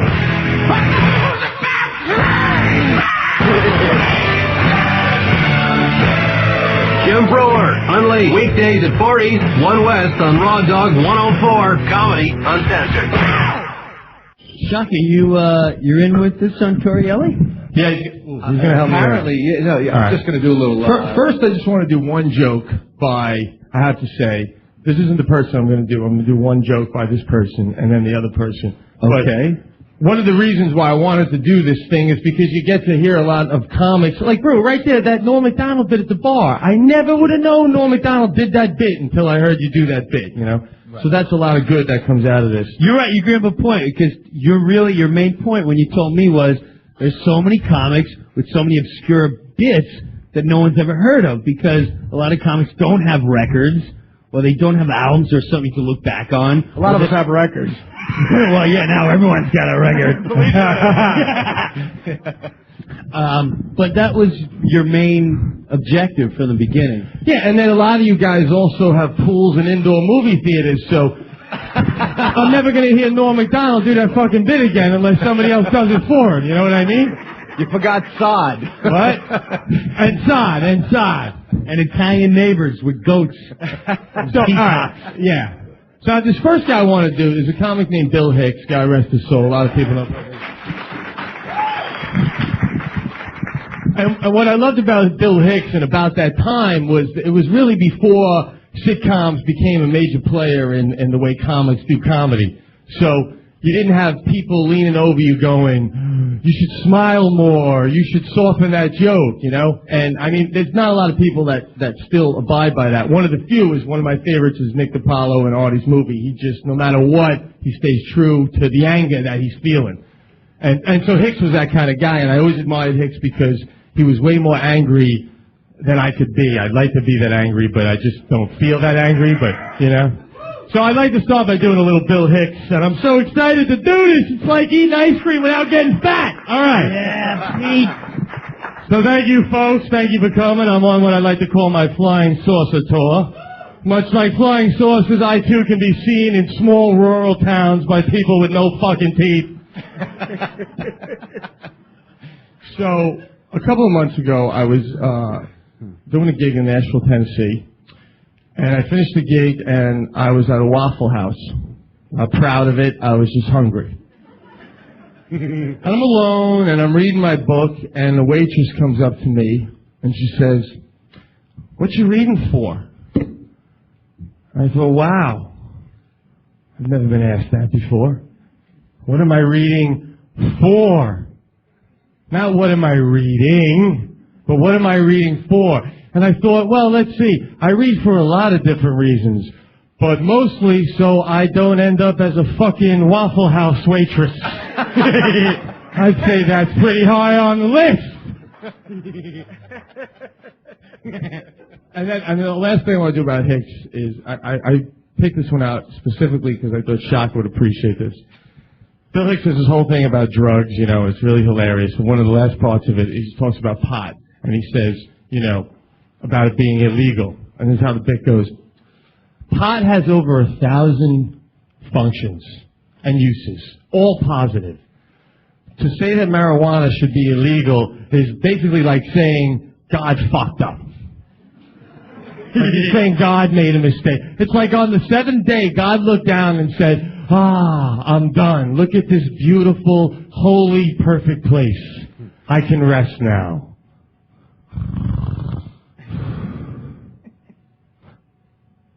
Oh my me! I left fucking pot everywhere! I knew I shouldn't have smoked that joint on the third day! Oh, now everybody's going to see the pot laying around, and they're going to think that I want them to use it, that they should use it. Now I got to make Republicans. Yeah. God rest in peace, Hank. All right, Shaka, can you come up here? Sure. Yeah, Shaka. Shaka. Hey, Lou, can we get some Shaka music? Some wisdom music? Yeah, we need Shaka music while he explains it. All right. Now, much like, you all set up there, man? Is this the two of you? Yeah. Now, really? Just like what you did, which I was really impressed by. You did one, you made it in your own voice, and then the second one. This one I got to try and do as best I can as the way the guy did this. Okay. Now, this has two reasons why I want to do this one. Okay. One, I really feel this guy gets completely lost when you talk about comedians, and I don't know why, because I think he's the greatest entertainer I've ever seen in my entire life. And two, the guy who put this together specifically, I want to say thank you so much to Greg Charles at Caroline's. Yes, Greg. Good friend of mine. Take your shirt off. Show him what you got, Hammer. The guy didn't have a DSL line at noon today. He didn't know if it was going to happen. Dude, he literally quit today. He quit work at 12:30. Came back in at 1 o'clock and fucking signed back up. That's how stressed out he was. Dude, I am so glad you tell me that now. Right, yeah, exactly. Once we're off and running, right? I called Lou about, I didn't take any phone calls today. And that's like any one of you guys, because every time we're either on location or we have like metal karaoke or God forbid we're out of our bingo studio, there's always listen, we've got a little technical problem. Yeah. So I didn't want to hear shit today. Yeah. So as far as I know, I don't even know if we're live. If people can hear it. I'm just assuming people in Iowa and Nebraska are going, cool show, man. Good. Pete, save that one for next week when we do the show where great comics tell Greg Charles stories.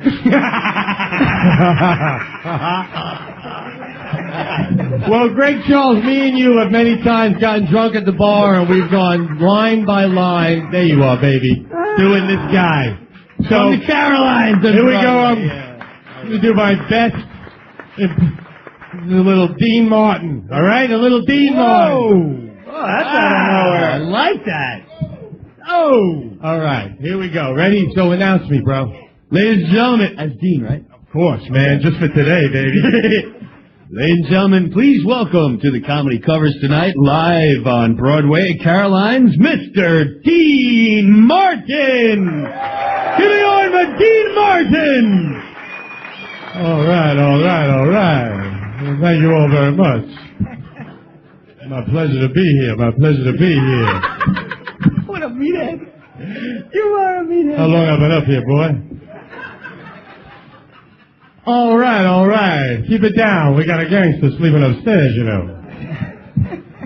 I'm doing this gig with my good friends, Frankie and Sammy.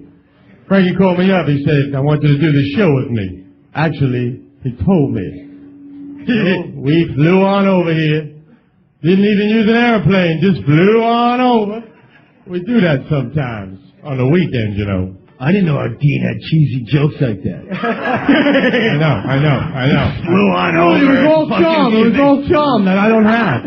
He was all drunk, that's who he was. That's right. They were fucking with him. Come on, do that shit you were saying in the green room. All right. And then he would go. Get to when he calls Sammy Davis a spook. That's the only reason they brought him. A spook, yeah. And I was on every show. I got a cartoon in the works. That's why they brought him. So when they were bombing, they go, don't worry, we got a black Jew in the back. We'll bring him out at the end. He juggles and everything. We'll all end with a good time.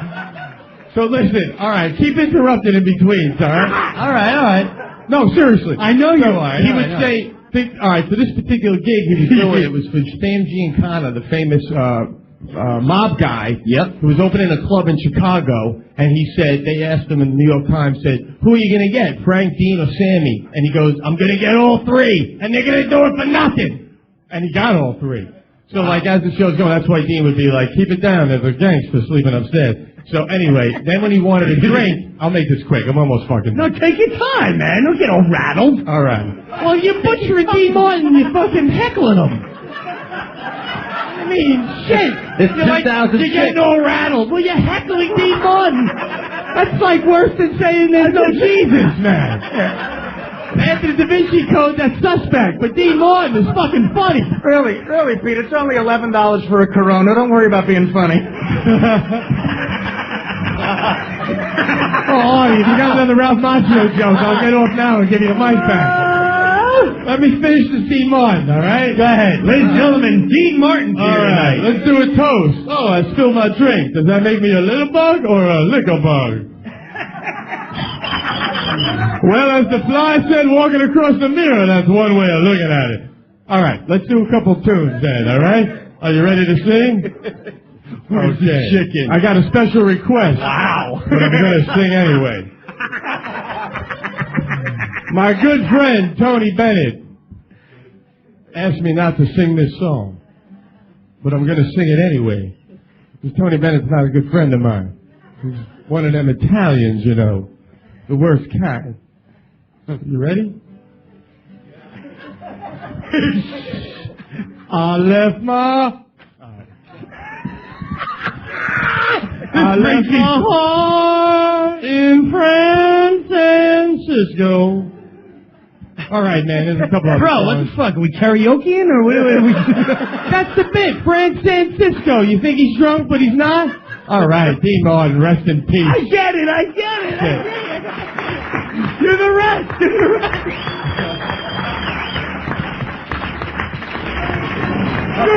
That was funny. Don't forget, they also bantered against each other. I know they did, man. Yeah, we had the banter going. But it's not about the joke sometimes. It's about the charm. I mean, you know? I hear you too. It didn't come out.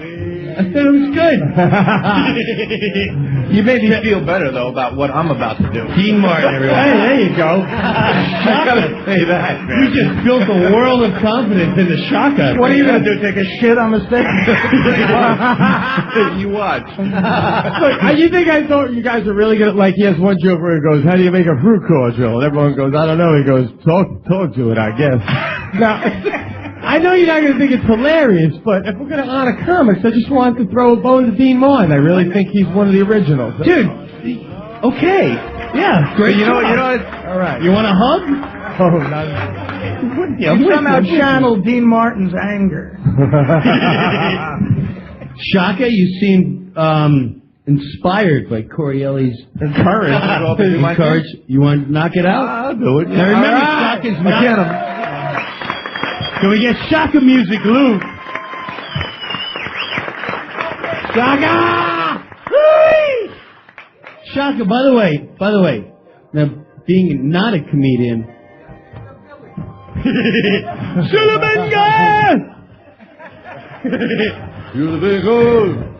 Who is your favorite comedian of all time? Let's say you had I think you said Schimmel. No, dude. No, not Schimmel. Without a doubt, Carlin. Carlin? Yeah. Yeah, absolutely. Is anyone doing Carlin? I don't think anyone's doing Carlin. No, that's the guy.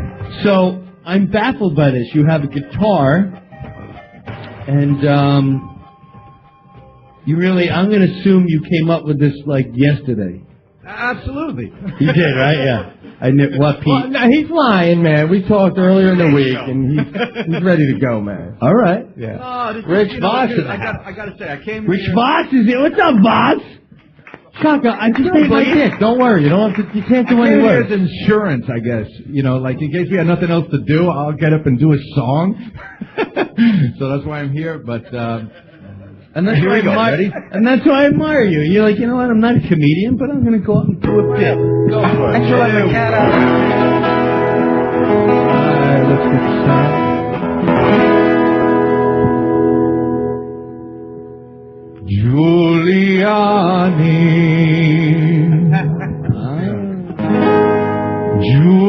Giuliani. Why must you ever begun me? For 5 years now, 260 weeks now, we've had to deal with this Bloomberg Geek now. Giuliani. Sing with me. Giuliani. Everybody. Giuliani. How I miss you, Signor Rudy. So long, but also sweet.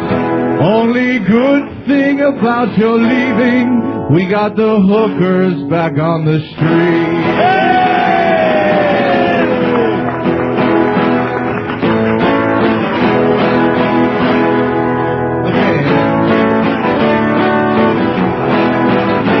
Hey America, come to New York, do some shopping, catch a play, and if you see a New York firefighter, give him a thank you lay. And the cops. Here's for you, Pete. Yankees bring a New York together. Yankees, we even like a Steinbrenner. Yankees. Now we break a pause meter with 2 words.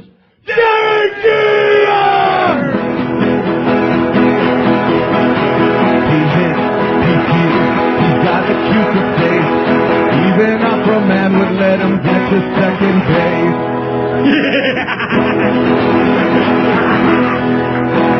Oh,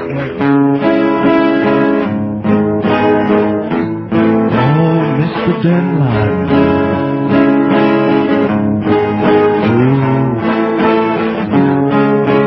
Why is he so angry? Just look at him. 6'6", and he no can touch the rim. He no let women read. He no let women vote. The only love he gets is from a mountain goat.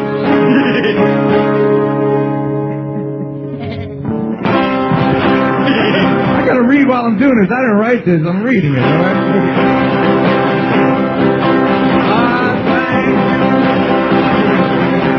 It was an honor to sing for you. Opera Man had so much fun. 'Cause New York City, Borough, you'll always be my number 1.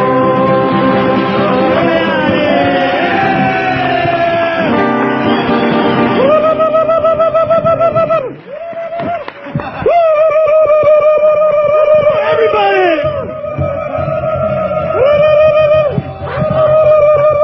Don't go anywhere! Comedy covers. Great job, Shaka!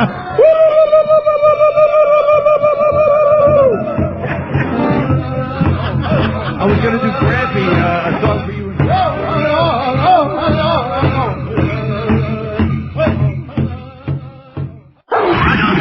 This is Dennis Leary, and I smoked on the set of Brewer Unleashed. Only 2 guys have ever done it, me and Slash. So I don't give a shit what you think about me. I'm now cool, okay? Fuck you. All right, guys. Bring you right over there and you explain, or what? Yes, sit down. Is Lenny good to go? Yeah, Lenny's good to go. We're going to bring Lenny. Lenny, you ready? Lenny! Lenny. Need a good obscure one. This is a good one. Do you know who he's doing? Yeah. All right, cool. I'm intrigued. We'll save him. Where is Lenny Marcus? Where are you, man? Are we on? He's back there. I don't think we're on. Oh, we're not on? Yeah, dude, we're on. Yeah. Oh, I'm sorry. Yeah, we're back at Caroline's at Broadway. Yeah.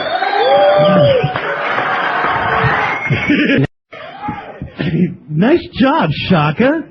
Shaka. That was Adam Sandler. The great Sandler from the concert for New York. For the concert in New York, which I have to say, when I watched that, besides The Who, I thought Sandler's I thought Sandler's appearance in that blew everybody. Yeah, every rock band, forget McCartney or anyone who's on there, Sandler stole the night that night. I think it was Sandler and Meg Ryan's set. Who is this guy Sandler you speak of? Rich Voss is stopping by today, do some comedy karaoke. Yeah. We're gonna hold on here, Rich. You're gonna watch. How are you, Rich? Pretty good. I can't. I'm in a very good mood right now. Oh, good. Marriage life is good. That's not what's making me happy. Yeah, marriage life is great. We're getting along fine, and things are good. All right, man. We're gonna keep things going with a friend of the Brewer and Lee show, Mr. Lenny Marcus. Lenny, are you here, Lenny? Terry, come on down, Lenny. Yeah, Lenny. Lenny was kind enough to join us out in Aspen for a couple of days. He's walking in from the back. Oh, here he is. There he is. What's up, Lenny? Hey, everybody. How are you? Can we get some Odd Couple Are we on music? here? Yeah, we're on, Lenny. So what's going on, man? What's up with you guys? How are you? Good. How are you? We're doing all right. What do you want to just go into? No. Tell us Well, I sort of, of course, didn't get the whole MO on the assignment on who we were. You guys are all influenced by these guys that you introduced? Right. I didn't quite understand that. I thought we could just do anybody. You can. You can. Oh, okay. You can, Lenny. We all went the safe route. I picked somebody that nobody would possibly do. Okay. I don't think Dean Martin was on the top of anybody's No, list that was a either. good one. Yeah, really. Go ahead. With your little quip. Trust me, Pete threw us all for a loop on that one. You know what? I take it back. That was you know what? I liked it. I went with, you want me to just, I went with Margaret Cho. Wow. All right. Obscure. Why? Why? Because I thought the funny was going to be in the juxtaposition. She was like Chinese food and you want to honor her. Come on, you can say it. Okay, she's Korean, but yes, that's close enough. Right. So I went with that. Second one? All right, sounds good. A little Margaret Cho. I brought the wig. Lenny brought a wig. He's got the wig. I love it. Look, Margaret Cho wig. Lenny Marcus as Margaret Cho, ladies and gentlemen. Wow. Ladies and gentlemen, Margaret Cho is here. Looks like Axl Rosenberg. So, my mom flipped out the other day. And, she still talks about it. And she leaves these messages on my machine.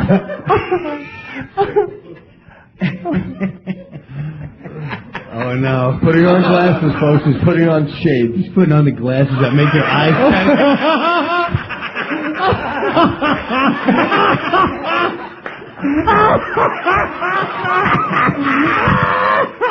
You're going to have to go to the website for this one.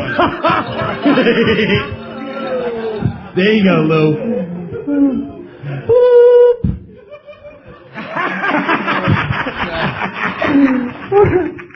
Are you gay? Are you gay? Pick up the phone.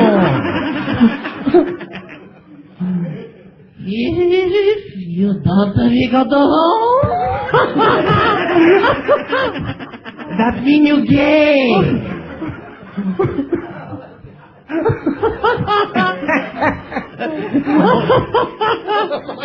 Only a gay. I'm laughing at he's laughing. A screen to call.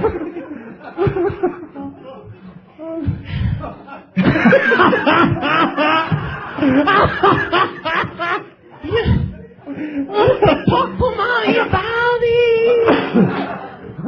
You can talk to mommy about everything. You have a very cool mommy. A very cool mommy. Mommy not gay. Mommy understand the gay. Mommy know there are gay people all over the world. All over the world. All over the world. There are gay people all over the world. But not Korea. Not Korea. Not Korea. I think when you were born, Look at the eyes. you were gay. I remember remember bringing you back from the hospital.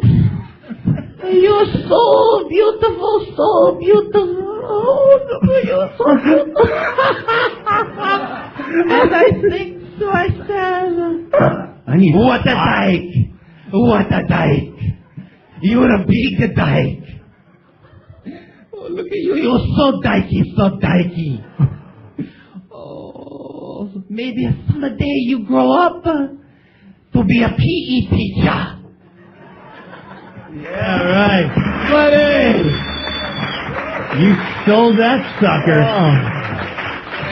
Thank you, Lenny. What have you been doing? Nothing, just working around town. I got one more. Yeah, go ahead, knock it out, Len. So, Brew, can I do like one more? Oh, I already know what you're gonna do. Brew, can I do like one more? You can do Corielli? Yeah, a little bit. I can already tell. You want to put on some enormous lips into a Wanda Sykes bit?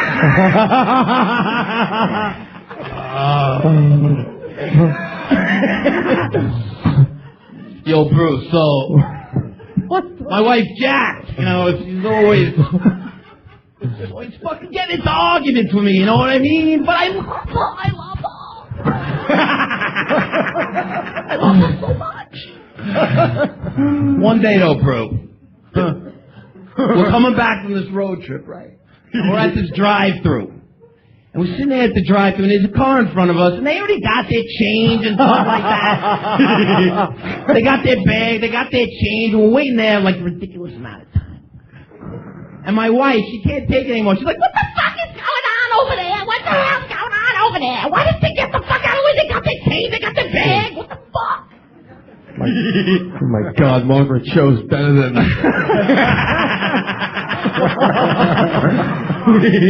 So I'm fucking like, whatever. So my wife, she doesn't take it from there. She's just sitting there. She decides she's gonna honk the horn like, Now the guy fucking thinks I did it. So I got it. Like she's like, well, he gets out of his car and he's pissed, and she's like, you better go out there and talk to him. Fuck. Like I caused this problem. So I get halfway out there, dude, and fuck. The guy gets halfway to me and he's screaming at me. He's like, you got a problem, man? You got a problem? I'm like, yeah, I got a problem. I don't got no problem, man. She made me do it, all right? All right, she honked the horn. I didn't even fucking honk the horn. She made me come out here and talk to you. He goes, dude, I totally know what you mean. My wife made me do the same thing, come out here and talk to you. Hey, Corielli. Lenny Marcus. Corielli. Thank you, Len. Thank you, bro. He's got you down, Pete. Shit, well then I should go fucking start looking for a new job. I was gonna gong myself. I thought he did a good job. He just wanted to show his chest. Lenny's buffed, man. I always thought that first one was a Dat fan bed. He lifted the whole fucking thing from the show. He let it go, Hammer. Well, Rich, he told me last night, Lenny said he was going to do you, and I'm like, that's a fucking great idea, you know? Me? So, yeah.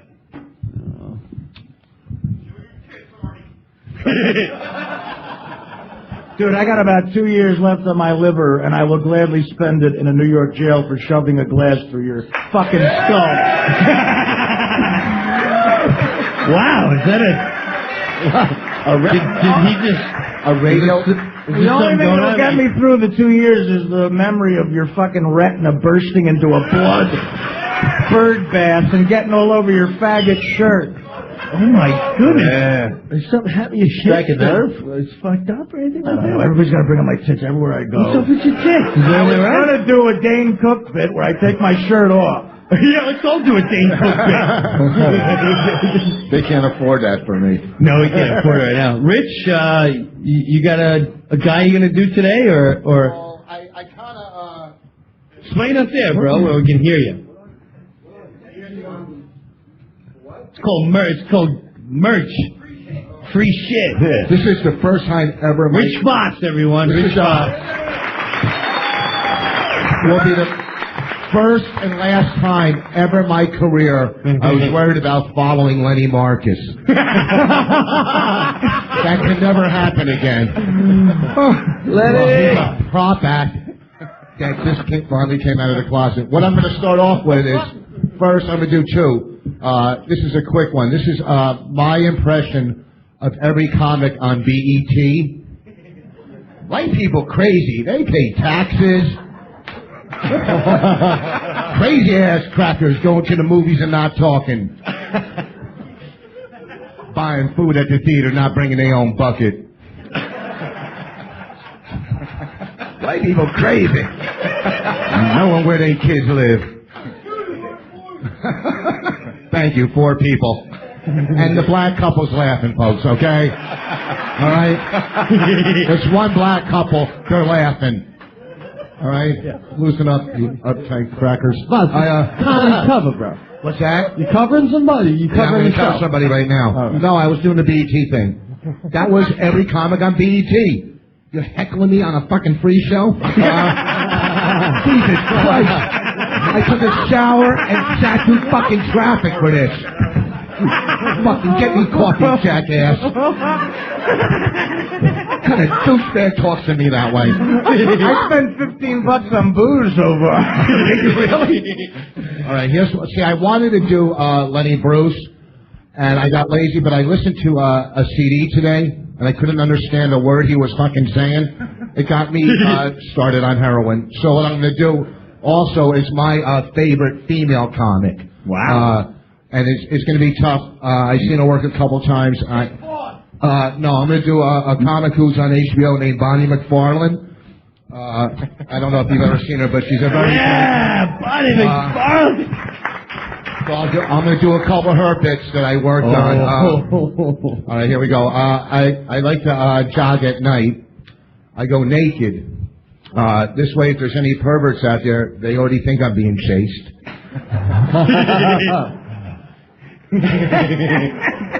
I hate porn. Don't get me wrong, the money was good. I got fired from my first porn job. The director stopped the shoot in front of all the other porn actresses, looked at me and said, "Not only does your attitude stink," I Febrezed. That's something fun to do. If somebody ever comes up to you and says, "You smell good," go, "My pussy." I don't think I did that one right. I know, because you're looking at me thinking, well, a Jew may be small, but not a pussy.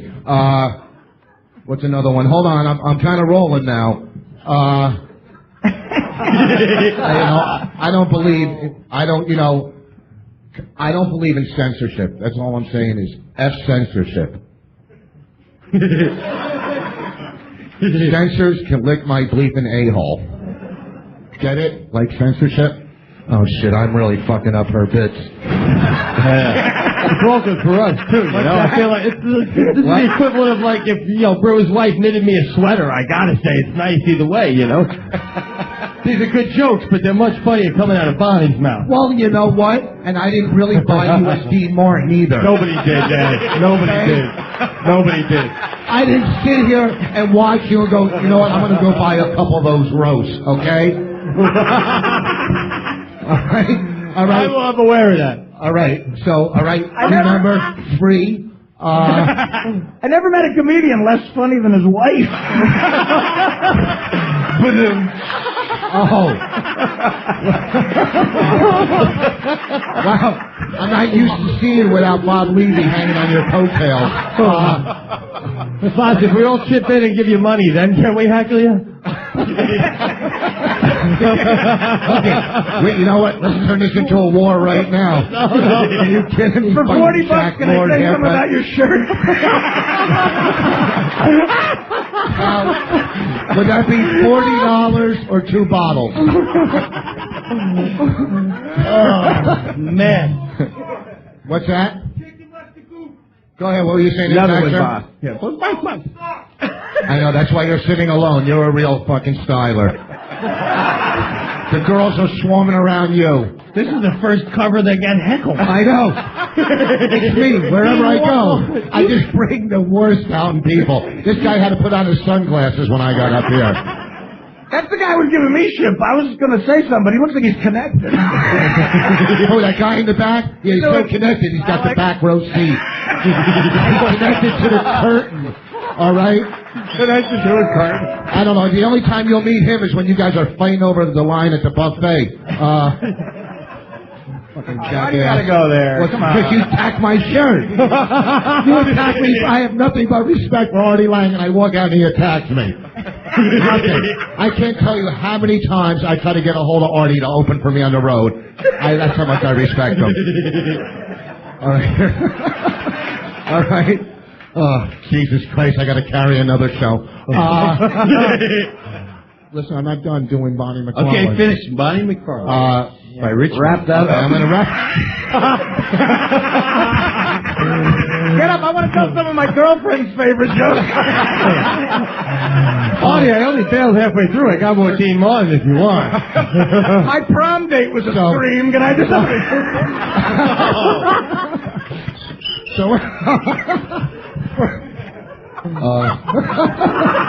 Jesus Christ. I'm being heckled by Chris Farley's ghost. I missed it. Oh, Chris Farley's ghost. So I put on a few over Wednesday. No, I'm not saying that. I'm saying because of the alcohol. I think you're in good shape. I'm 2 8 balls away from being a young rich boy.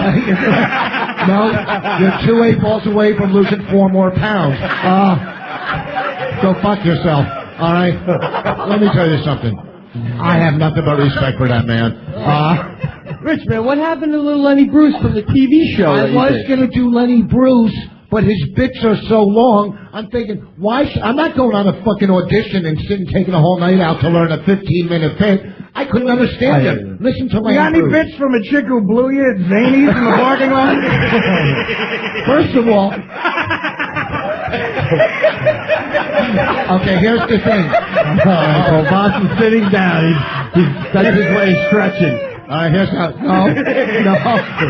Chick blew Boss in the parking lot of the stretch And here's a couple of her jokes. And I yelled your name to keep from coming. Here's the thing. The girl I'm doing right now has an HBO special and has been on Letterman. I'm just doing this girl. It has nothing to do if I know her. They're going to take it away if you do any more of her jokes. What's that? I fucked Elaine Boozley. You don't see me trotting out her ass.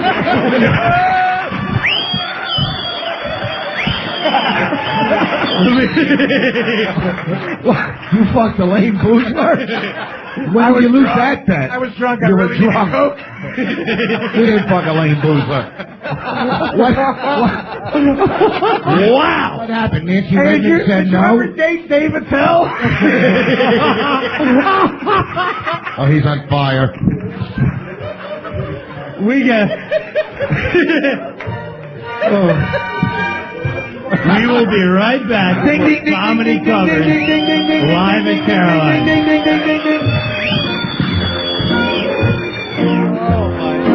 Love and marriage go together like a horse and cow. Live from Caroline's on Broadway, it's Brewer Unleashed. Comedy covers.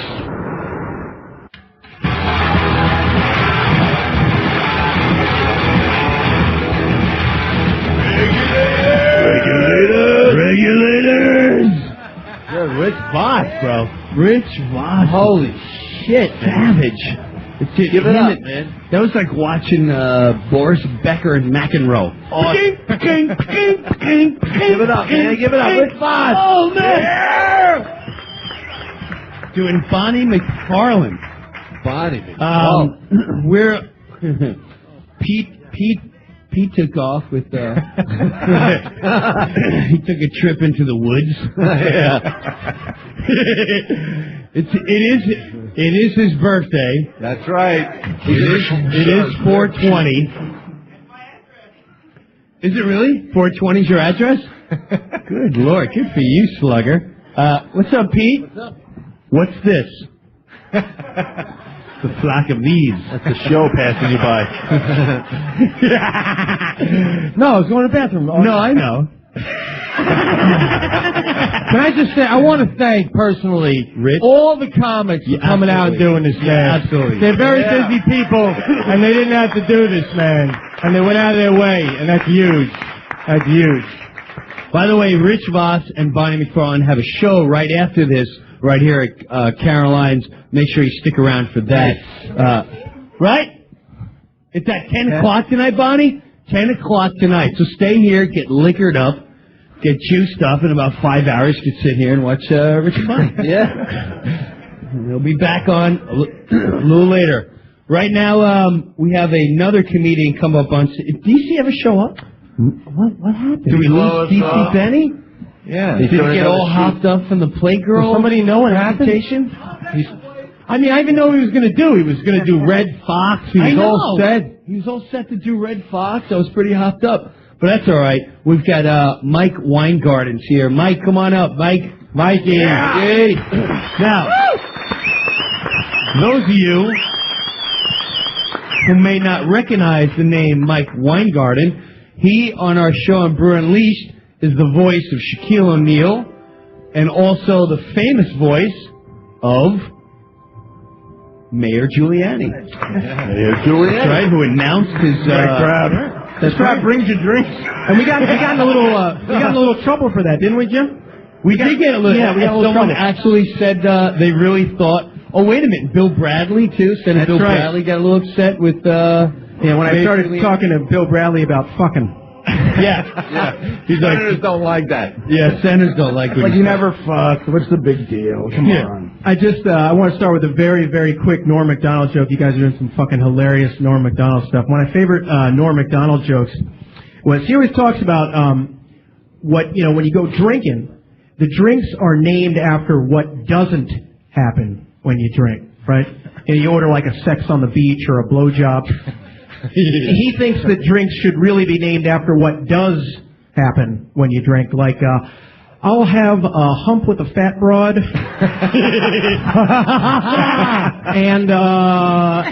give me a senseless knife fight as well. God bless I'm here to just do a quick little bits of one of my favorite comics who passed away last year, Richard Pryor. Who was one of my favorite.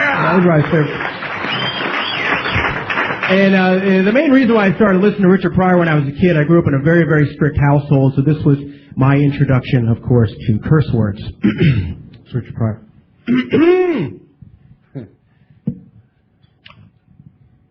I had to quit drinking. Because I was tired of waking up in my car driving 90. And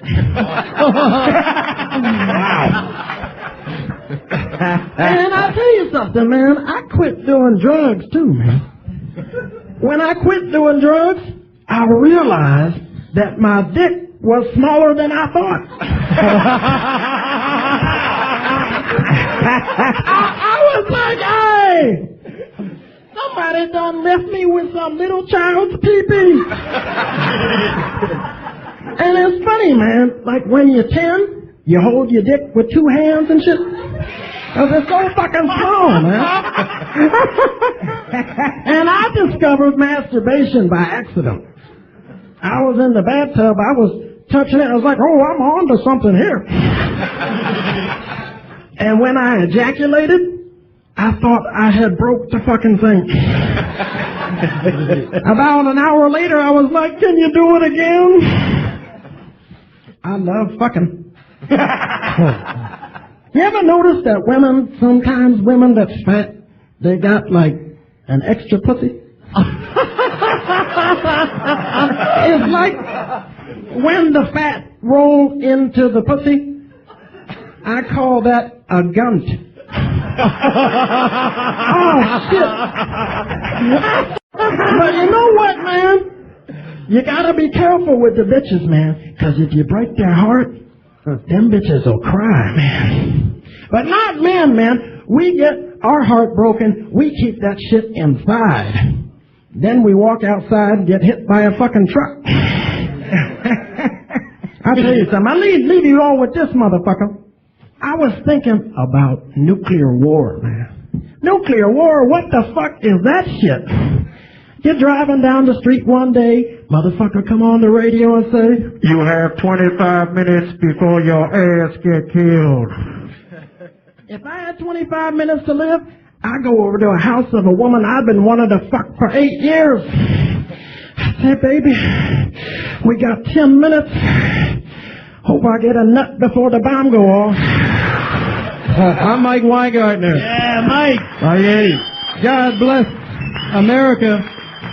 And God bless everybody else, too. Give up to Jim Brewer, Pete Corielli, Artie fucking Lange, Shaka. These guys are funny motherfuckers. Thank you. All right, Mike. You know, I used to, do you think, like, Artie, you're a big Pryor fan. Yeah. The Pryor live in concert. Yeah, oh, absolutely.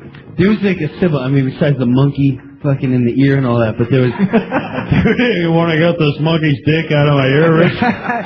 Well, he's the first guy, the black guy to do that white voice that everybody ripped off. Everybody fucking blatantly just rips that off. Even white people do that voice. Yeah, right. Even white people do that voice. But that was one of my favorite bits that were just silly. I mean, he had great bits, but he had this one where he had these horses, or he had a new pony. And he had all these dogs, and he set up the whole thing how his dog he'd go, you ever walk outside? I can't do it like Mike. He'd go, you ever walk outside your dog? I can swear I heard my dog say, I'm gonna fuck him.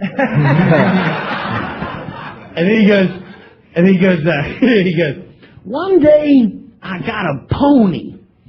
And it isn't that funny, it's just the way he delivered it. He goes, one day I got a pony, and there ain't no racism in animals.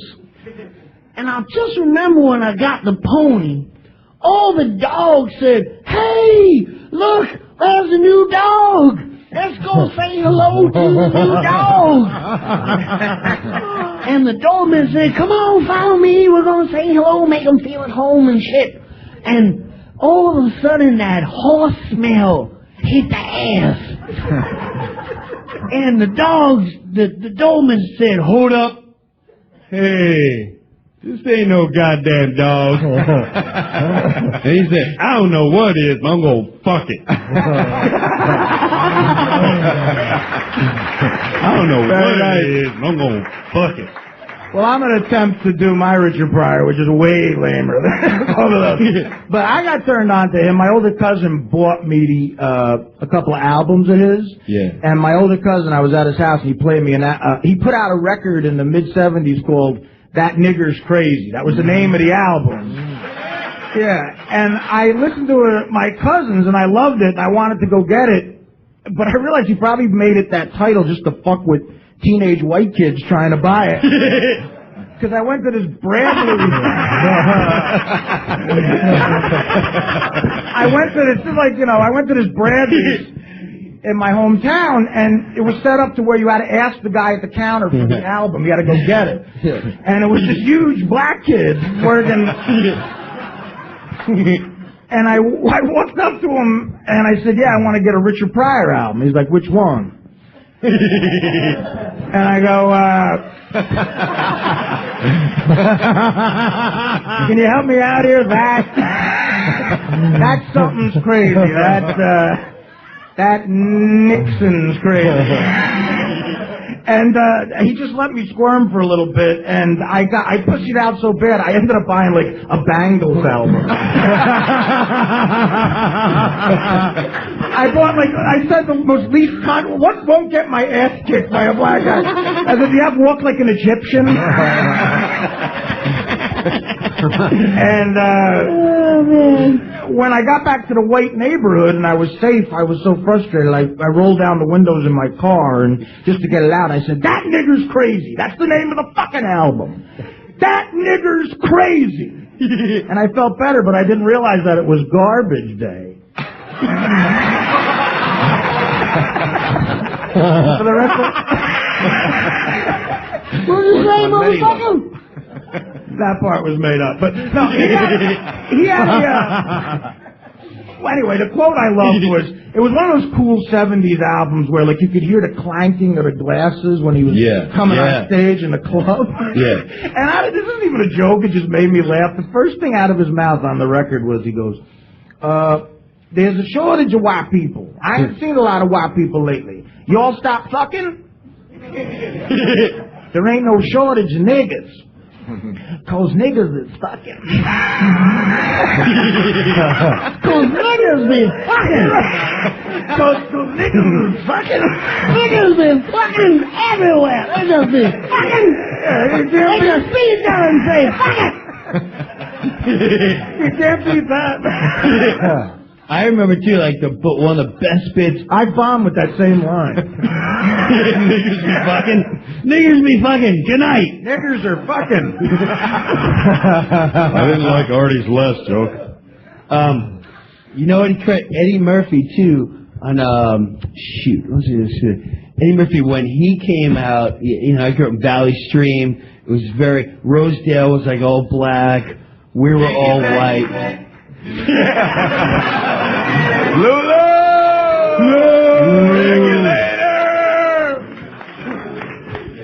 Lulu! Nanu, bro. Nanu. And at the time, Eddie Murphy really called a shot. I mean, you know, the word racism is just goofy to me. It's really just, it's the differences, but, you know, even our whole street would stop if a black guy walked down the street. Like, the whole street would be like, shh, stop what you're doing. A black person is walking down the street. Look at him. He's just looking for trouble. With his boombox. He would stare like, oh my God, it's fucking, hey, put away anything valuable. It's a black man walking down the street. Everyone hide. He's got an afro and everything.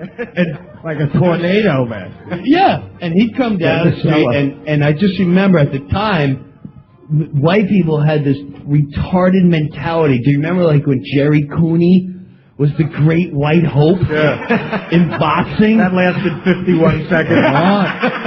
Took Holmes to the 13th. Come on, Artie, to the 13th, man. One hand. Holmes got paid a lot of money to keep that white boy knock people out with a body punch. He knocked Norton out in 51. Ken Norton, right? Yeah. Who knocked out Norton? Jerry Cooney. Jerry Cooney was my original Derek Jeter, man.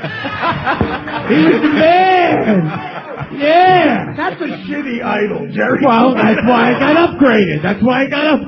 But at the time, that's what they made you think. And I just remember at the time, Rocky was out, and no one really hit it. Like, Eddie Murphy came out and called the shot, and he's like, I remember the bit, and I don't want to botch it, but he's like, the Juju Bees. And he comes out. If you haven't seen Eddie Murphy Delirious, rent it out. It's one of the funniest fucking bits when he goes, I can't do his voice, so I'll just say, it's like, I could tell when white people seen the movie Rocky, because they come out all cocky and shit.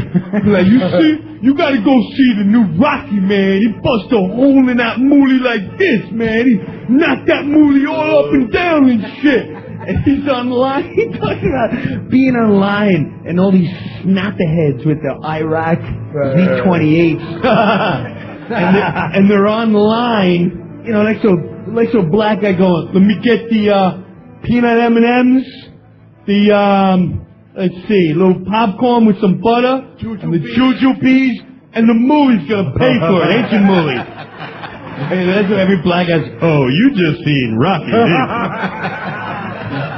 Well, that shit's a movie, motherfucker. I just botched it. I remember watching that with all my Italian friends and going, they know about Mooley? They're on to We thought we were getting over. Like, who told them about Mooley? Who let the cat out of that bag? That was a good one. How dare they find out? But you thought about how white Catholics are complete hypocrites with religion and stuff.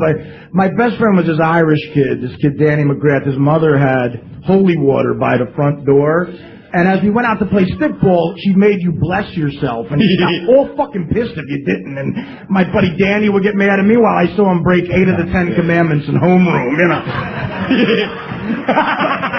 His father was like an awful degenerate, just white trash gambler, and he's watching the Knick game in the other room, which was right next to the front door. And as I'm blessing myself in his house, I heard the guy yell this at the TV. I'm in the middle of the sign of the cross, and he goes, "Shoot, nigger!" And I'm like, none of this makes any sense.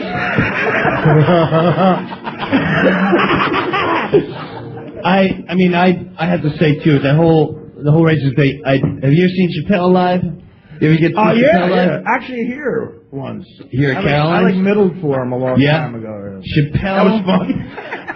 Yeah, one guy. Chappelle, I don't remember the exact routine, but in the Village, Chappelle would work out, and he would do this bit, and this was years ago, and I always tell him, like, Dave, you know, why don't you do some of the bits that you used to do, and you know, write a movie out of them. They were fucking hilarious, and yet at the same time, it was a little edgy. And he would do this bit of the origin. Now, I know, I'm sure Pryor and others have done it, but he'd do this whole court thing of where the word nigger came from. And he's like, man.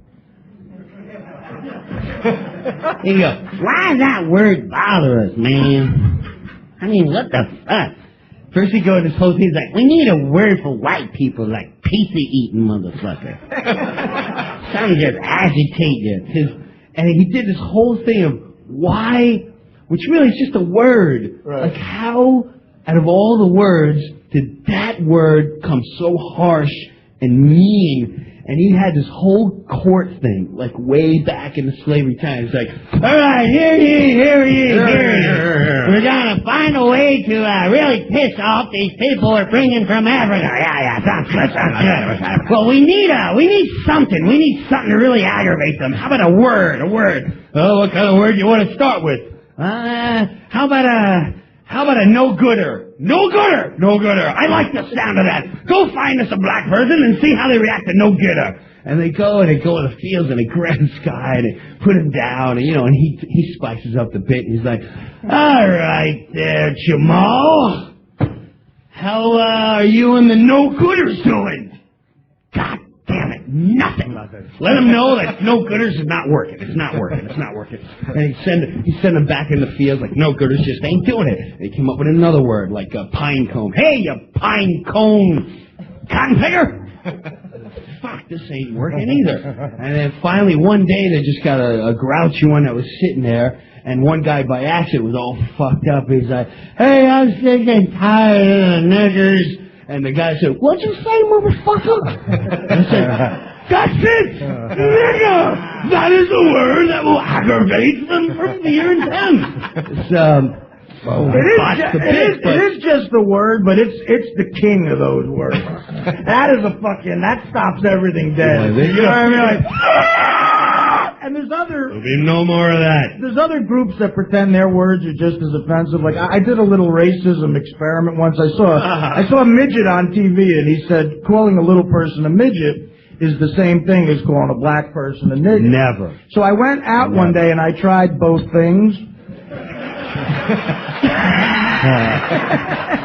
I found a midget and I said, hey, midget. And I found a black guy and I said, hey, nigger. And turns out there's a huge difference.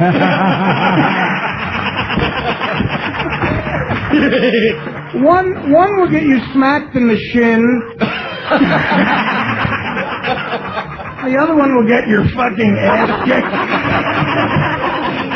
So I said to myself, never call a black person a nigger.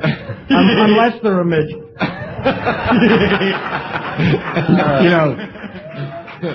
Fucking Artie. Yeah,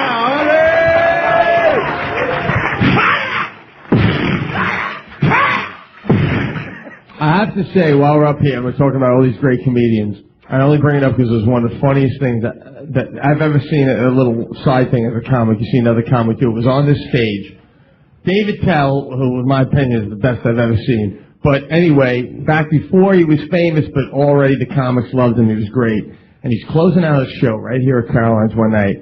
And a Tellmates party was sort of endearing, man. You felt like you were in some little clique. It was like as important as getting Letterman. The Tellmate part of me recognized me. I'm in. So one night there's these two twins, the Sklar brothers. And they're hosting a show here. It's already funny. Yeah, they're two identical twins, and they finish each other's jokes. Yeah. They're on ESPN. Yeah. And you need a little fill a void there. Here they are. They're a total of 60 years old, not a laugh. Not one laugh. So all these comics are going on. The Sklar brothers, these two twins are hosting the show, and at the end of the show, Attell's closing out the show. So after the whole show, they go up and they go to bring Attell, and he's closing it out. He's doing 10 minutes. It's not like a headline thing. And they go, ladies and gentlemen, Mr. David Attell, and Attell goes up there, and the Sklar brothers are standing right up to the side. He goes, how about another round of applause for the Sklar brothers, huh? Holy shit, I never knew boring could come in stereo.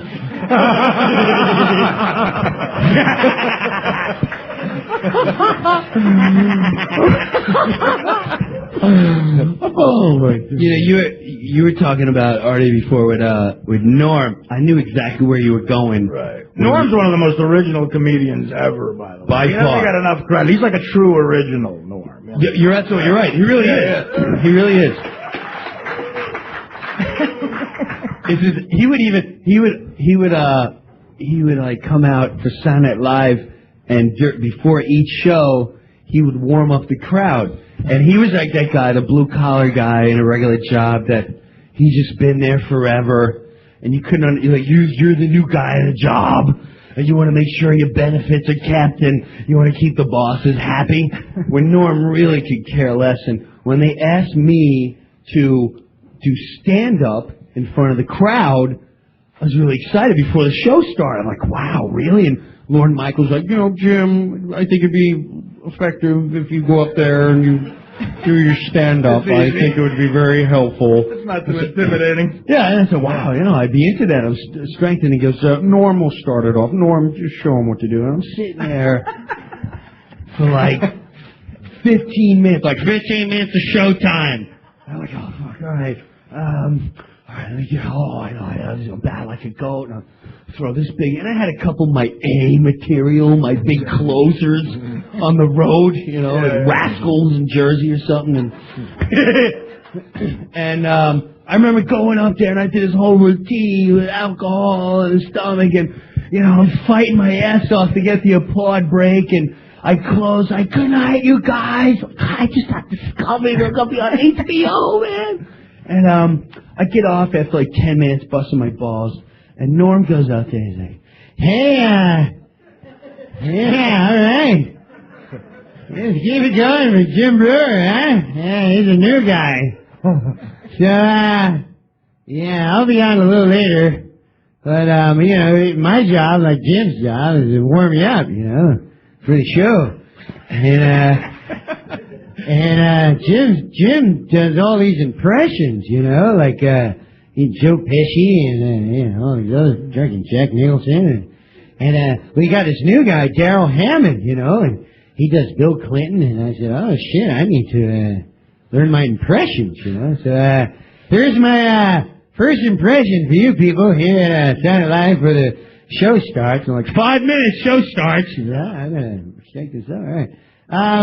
This is, you all remember the famous guy, the famous show, what was that guy's name?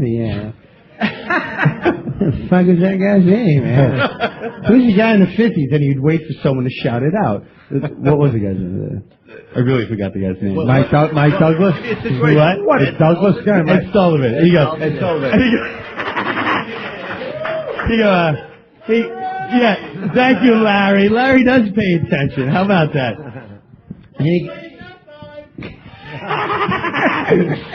So he goes, here's Ed Sullivan. He's a famous guy. Here's Ed Sullivan ordering some pizza and a Coke and a pizza place. You ready? Okay, it's Ed Sullivan. So, hey man, can I have 2 slices and a Coke? Yeah, I guess that one needs a little more practice. You're like, what the fuck? And then the other thing you said, it really cracked me up. when you were talking about the whole gay thing about Norm's like, hey, listen, we're in San Fran. Right. Don't He just fucks with you. Yeah, don't bring any of that up. Right. Well, that was so. And some of you heard the story before. It's our. I haven't even been on Saturday Night Live yet, and I will never forget this. I've told the story before, but I swear to God it's true. We're in front of a press. It's a press.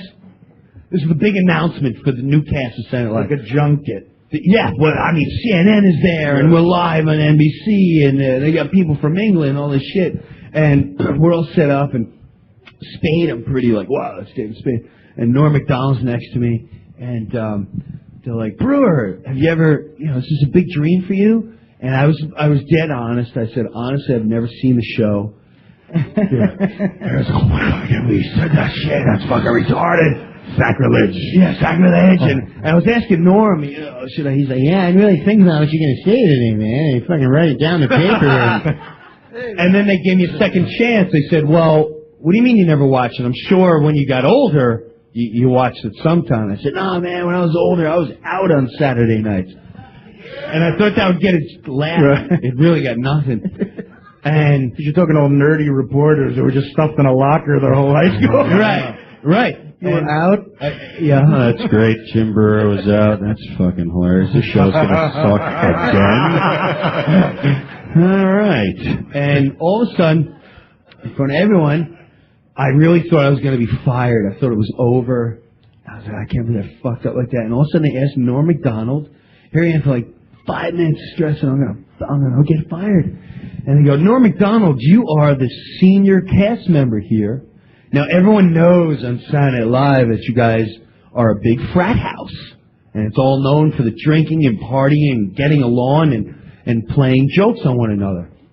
And they go, Norm, what kind of jokes do you have set up for the new cast members? Practical jokes. And for a second I went, oh, man, I'm not even going to get to see the practical jokes. He's only fired. And Norm thinks for a second. He's like, what kind of practical jokes?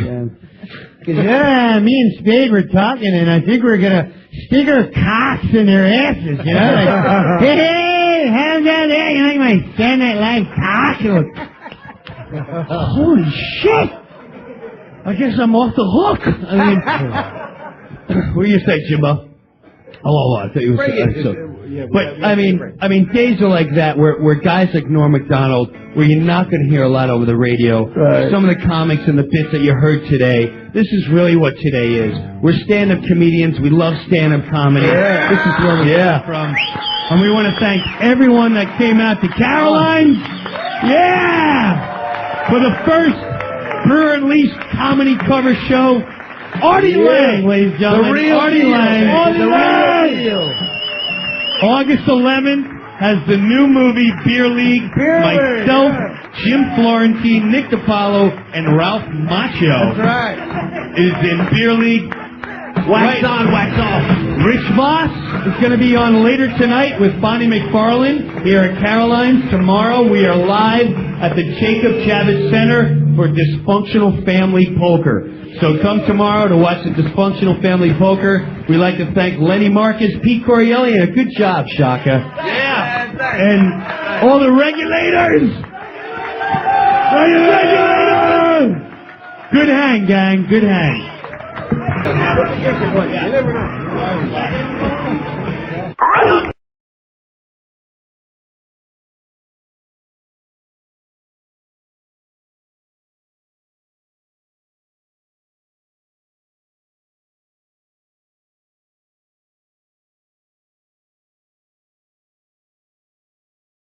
Nap this afternoon, Robin?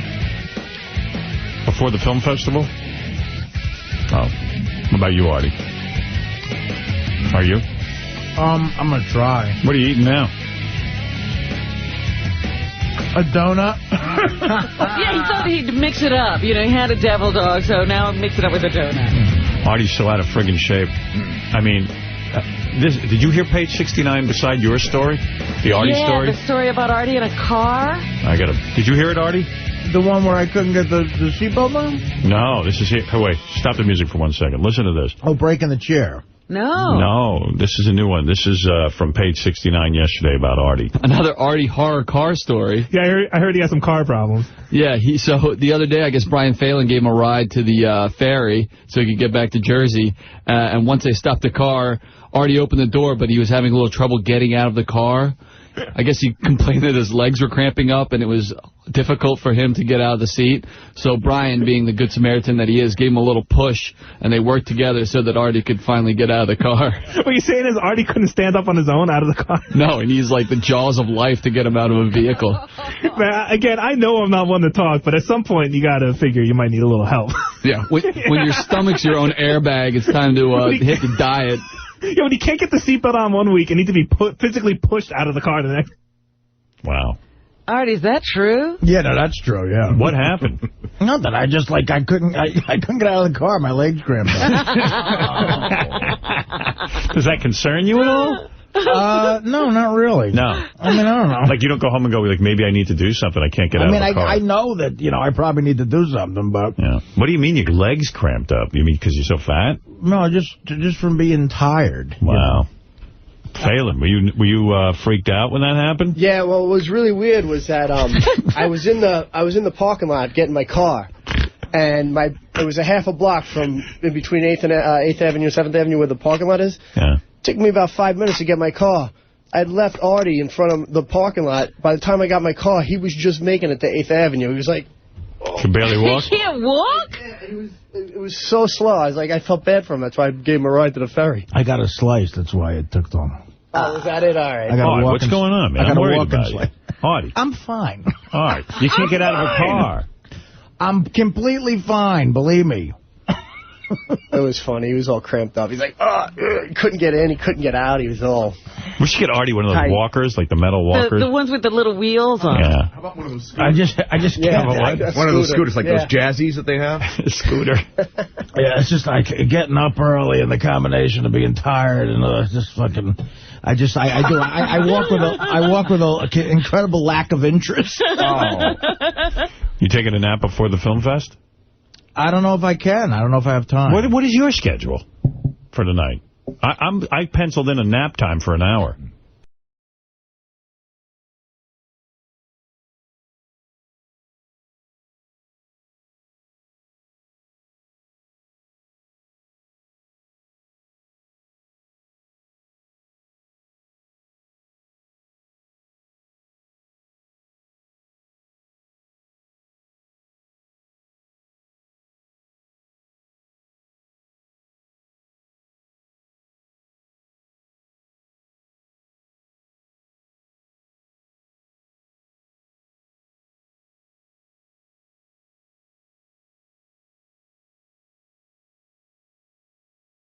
Final food tally was quite a bit. Yeah, the big topic was how fat you'd gotten. Let me tell you something, and it didn't help the other day. I had probably about 8 or 9 ribs. Wow. See, I didn't see that going on. I was sitting to eat with you. Yeah, well you saw phase 1. Oh, you mean that was your first sitting? Yeah, I had it before and after I went out on the boat. Oh. And then I had about easy 5 hot dogs, 2 pieces of grilled chicken. And you didn't take a shit? No. Wow. No, awesome. Jeez, Artie. Good. It takes a lot. Did you eat any salad? And, yeah, I did. I had a little salad, which, always helps. And then I attacked the cookies. Wow. Yeah. We should have weighed Artie's dump after that party. Then Artie and I got into a heavy conversation about, where was Dana? Yeah, now, see, I never got any information. Where was Dana? Oh, it's a mess. Brutal mess. But meanwhile, everyone was asking him, so he had to keep going through his saga. And it's a weird thing. Wouldn't bring it up. I said, this is going to be my major topic of conversation. Where was Dana? Well, I don't know, but I'll tell you the whole story. But it's like I got the half-hour explanation because I was really interested, right? And I still don't get it. Uh-oh. Like, it's so complicated that I don't understand. Yeah, because Artie does. First of all, whenever you talk to Artie, at least with me, he doesn't look me in the eye. He always turns his head to the right. It's very difficult for me to do with everybody. Whenever you talk to me. Forget about Dana. It's not just you, though. With everybody. I don't like... You don't look at people when you talk. Yeah. What the fuck is wrong with you? I'm a maniac. I don't know. I'm not mentally stable. You're not. Dude, I'm talking to the guy. I don't think he likes talking to me. He's talking to somebody else but you. Like, I was excited to be socializing with Artie, and I'm taking an interest in what he's up to, and Dana. And you were very nice, and said some very nice things. But look, I don't know. I don't think it's repairable. And what happened? I desperately want it to be, and in my head it's not over, but right now it is nothingness.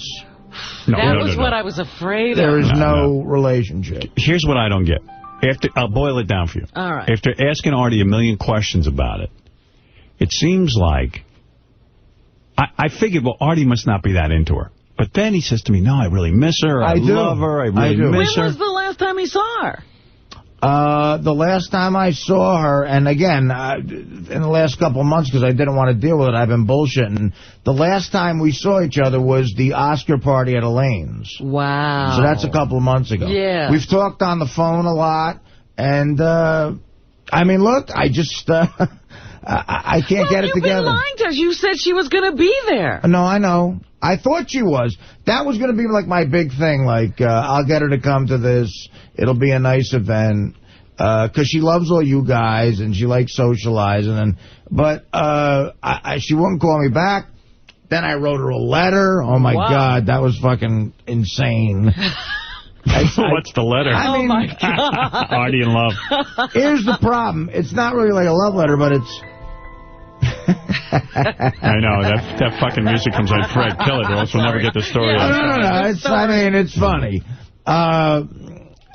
Whenever I speak to a woman, I can't seem to get out my point. I can't articulate it. They always go, what about it? And I go, oh, Christ. And that sets me back 10 minutes.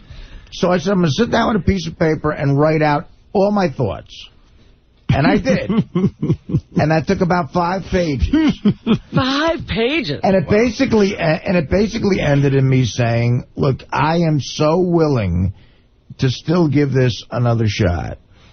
If you think it's totally over and this can't work, please don't even respond. And it'll just be an easier break for the both of us, and we'll just move on. That was a week and a half ago, and she, as yet, has not responded. So, you know, that's the hint. And I would love to lie to you and say I'm dealing with it like... Here's the crazy thing. Can I interrupt? I was amazed. Because I had a lot of this conversation. Okay. Here's what I don't understand. All right.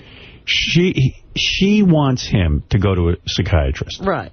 Okay? That's part of it. Part of it. Which would probably solve a lot of the problems. Because she's thinking, hey, if we're going to get serious, we're going to end up getting married, having kids, and are you going to be the type of father that can, you know, rise above everything and your past problems? Right. Because she doesn't want a dad who's sitting there, you know, rolled up in the fetal position. Instead of someone who's going to throw money at the situation. Like, if I'm in a depression or if I'm drunk, I'll just say, look, you have access to... a checkbook, take the fucking kids to Busch Gardens for the weekend, and I'll get better, you know. She doesn't want that? No, she doesn't think that's... So anyway, I said to him, Artie, don't you think you deserve... like I said, I said, on some level you must be sick of her, because then you'd go to the therapist. He goes, no, I really miss her. I do. I'm beginning like a pain in his heart. I miss her. So I go, wait a second. What makes you think you don't deserve to have a happy future? Why can't you see a future where you're not drinking and where you know heavily and where you're not rolled up in the fetal position? Right. You always see the disaster in things, therefore you're not entitled to anything good.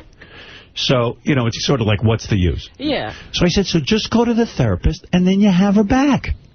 And then he goes, no, I can't do that. And I'm like, I don't want to. So he goes around. So that's why I never get to the bottom of it. Well, I'm so deathly afraid of a therapist. I just don't know what I'm going to talk...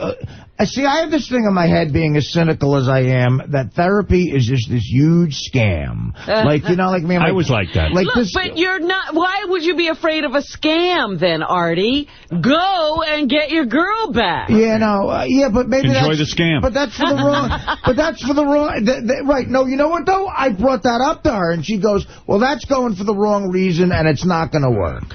And I'm like, why are you discussing that with her? Just go. All right. Well, I do. Again, I have a name that she has nothing to do with that I could call. and try to get into it. And I just got to overcome that cynical attitude of, like, here's a guy who's, like, I almost look at a shrink, not that I'm Tom Cruising against psychiatry, and certainly not drugs. You give me a pill. If you said this pill will make you feel better, where is it, man? You'd be right Let's there, party it up. I'll down it right now. But I almost look at him as like a televangelist, like, do this and give me money and you'll feel better. And it's just like the sucker thing in me. You know, I think I'm a sucker for doing it. And I can't get over that. And that's my old man talking. Did you ever think it's not that you are afraid of being scammed, but you're afraid of getting that close to someone? And that's the whole issue with Dana? Or opening up. So if you get close to the psychiatrist, maybe you could get really close to Dana. Right. Well, hey, look, that's one definite opinion that might be true. I might be scared.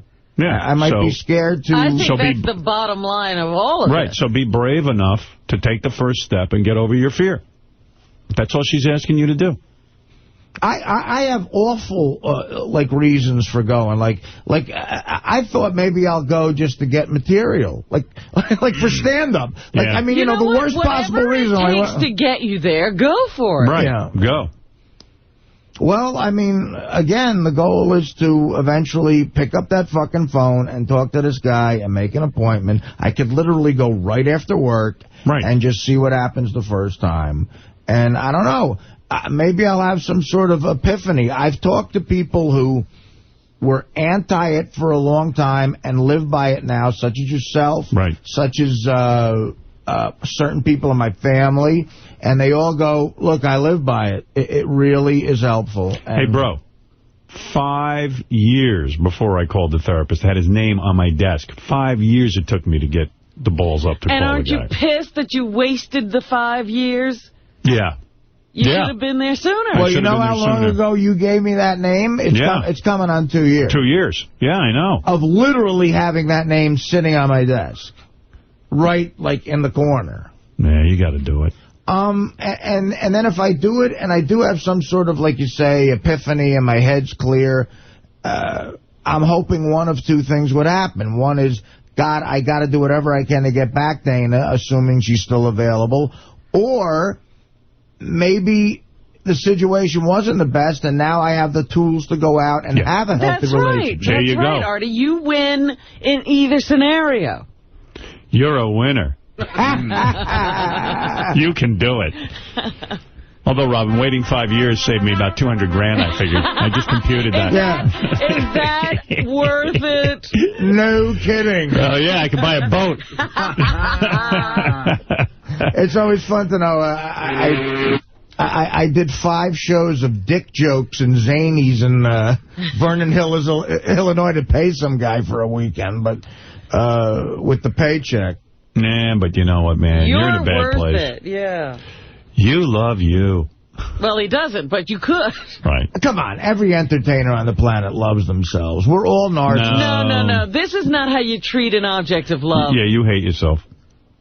There's that, too. It's such an ambivalent thing I have about me. You're not ambivalent. You might say you love you, but you treat you like you hate you. Yeah. I'm not thrilled with me, no. I want you to pick up that phone and go to that appointment right now, son. Yeah, well, anyway, so I did.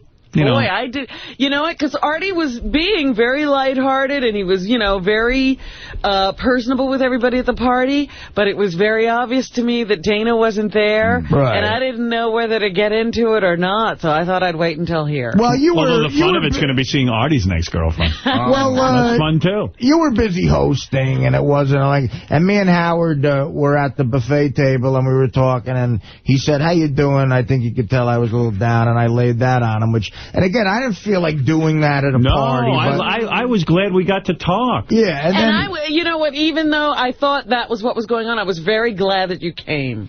I was like, well, a lot of people will use that as an excuse not to be here. Oh, God, no, I wouldn't have missed it for the world. And I had a blast. Yeah, we had a great time. Yeah, it really actually... It wasn't a downer talking to Artie. It was actually kind of nice to talk to him, except for the fact that he turns his head away from me when he talks. And he won't look at you. I do that my whole life. I'm not good at that. Do people call you out on that all the time? If you notice, there's times, if you watch my DVD, there's times I don't look at the fucking audience. No, I wouldn't look at the audience either. Yeah, you try not to do that. I look down, and I don't know, and maybe it's just a weird thing. But then we went over, we sat with Ross, Melissa, and they all had, and Howard, and they all had very nice things to say. It was very supportive, but I just got to figure it out. I got to deal with it right now. Do you know if Dana's seen any other dudes? Well, I don't know. I got a feeling maybe something's going on there. You better. So do I. If she didn't get back to you for a week and a half. I have no proof of that, but of course I'm thinking, God knows what's going to happen. Are you hearing some things? I haven't heard anything, but I'm thinking, well, maybe she is. I mean, a chick like her, she gets dolled up. She could, kind of easy if she just wants to get laid one night. She might need a good hard one. What about you? You bang anyone since her? I have not. Really? I have not, no. Well, already on the market, ladies. We haven't. I'll go you one. There's a lot of women who want a piece of Artie. I'll go you one better. We had... that write a check scenario you described 10 minutes ago sounded pretty good. What is it? A lot of women would go If you for go on that. a drinking binge, you can just open up the checkbook and let her go off with the kids for the weekend? Busch Gardens, Busch Gardens, baby. Here we come. And again, Busch Gardens. And again, that's not the most romantic thing in the world to tell a girl. No. Yeah, no wonder she hasn't written you back. Busch Gardens for the weekend with the kids, without me. Don't worry. But we had Robin's birthday party for you was mid-January. January, right? yeah. So about 2 weeks after that, we had sex, so that's mid-February. We haven't had sex since then, and I've seen her maybe 3 times since then as well for dinner. So, it's been sort of over for a long time, I guess, and... I don't know. Well, that's got to be awkward when you go to dinner. What do? You talk the whole time about your relationship? Well, the last time what happened was I dropped her off at her apartment, and I said, hey, I want to come up. And she's like, no, I don't think that's a good idea until we figure all this out. And driving home, I got to be honest, I was pissed the fuck off. Because I was horny, and I was like, you know what, this is my girlfriend for 4 years, no matter what we're going through. Was it 4 years? Yeah, wow. Last February was 4 years. Maybe your new boyfriend was up there. Oh, waiting. I don't think that didn't go through my head, too. Every scenario goes through my head. And I'm right there with you. I wasn't kidding. The new boyfriend is upstairs in the bed waiting for her? Yeah, so let that asshole pay for dinner. I'll wait here and bang you. Talk about right, oh, God, that's it. Yeah, like you pay for the dinner and then it's the...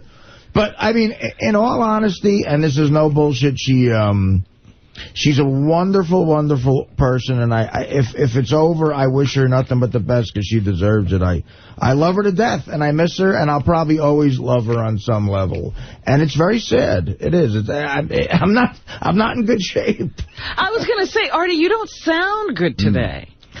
Well, I'm a little hoarse from the weekend, but I am. I'm down. I'll admit it. I'm totally down. What happened during the weekend? Besides the party, were you partying hardy with your friends? Well, what happened was I had my Uncle Perry turned 80 yesterday, and we had a huge blowout down in Jersey. So. What time did that end?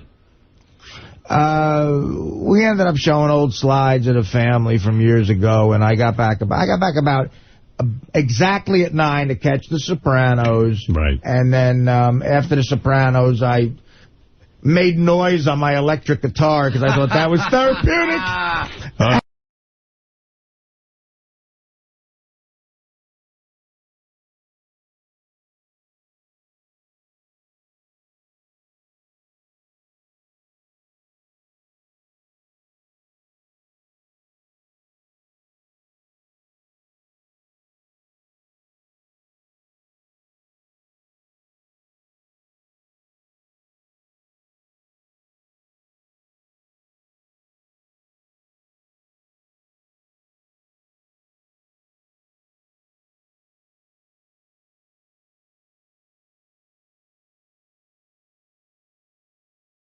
By the way, Artie, I was just listening to... Artie got like 50 phone calls from Andrew Dice Clay in a row on his answering machine. I know. He's breaking my balls now. Yeah, and I'm not even... I mean, he continued to call even after you told us about the calls. Yeah.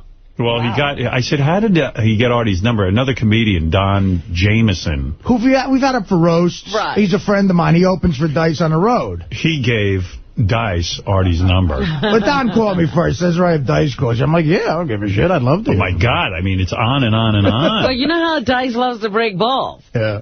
Oh, my God. Well, he's breaking balls level red here. Gary, what page was that on? Here it is. I'll just play you like 3 seconds. I mean, they go on for hours. First, Dice is talking about the breakup between Artie and Dana. Now, does Artie ever pick up, or these are just all it's all voicemail stuff, yeah. And they go on, and he's doing a two-man routine with Don J. I mean, it's unbelievable. I can't believe you don't pick up. It's Dice.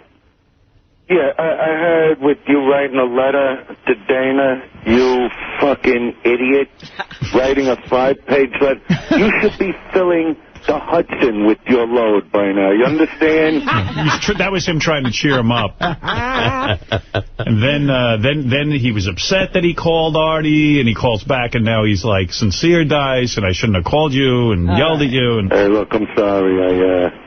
I didn't mean to blow up at you, but fuck me, right? I mean, I should just worry about you. You don't know what my day was. I had a fight with my chick this morning because she's telling me about an ex-boyfriend that was now in her mother's house in Philly, hanging out with the mother, bullshitting with the mother. But fuck me.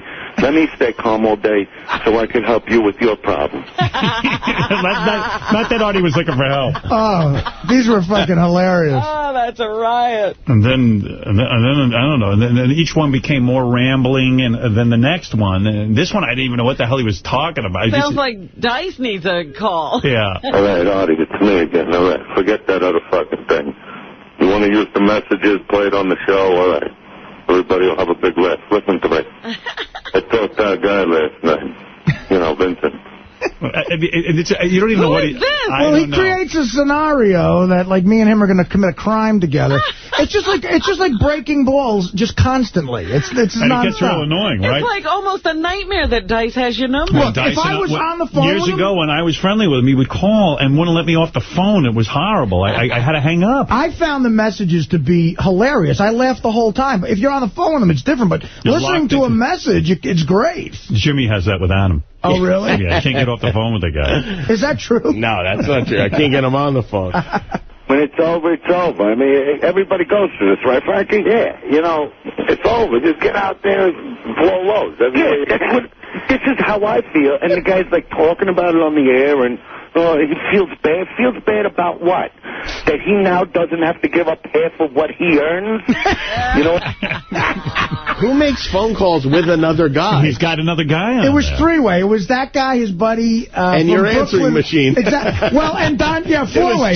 Don Jameson, Dice, the other guy in my machine. I know how you are with technology. I'm amazed you were able to retrieve the messages. Well, it's simple voicemail. It's almost like they're doing... Simple? How many years was I calling you on your voicemail and you were like, I don't know how to retrieve my voicemail? Oh, Howard, come on. This is your revisionist history. Dude, you had some phone that it wouldn't let you go through. You were blocked. Just my fucking luck. My loser friend from high school can call me to fucking borrow money from me, but Howard can't get through. I mean, yeah. I mean, it's ridiculous.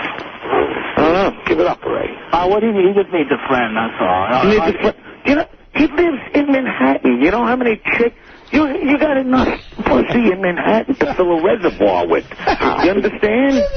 It's good. It's girlfriend advice from Dice. It's almost like the male version of The View, only it's on your phone. I loved it. For the record, I loved it. By the way, yes. You realize this call was 7.5 minutes long. Yeah, I'm not even playing you the whole thing, but I just got to mention something. Our TV channel decided to paint half the walls red. Yeah, dude. In here. And it's horrible. You weren't spoken to about this? I was. They said they want to paint the walls red for television to look better, and I went, okay. And meanwhile, it looks like it looks like Pee-wee's Playhouse out there. It looks like a Chuck E. Cheese. It does. It does. It's very, very cheesy looking. Yeah. It's tacky. It's horrible. They're ruining my beautiful work environment here, and I want that wall back white. I want it back white. You would have thought somebody shot the president the way Howard 100 News was running around covering the painting of the walls. Yeah. Did you know? Were you aware the walls were going to be painted? I'm like, I don't know. I don't care. Doug, it looks horrible. I mean, you got to admit, whose idea was this? That was a bad shade of red. That guy, that's his idea. Oh, Scott? No, it was both of our idea, and I like it. And I think you're going to like it, too, once we set dress it a little bit. Set dress It's bare. It's bare walls. Like, if you saw this wall right here bare, it looks like shit, but if you... I got to tell you something. I think this wall looks like shit now. Yeah, I do. What do you know? Your Good set point, looks like Jimmy. shit. Oh, please. Jimmy, this set is so damn busy. I mean, honestly. Dude, the set is not busy. like, man. We should have made it like wood and like... Look behind you. There's gay wood. military fatigues you got here on the wall. But there's a different surface every 5 seconds in this thing. There's not. Every 5 feet is a different surface, and now the walls look like they're manic. I mean, there's red in the whole... Dudes. You know what? Everyone loved it on paper, and everyone loves it on camera. I love it on camera. Yeah, you well, look at every set we've done for you, it's been like crap. Scott, nobody likes that wall. Do Who's you like nobody? it, Robin? No, I was shocked when I walked in. I said, I thought maybe it was because of the logo It's or not something. done. And I thought, Hey, you know are what, we dude? going to a red and black motif? Everybody loved Hitler on paper. It looked good. We're going to have a master race. It's going to be fine. Meanwhile, a lot of people got killed. It's not It's done going to yet. look nice. All right, thank We'll you. give it a shot. Seriously, if you don't like it, we'll change it back. All right, we'll see. No. We won't take it back. We'll go to something else. It looked horrible before. All right, thank you. Thank you. Thank you. Two of you are doing a great job. You guys are really up there. They're decorating. You need to get some gay guys in here to decorate the Really? place, Why that's are all. they consulting each other about the color of the studio? Let me ask you guys a question. Hey, by the way, you know what? Poseidon, the movie, did really bad at the box office. Why am I happy about that? Now, technically, we should...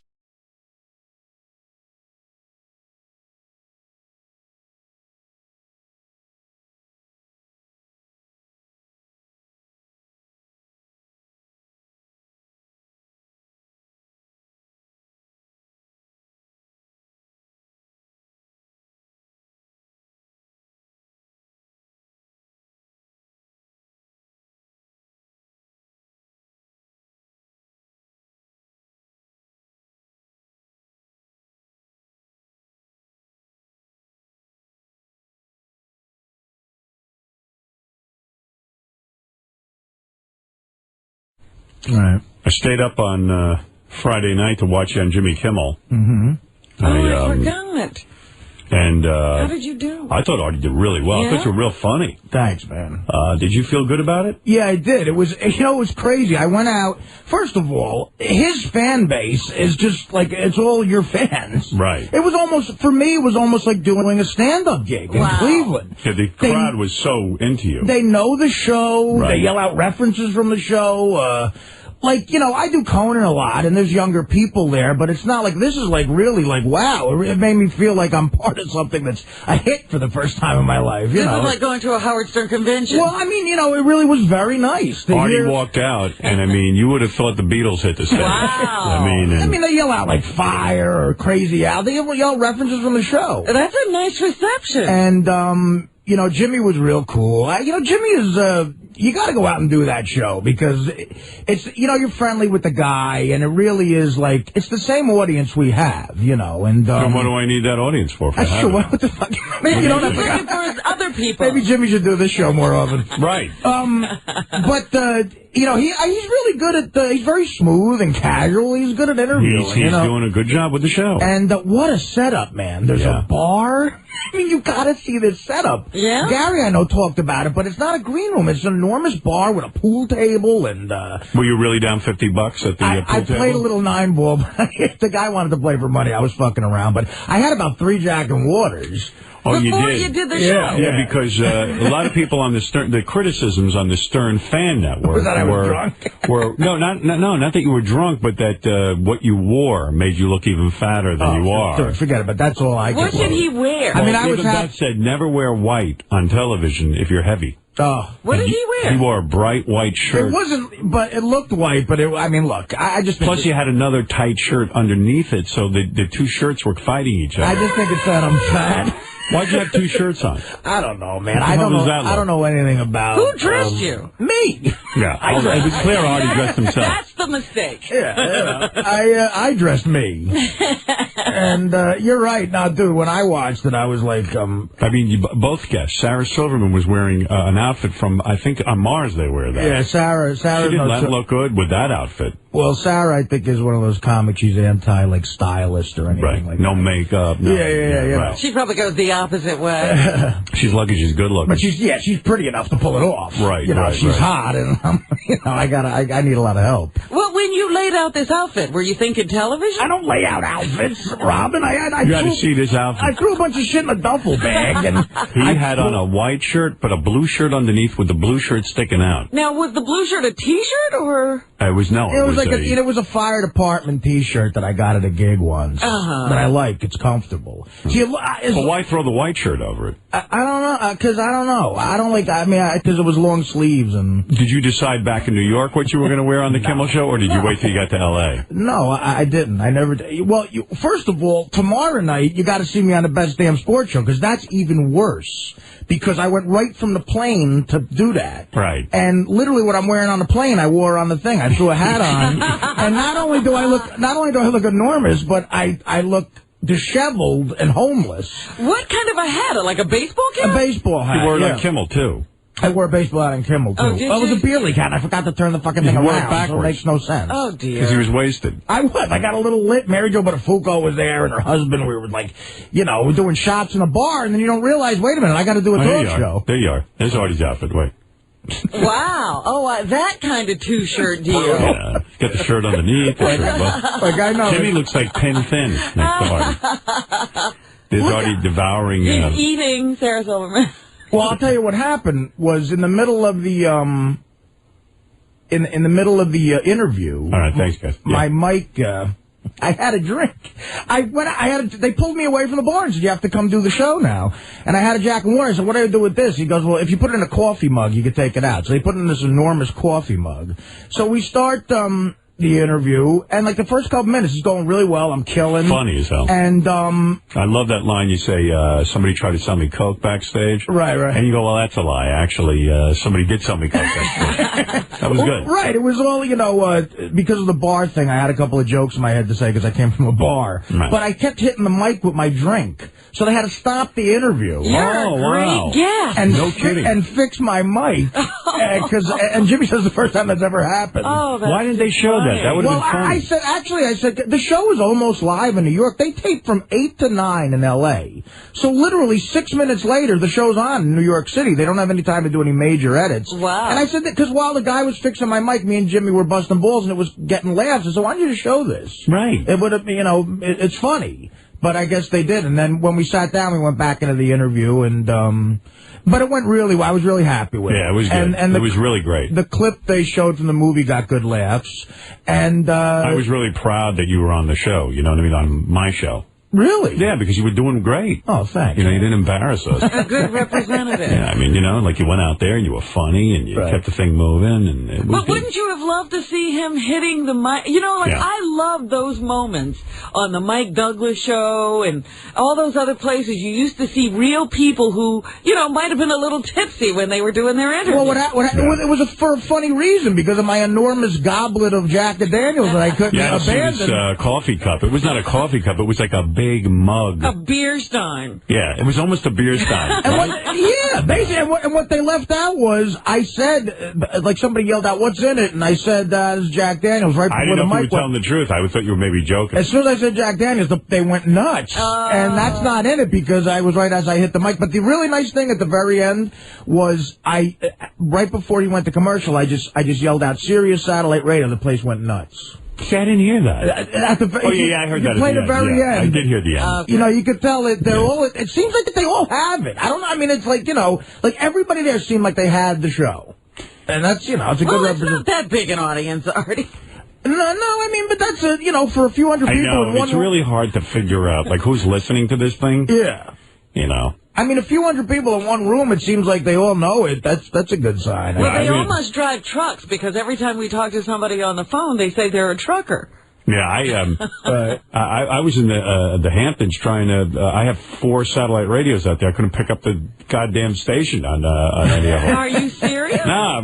What do you mean you couldn't pick up? You could pick up satellite, but not us? Not going to pick up satellite. Oh. I don't know, like in some areas, I guess. I just thought it bounces off the spaceship there. You got to put that antenna in the right place. Yeah, but I don't know. I chase it around my, when I'm out at my house on the shore, I chase it around the window, like I'm putting it in different windows to continue getting the show, because it changes for some reason. Because I have, I guess because the Earth spins or something, but I have the boombox that is portable, But is the antenna outside? Because unless it's just outside...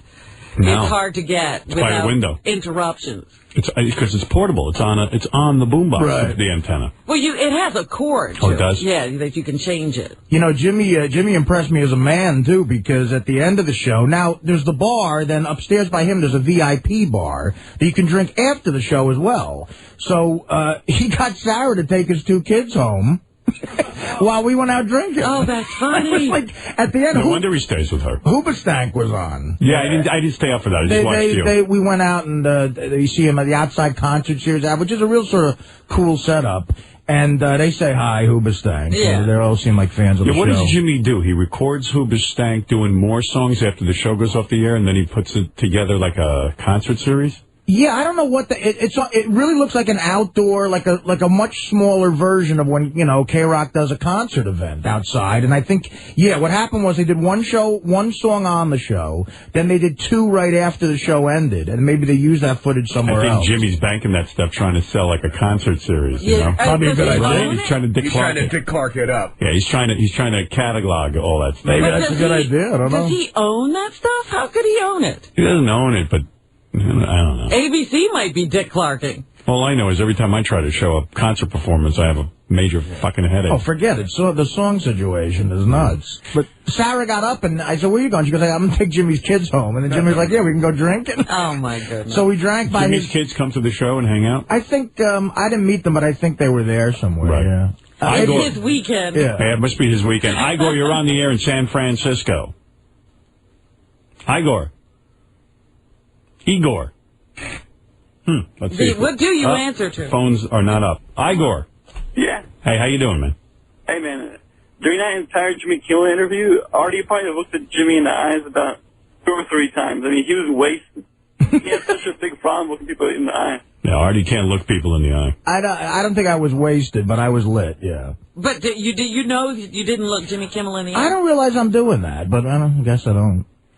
Yeah, man, nothing's more annoying than having a conversation with Artie privately. And his head is turned almost what about 90 degrees. Your eyes dart all over the place. I don't know where you're looking. It's bullshit. That's not bullshit. Ask anybody. When I talk to you, I look at you in your general direction. Yeah, why? I can't help my eyes dart, but I tell you what. I don't turn my head away from you. Well, I don't realize I'm doing that. Let me ask you something. When Artie approaches you to have a conversation, do you notice that pained look he gets on his face?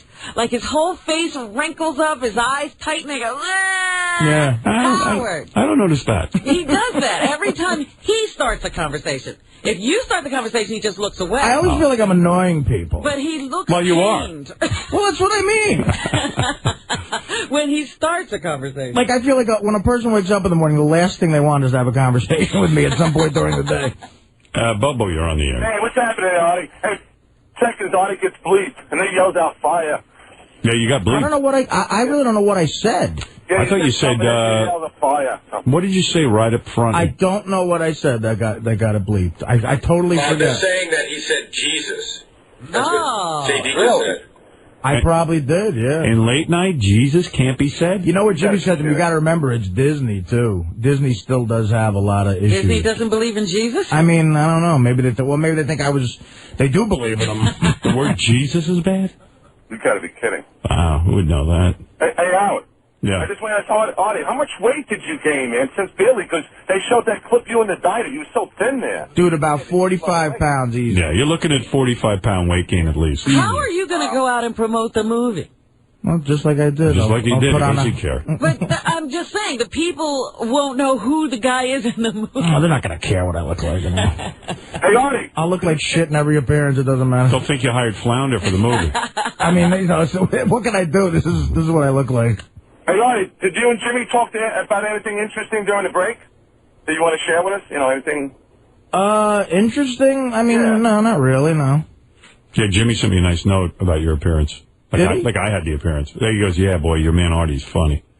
I said, yeah, you did a great job. It was, again, but I knew that the comedy went good, but when I looked at it, the only thing I saw was how enormous I looked. It is a little depressing. Well, you do look enormous, but it does play into your character. Yeah, I don't care, really. I mean, like, that's the thing, like, my manager, the publicist the movie hired was there, you know, shooting stuff for the... By the way, thank you to Jimmy. He let us shoot a bunch of shit for the DVD of the movie. You got to shoot 2 fucking movies nowadays. Right. So, yeah, they comment on my shirts. I'm like, guys, I'm not going to make... I'm not going to make a living looking good. Who commented? The guys from the DVD thing? The PR people. Publicity. Yeah. Yeah, it wasn't a great choice. I mean, like, no, it wasn't. Artie should have called his Queer Eye friends. Yeah. Oh, Artie, we'll help you. I threw away that fruity outfit. Yeah. Well, yeah, I watched it, and I really enjoyed it. I thought Artie was way in control, even though he was hammered. I wasn't hammered. You know me hammered. I was definitely Come on, man. That was a goblet of friggin' drink you were drinking. So then after the VIP thing, let me go back to where I stayed, the Hollywood Roosevelt Hotel pool bar. Holy shit. Has that improved? It's the fucking Playboy Mansion by a pool. Really? Yeah, the Hollywood Roosevelt, they redid the whole thing. It's the hotel where they had the original Oscars. And Jimmy's studio is directly next door to it. Oh. And he puts everybody there, you know, and the pool bar, you know, it's just the most insane. Did you have nice weather? It was all right. It was a little hazy. Were chicks by the pool in their bathing suits? Yeah. It was warm. Yeah, it was warm enough for that. Definitely. Was that great? I mean, you know, me and my buddy, before I went over to Jimmy, had a little dinner by the pool and just like watching hot broads. Any hot broads recognize you from being on the show? It's funny. What happens is, this is a problem. Hot broads do recognize me after their boyfriend tells them. All right, that's okay. Yeah, but it's still, then there's a guy there, you know. It's like There's got to be some hot chicks who kind of are told by somebody that you're important. There was a smoking hot chick who was with a DJ from Dallas who just moved to L.A. to keep DJing. Right. Was with a chick from Dallas who was like a fucking 10. Wow. And he was all over me, even to like try to like, you know, give me a tape to give to you, shit like that. Like it even. What do you mean, like a DJ in a club or a DJ? No, a DJ on the radio. Okay. And he mentioned the station. I hadn't heard of it, but he wanted me to talk to you about a job. So, in other words, it even showed like I had power over this kid. Right. You know what I mean? So, like you were important. Yeah. So, the chick was just looking at me, though, like, you know, I was a... Like you were a monster. Like I was a fat guy. Yeah, because if you think I look bad on the show, 2 hours of drinking later at a bar... What'd you wear by the pool? Like, could you slip into a suit? No. You couldn't go swimming. I didn't even bring a bathing suit. I lived in L.A. for 6 years. I didn't own a bathing suit. What do you wear, like jeans by the pool? Yeah, like corduroy. And do you lay on a chaise lounge and take your socks off? I never went by the pool to lay out. I went by the pool to eat on the side. You just had dinner. Yeah, I just had dinner by the pool. Even by the pool you're eating. Actually, what Artie did was he worked constant eating. What? Bring a devil dogs out there? No, but it was funny. Jimmy's crew had. I walked in. There was 12 cases of devil dogs in my dresser. Oh, that's great. And Jack Daniels. Oh, that's and I go, Did you bring them home? Did you bring it all home? Look at this image I have. You brought it I'm home? signing devil dogs for the crowd. Really? I said this. Well, Robin makes a good point. All that stuff. Did you bring it home? No, I gave it out to the crew. Okay. So you guys could have it. Imagine him trying to ship that home. But this up for me. What a setup Jimmy's got out there. I told him, I said, dude, just try to make this last as long as you... He's like living like Dean Martin out there. Right. But he's re-upped, right? They've extended his I think so, yeah. Yeah, they like him. Now, let me ask you something. What did you and Jimmy talk about when your night out of drinking? They talked about Bobo's hair. Right, Bobo? Yeah. Yeah, you heard about that. Yeah, we actually have a bunch of mutual friends out there, and, you know, just small talk. Yeah. But, I mean, like, fun small talk, but just nothing interesting to the air. But my line got gobbled up. Actually, Artie was sat by the pool and worked on his figure by eating. Yeah, I'm constantly working on that figure. Hey, Artie, have you talked to Dana lately? You know, what's the scoop with her? Yeah, we had breakfast yesterday after I got off the plane from the red eye. What about Jessica Hahn? No phone call? She never showed up. I thought maybe she'd show up. Oh, at the TV show? Mary Jo Buttafuoco showed up, though. Mary can drink, man. Oh, yeah? She was You take a bullet in the face, he'll drink, too. I said to her, honey, you do whatever makes you feel better. How's the face? Did she really correct that hanging? Because she used to be like, right. like drooping on one It's side. definitely not as bad as it was. Wow. But I have to be honest, it's noticeable. But it's not like what it was. Right, good. And her husband, that Stu the Jew guy she was talking about, real nice guy. Oh, okay. And I met their kid, her and Joey's kid, Paulie, who, is a fun guy to hang with. Paulie, a big guy like Joey? Yeah, but he's more in shape. Yeah. He's not fat. He's like, he almost looks like he's in shape, like he bodybuilds or something. Yeah, he probably doesn't even want to look like Joey. From what Mary Jo was saying, they want nothing to do with Joey. Oh, the kids don't? Yeah. Oh, really? Yeah, they don't even use Buttafuoco name. Yeah. Change the name. We didn't get into that, but they seem like they're having a blast living in L.A., the Buttafuoco clan. Yeah, everybody's having fun. Yeah, out there hanging out. Everybody but us. Yeah, I know. How do they make money? How does everybody making money? Nobody seems to work. That's another thing. And they have good lives. I know tons of people who don't apparently work. Right. And they have these they're at shows, they're backstage with Artie. Dude, L.A. is filled with them. I know. With the 6 years I lived there, I knew more faces that would show up and stuff. I'm like, what does that guy do? Right. And nobody knows. Nothing. Right, they do nothing. Nothing. Either they inherited money or they are good at making friends with people who have money and they just hang out. Yeah. Right. 50% of L.A. leeches off 50% that work. I know. It's half and half. So no hand job, huh? No hand job. So you talked to Dana over the weekend? Yeah. Yeah. Breakfast. We're very cool right now. On Stern Fan Network, they were saying that there was the odds where you wouldn't even show up today. You'd be so fucked up from your trip to L.A., but you're fine. Well, what I did, look, Friday night turned into a massive drinking night, like one I haven't had in a while. Oh, really? I mean, you're just like, because I felt the appearance went good. Then once that pressure's off, like I had to do that damn sports show, then Kimmel. Then once all that pressure was off, I was like, fuck it. Party time. Yeah, floodgates open. And we did shots and was Jimmy hammered too? Jimmy came out. He wasn't hammered, but I got him. He said he doesn't usually go out drinking. I got him to come to the Hollywood Roosevelt too, with about 5 people from the crew. What about when he walks in? Don't chicks try to hit on him because he's got a late night talk show? When we were sitting by the bar, they were all coming up, and I mean it's nothing crazy, but. But he does get noticed. Yeah, of course, sure. I mean, but neither me or him are bad. I got a feeling me and him, like, hosting the Oscars wouldn't get to the point where we're batting chicks away for some reason. Doing the gambling out there, Artie? Huh? You doing the gambling? No. Wait, in L.A.? You don't gamble in L.A. There's actually, there's casinos in L.A. Oh, yeah? Oh, yeah. Yeah, but I mean, it's not They're weird. I think a card game or something like that. I had dinner with Sam Saturday night. Sam Simon? Yeah. He says he's excited about that sitcom, man. Yeah, it's going to be great. Yeah, he's really into He that. wrote a really good script. So Friday night, I went out to dinner with... Oh, sorry, go ahead. So what happened with... Did anything happen with Pam Well, Anderson? Friday night, I went out to dinner with Ross. Beth was out of town Thursday night. This was Thursday night, not Friday night. Was she in L.A.? No, she was in Memphis. She has no effing luck. I'm waiting for her to come home Friday night. 5-hour delay again from Memphis. She goes, I've got no luck. 3 or 4 weeks in a row. It shows you what's going on with the airlines. Wow. You can't rely. I mean, from Memphis, which is a 3-hour flight back to New York, she was on the runway again another 2-3 hours, and then they Stuck in the plane again? Yeah, just stuck. And she goes, I just can't win. That's I hate hearing that because there's nothing worse than airport stories. I hate them. Sitting in the plane is the worst when it's not going anywhere. She took this job with Gillette, where you just travel around, every week you're in a different city. Right. This week is her last city, thankfully, because literally every time she gets on the plane, it's a 3 or 4 hour at minimum delay. Now, that just can't be coincidence, and it just happened to her. I mean, that means it's happening to everybody. No. And what it is the airline industry overbooks, and there's no regulation on that. It's like they're worried about free speech, but this is where people live and breathe every day. They have to get on an airplane.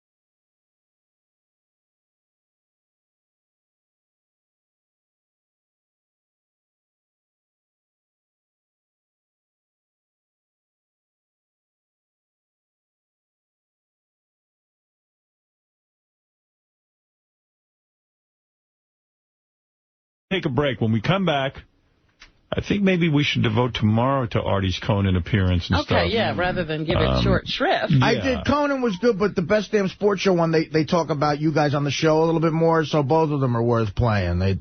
They busted my balls with a quiz about you guys on the show. Oh, really? Let me see if I have that quiz real fast. What page would that be on, JD? Is that on your page?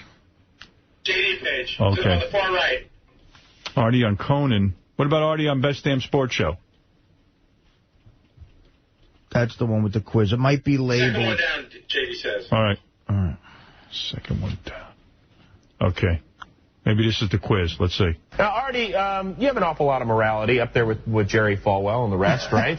Oh, yeah. Believe me, I'm a better human being than Jerry Falwell, I guarantee. Yeah, well, earlier in the show, we talked about that, and actually we played a game called Sports Scruples. So is it okay if we play this with you, a special edition for Artie Lange? You okay with that? It's a little unorthodox, but I'll do it. That away!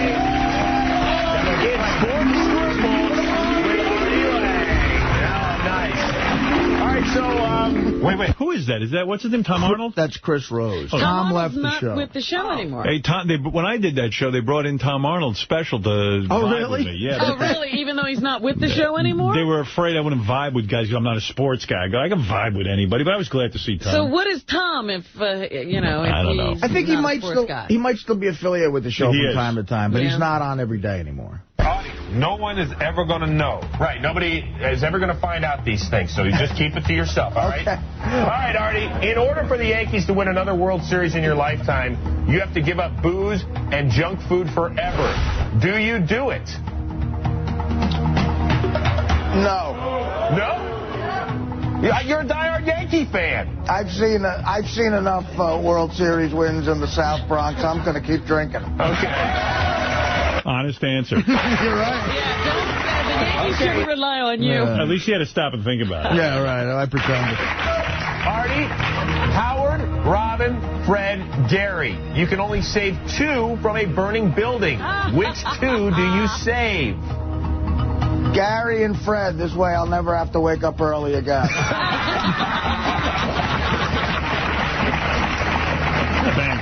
Okay. Would you chop off your thumbs to save Derek Jeter's life?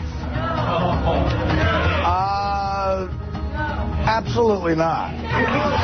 Why not? It's Jeter. Why not? Jeter again is... You know what? Jeter's banged enough broads for 8 lifetimes. And I want to continue masturbating, so no. All right. Well, He's honest, good yeah. answer. Sounds He's like a home run. not sacrificing anything. Honest Abe. Sean, you're on the air. Go ahead, and then I got to take a break.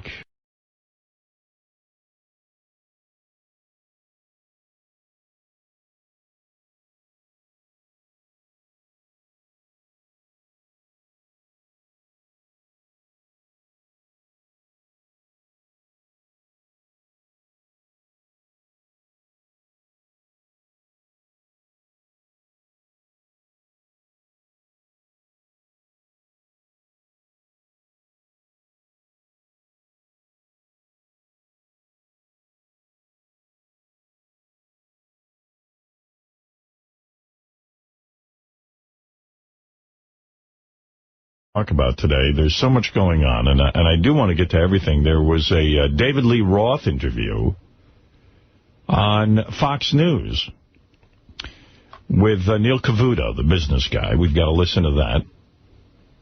I believe he addressed some of the situation with him getting booted off of the radio. He was interviewed by Neil Cavuto. Neil Cavuto. And I don't know, you want to start with that? Sure, why not? If you notice, there's a bunch of band equipment in here today.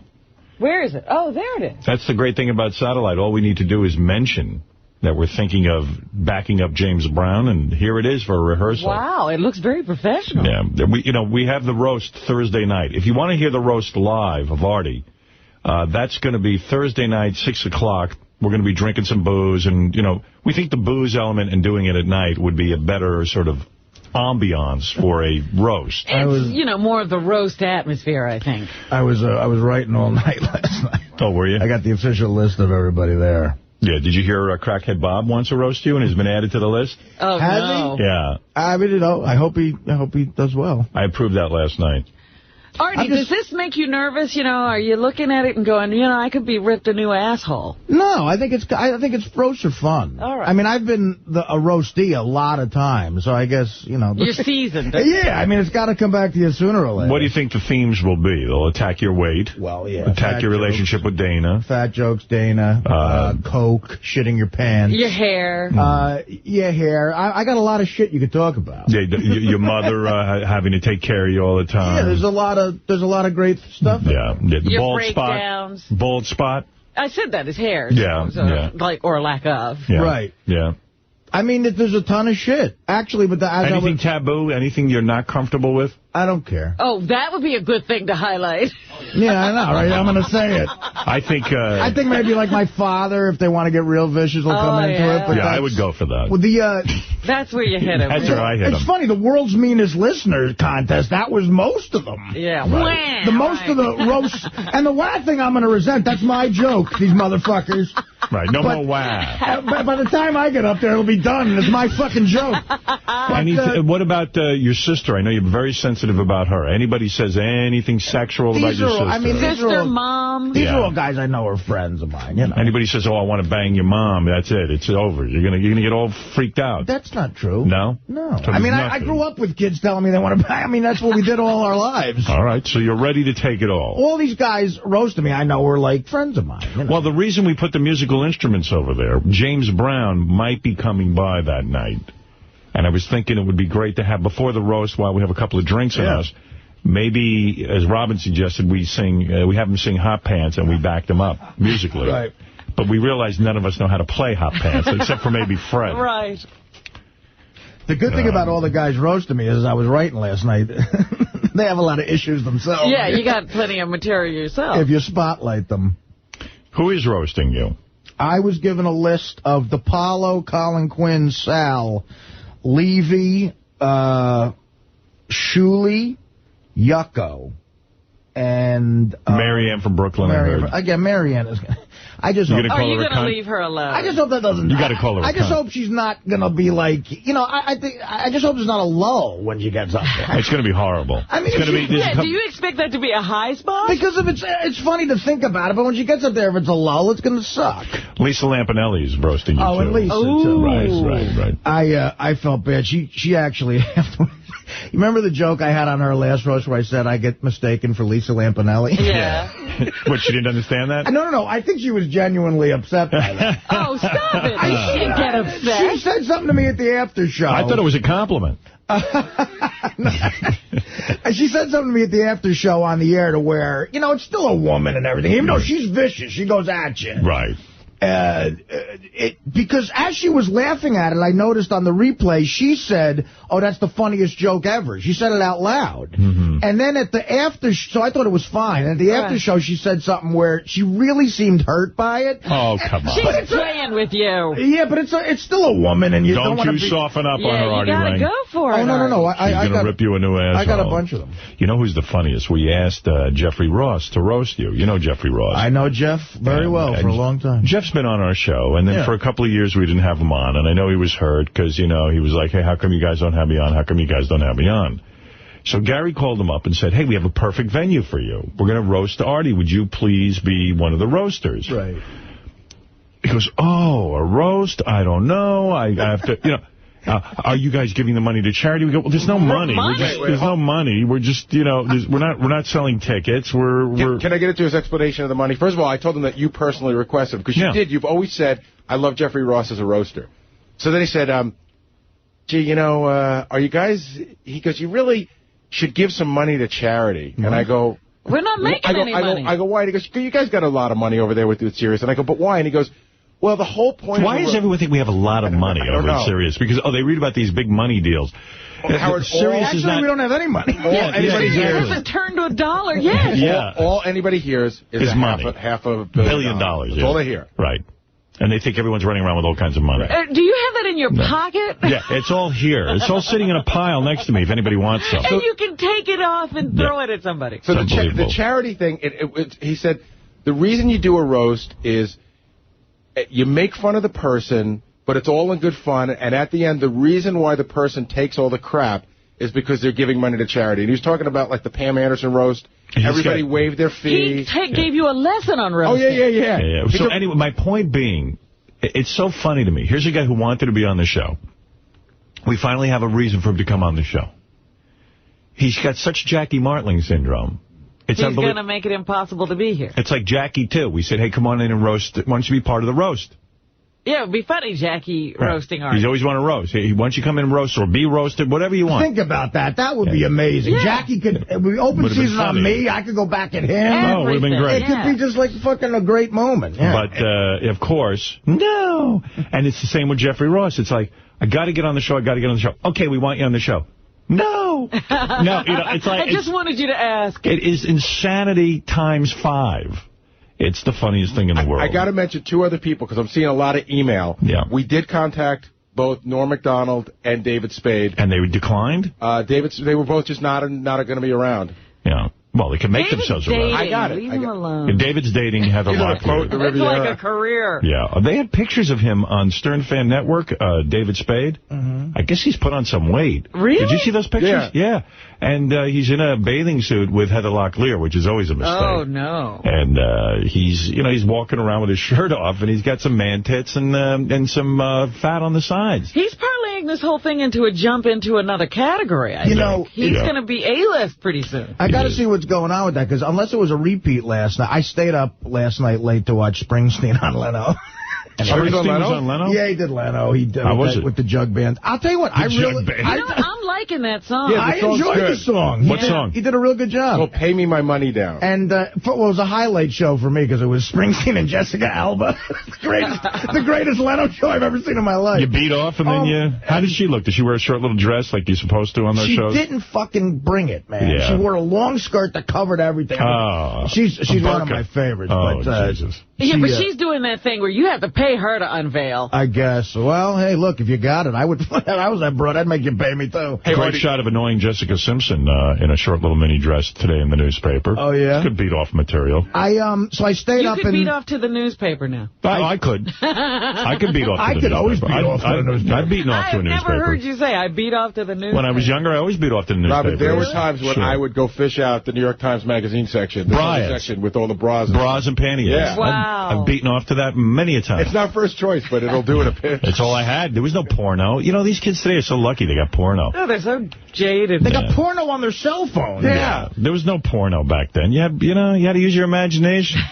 So I stayed up late, and I noticed that unless it was a repeat, Spade was on Conan, which means he's in town, and he always calls me every time he comes to town. He's mad, I told you. I don't know if he's mad at me, too. I don't know what's going on. That wasn't a repeat, because I see that he was at Sly Stallone's birthday party. Maybe it was a repeat then. I don't know. Here's J.D., our official television watcher. Yeah, Conan and Carson Daly are usually repeats on Monday nights. Oh, all right, there you go. You're kidding me. Repeats on Monday nights. That's a regular thing. Everybody's doing a 4-day work week. Yeah, what is this? Except Kimmel. Yeah, you know what? I'm entitled to a 4-day work week. And they don't have people calling them saying, hey, effer, get back on the air. Yeah. Kimmel repeats every Thursday night. He's repeating? He doesn't do a show on Thursdays? Not usually. Wow. No, when I was Kimmel doesn't do a show on Thursday Well, listen night. to what happened. This was funny. When they wanted to book me on Kimmel, for the last 2 years we've been going back and forth. So I would always go, look, Jimmy's a fan. He knows how the show is. What if I do the show Friday? I'll get right on a plane and fly out there. Like, he don't work Friday. He doesn't? I'm like, Jimmy doesn't work Friday. He goes, only some Fridays will work. So it became very difficult. So finally it had to be a day when we were off here on a Friday. Where's Jimmy's Eye of the Tiger? I mean, he wants to get in the Leno and Letterman category. Well, everybody's taking a day off, I guess. So are we. And here we are again this week, working 5-day week. We're doing 2 shows. We're doing 2 shows a day. 2 shows in one day. We're like mental patients. I don't know. Maybe it's ABC not giving him more time, but I'm sure he could have 5 days if he wanted. No, he was doing 5 days for a while. when he started. I know, because you know what? Artie's right, because when I would go out to L.A. those last couple of times, the bar was shut on Friday nights. I was very disappointed. Yeah. The bar at the Jimmy Kimmel show. Hey, by the way, I just want to say how much our show is kicking ass, man. I mean, you got to read this crap that's coming out. It is unbelievable articles about how we're kicking ass. And I'm very, very proud. Here, my friend Andy Bloom. You remember Andy? Yeah. Old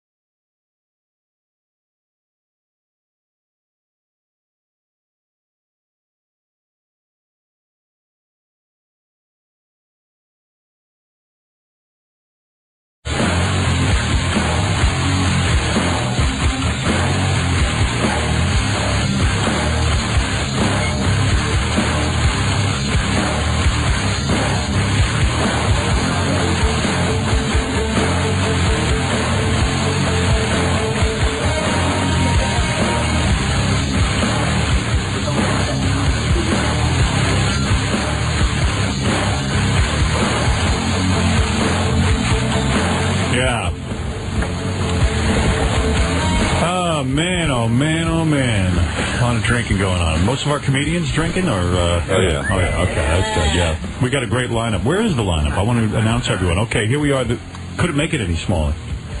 Bob Levy, Nick DiPaolo, Crackhead Bob, Jim Florentine, Shuley, Marianne from Brooklyn, Sal the Stockbroker, Richard Christie, Andrew Dice Clay, Lisa Lampanelli, and Colin Quinn are all here to... I thought you said we had comedians. How dare you insult Crackhead Bob like that? It's nice to do this at night. It's 7:41 at night on a Thursday. Big man got waxed today. Big round of applause for my man Eddie, the produce guy. Yeah. Can I tell you about one of the guys who's here because I think this is funny? So Eddie's really into, you know, tribute bands? Yes. So Eddie's really into this band called the Unforgettable Fire. It's a U2 tribute band. That's me. Here's fake Bono. There was a Bono He said it kind of looks like Bono. How you doing, man? Yeah, Eddie works for my band, Unforgettable Fire, uf2.com. He's my best friend in the whole world, and that's why I'm here tonight. What's it like to spend your life imitating someone? It sucks, actually. It does, right? You'd like your own identity, wouldn't you? It's kind of weird. It's like... Was the name Unforgettable Losers taken? Can he do a Bono rap for us? Can you do a Bono rap? Like can you talk like Bono? Like some of the stage No, stuff I don't. I just, you know, like put shades on and people think I'm him, so it's a great thing. Yeah, you have his charisma, man. You really fill a room. Why, when you're on your off hours, you're not performing tonight, why are you dressed like Bono? Why wouldn't you try to get your own identity? I work for a pharmaceutical company, and it's not my real deal. Right. But I put shades on and people think, oh, you're Bono. And without the shades, I'm not him, you know. Yeah, so right. people That's like, like oh, a wow, Clark Kent kind of thing. you're Bono, you put the shades on, you know. But my best friend in the whole world is Eddie. Why don't you, instead of Eddie being your best friend in the whole world, why not hang around with like a fake Bill Clinton and you two could go to Africa together? Comedy Connection in Boston, June 23rd and 24th. Reverend Bob Levy. Let's hear it again. One more time for Nick DiPaolo. Take a little break. Bob, is that okay if we take a break? Yeah, let's get some vodka up here, baby. All right, let's get some vodka going. Artie, how you doing over there? You all right? I'm doing good, man. Everything's good. We got a lot of great comics coming up. Thank you. The great Jim Florentine is gone. Crackhead Bob, Nick DiPaolo, Bob Levy. We got Shuley coming up. Marianne from Brooklyn, Sal the Stockbroker, Richard Christie's song. Andrew Dice Clay has recorded something. Lisa Lampanelli is here, and Colin Quinn will close this thing out. We have a lot more roast coming up. It should get more vicious. We'll be back right after this.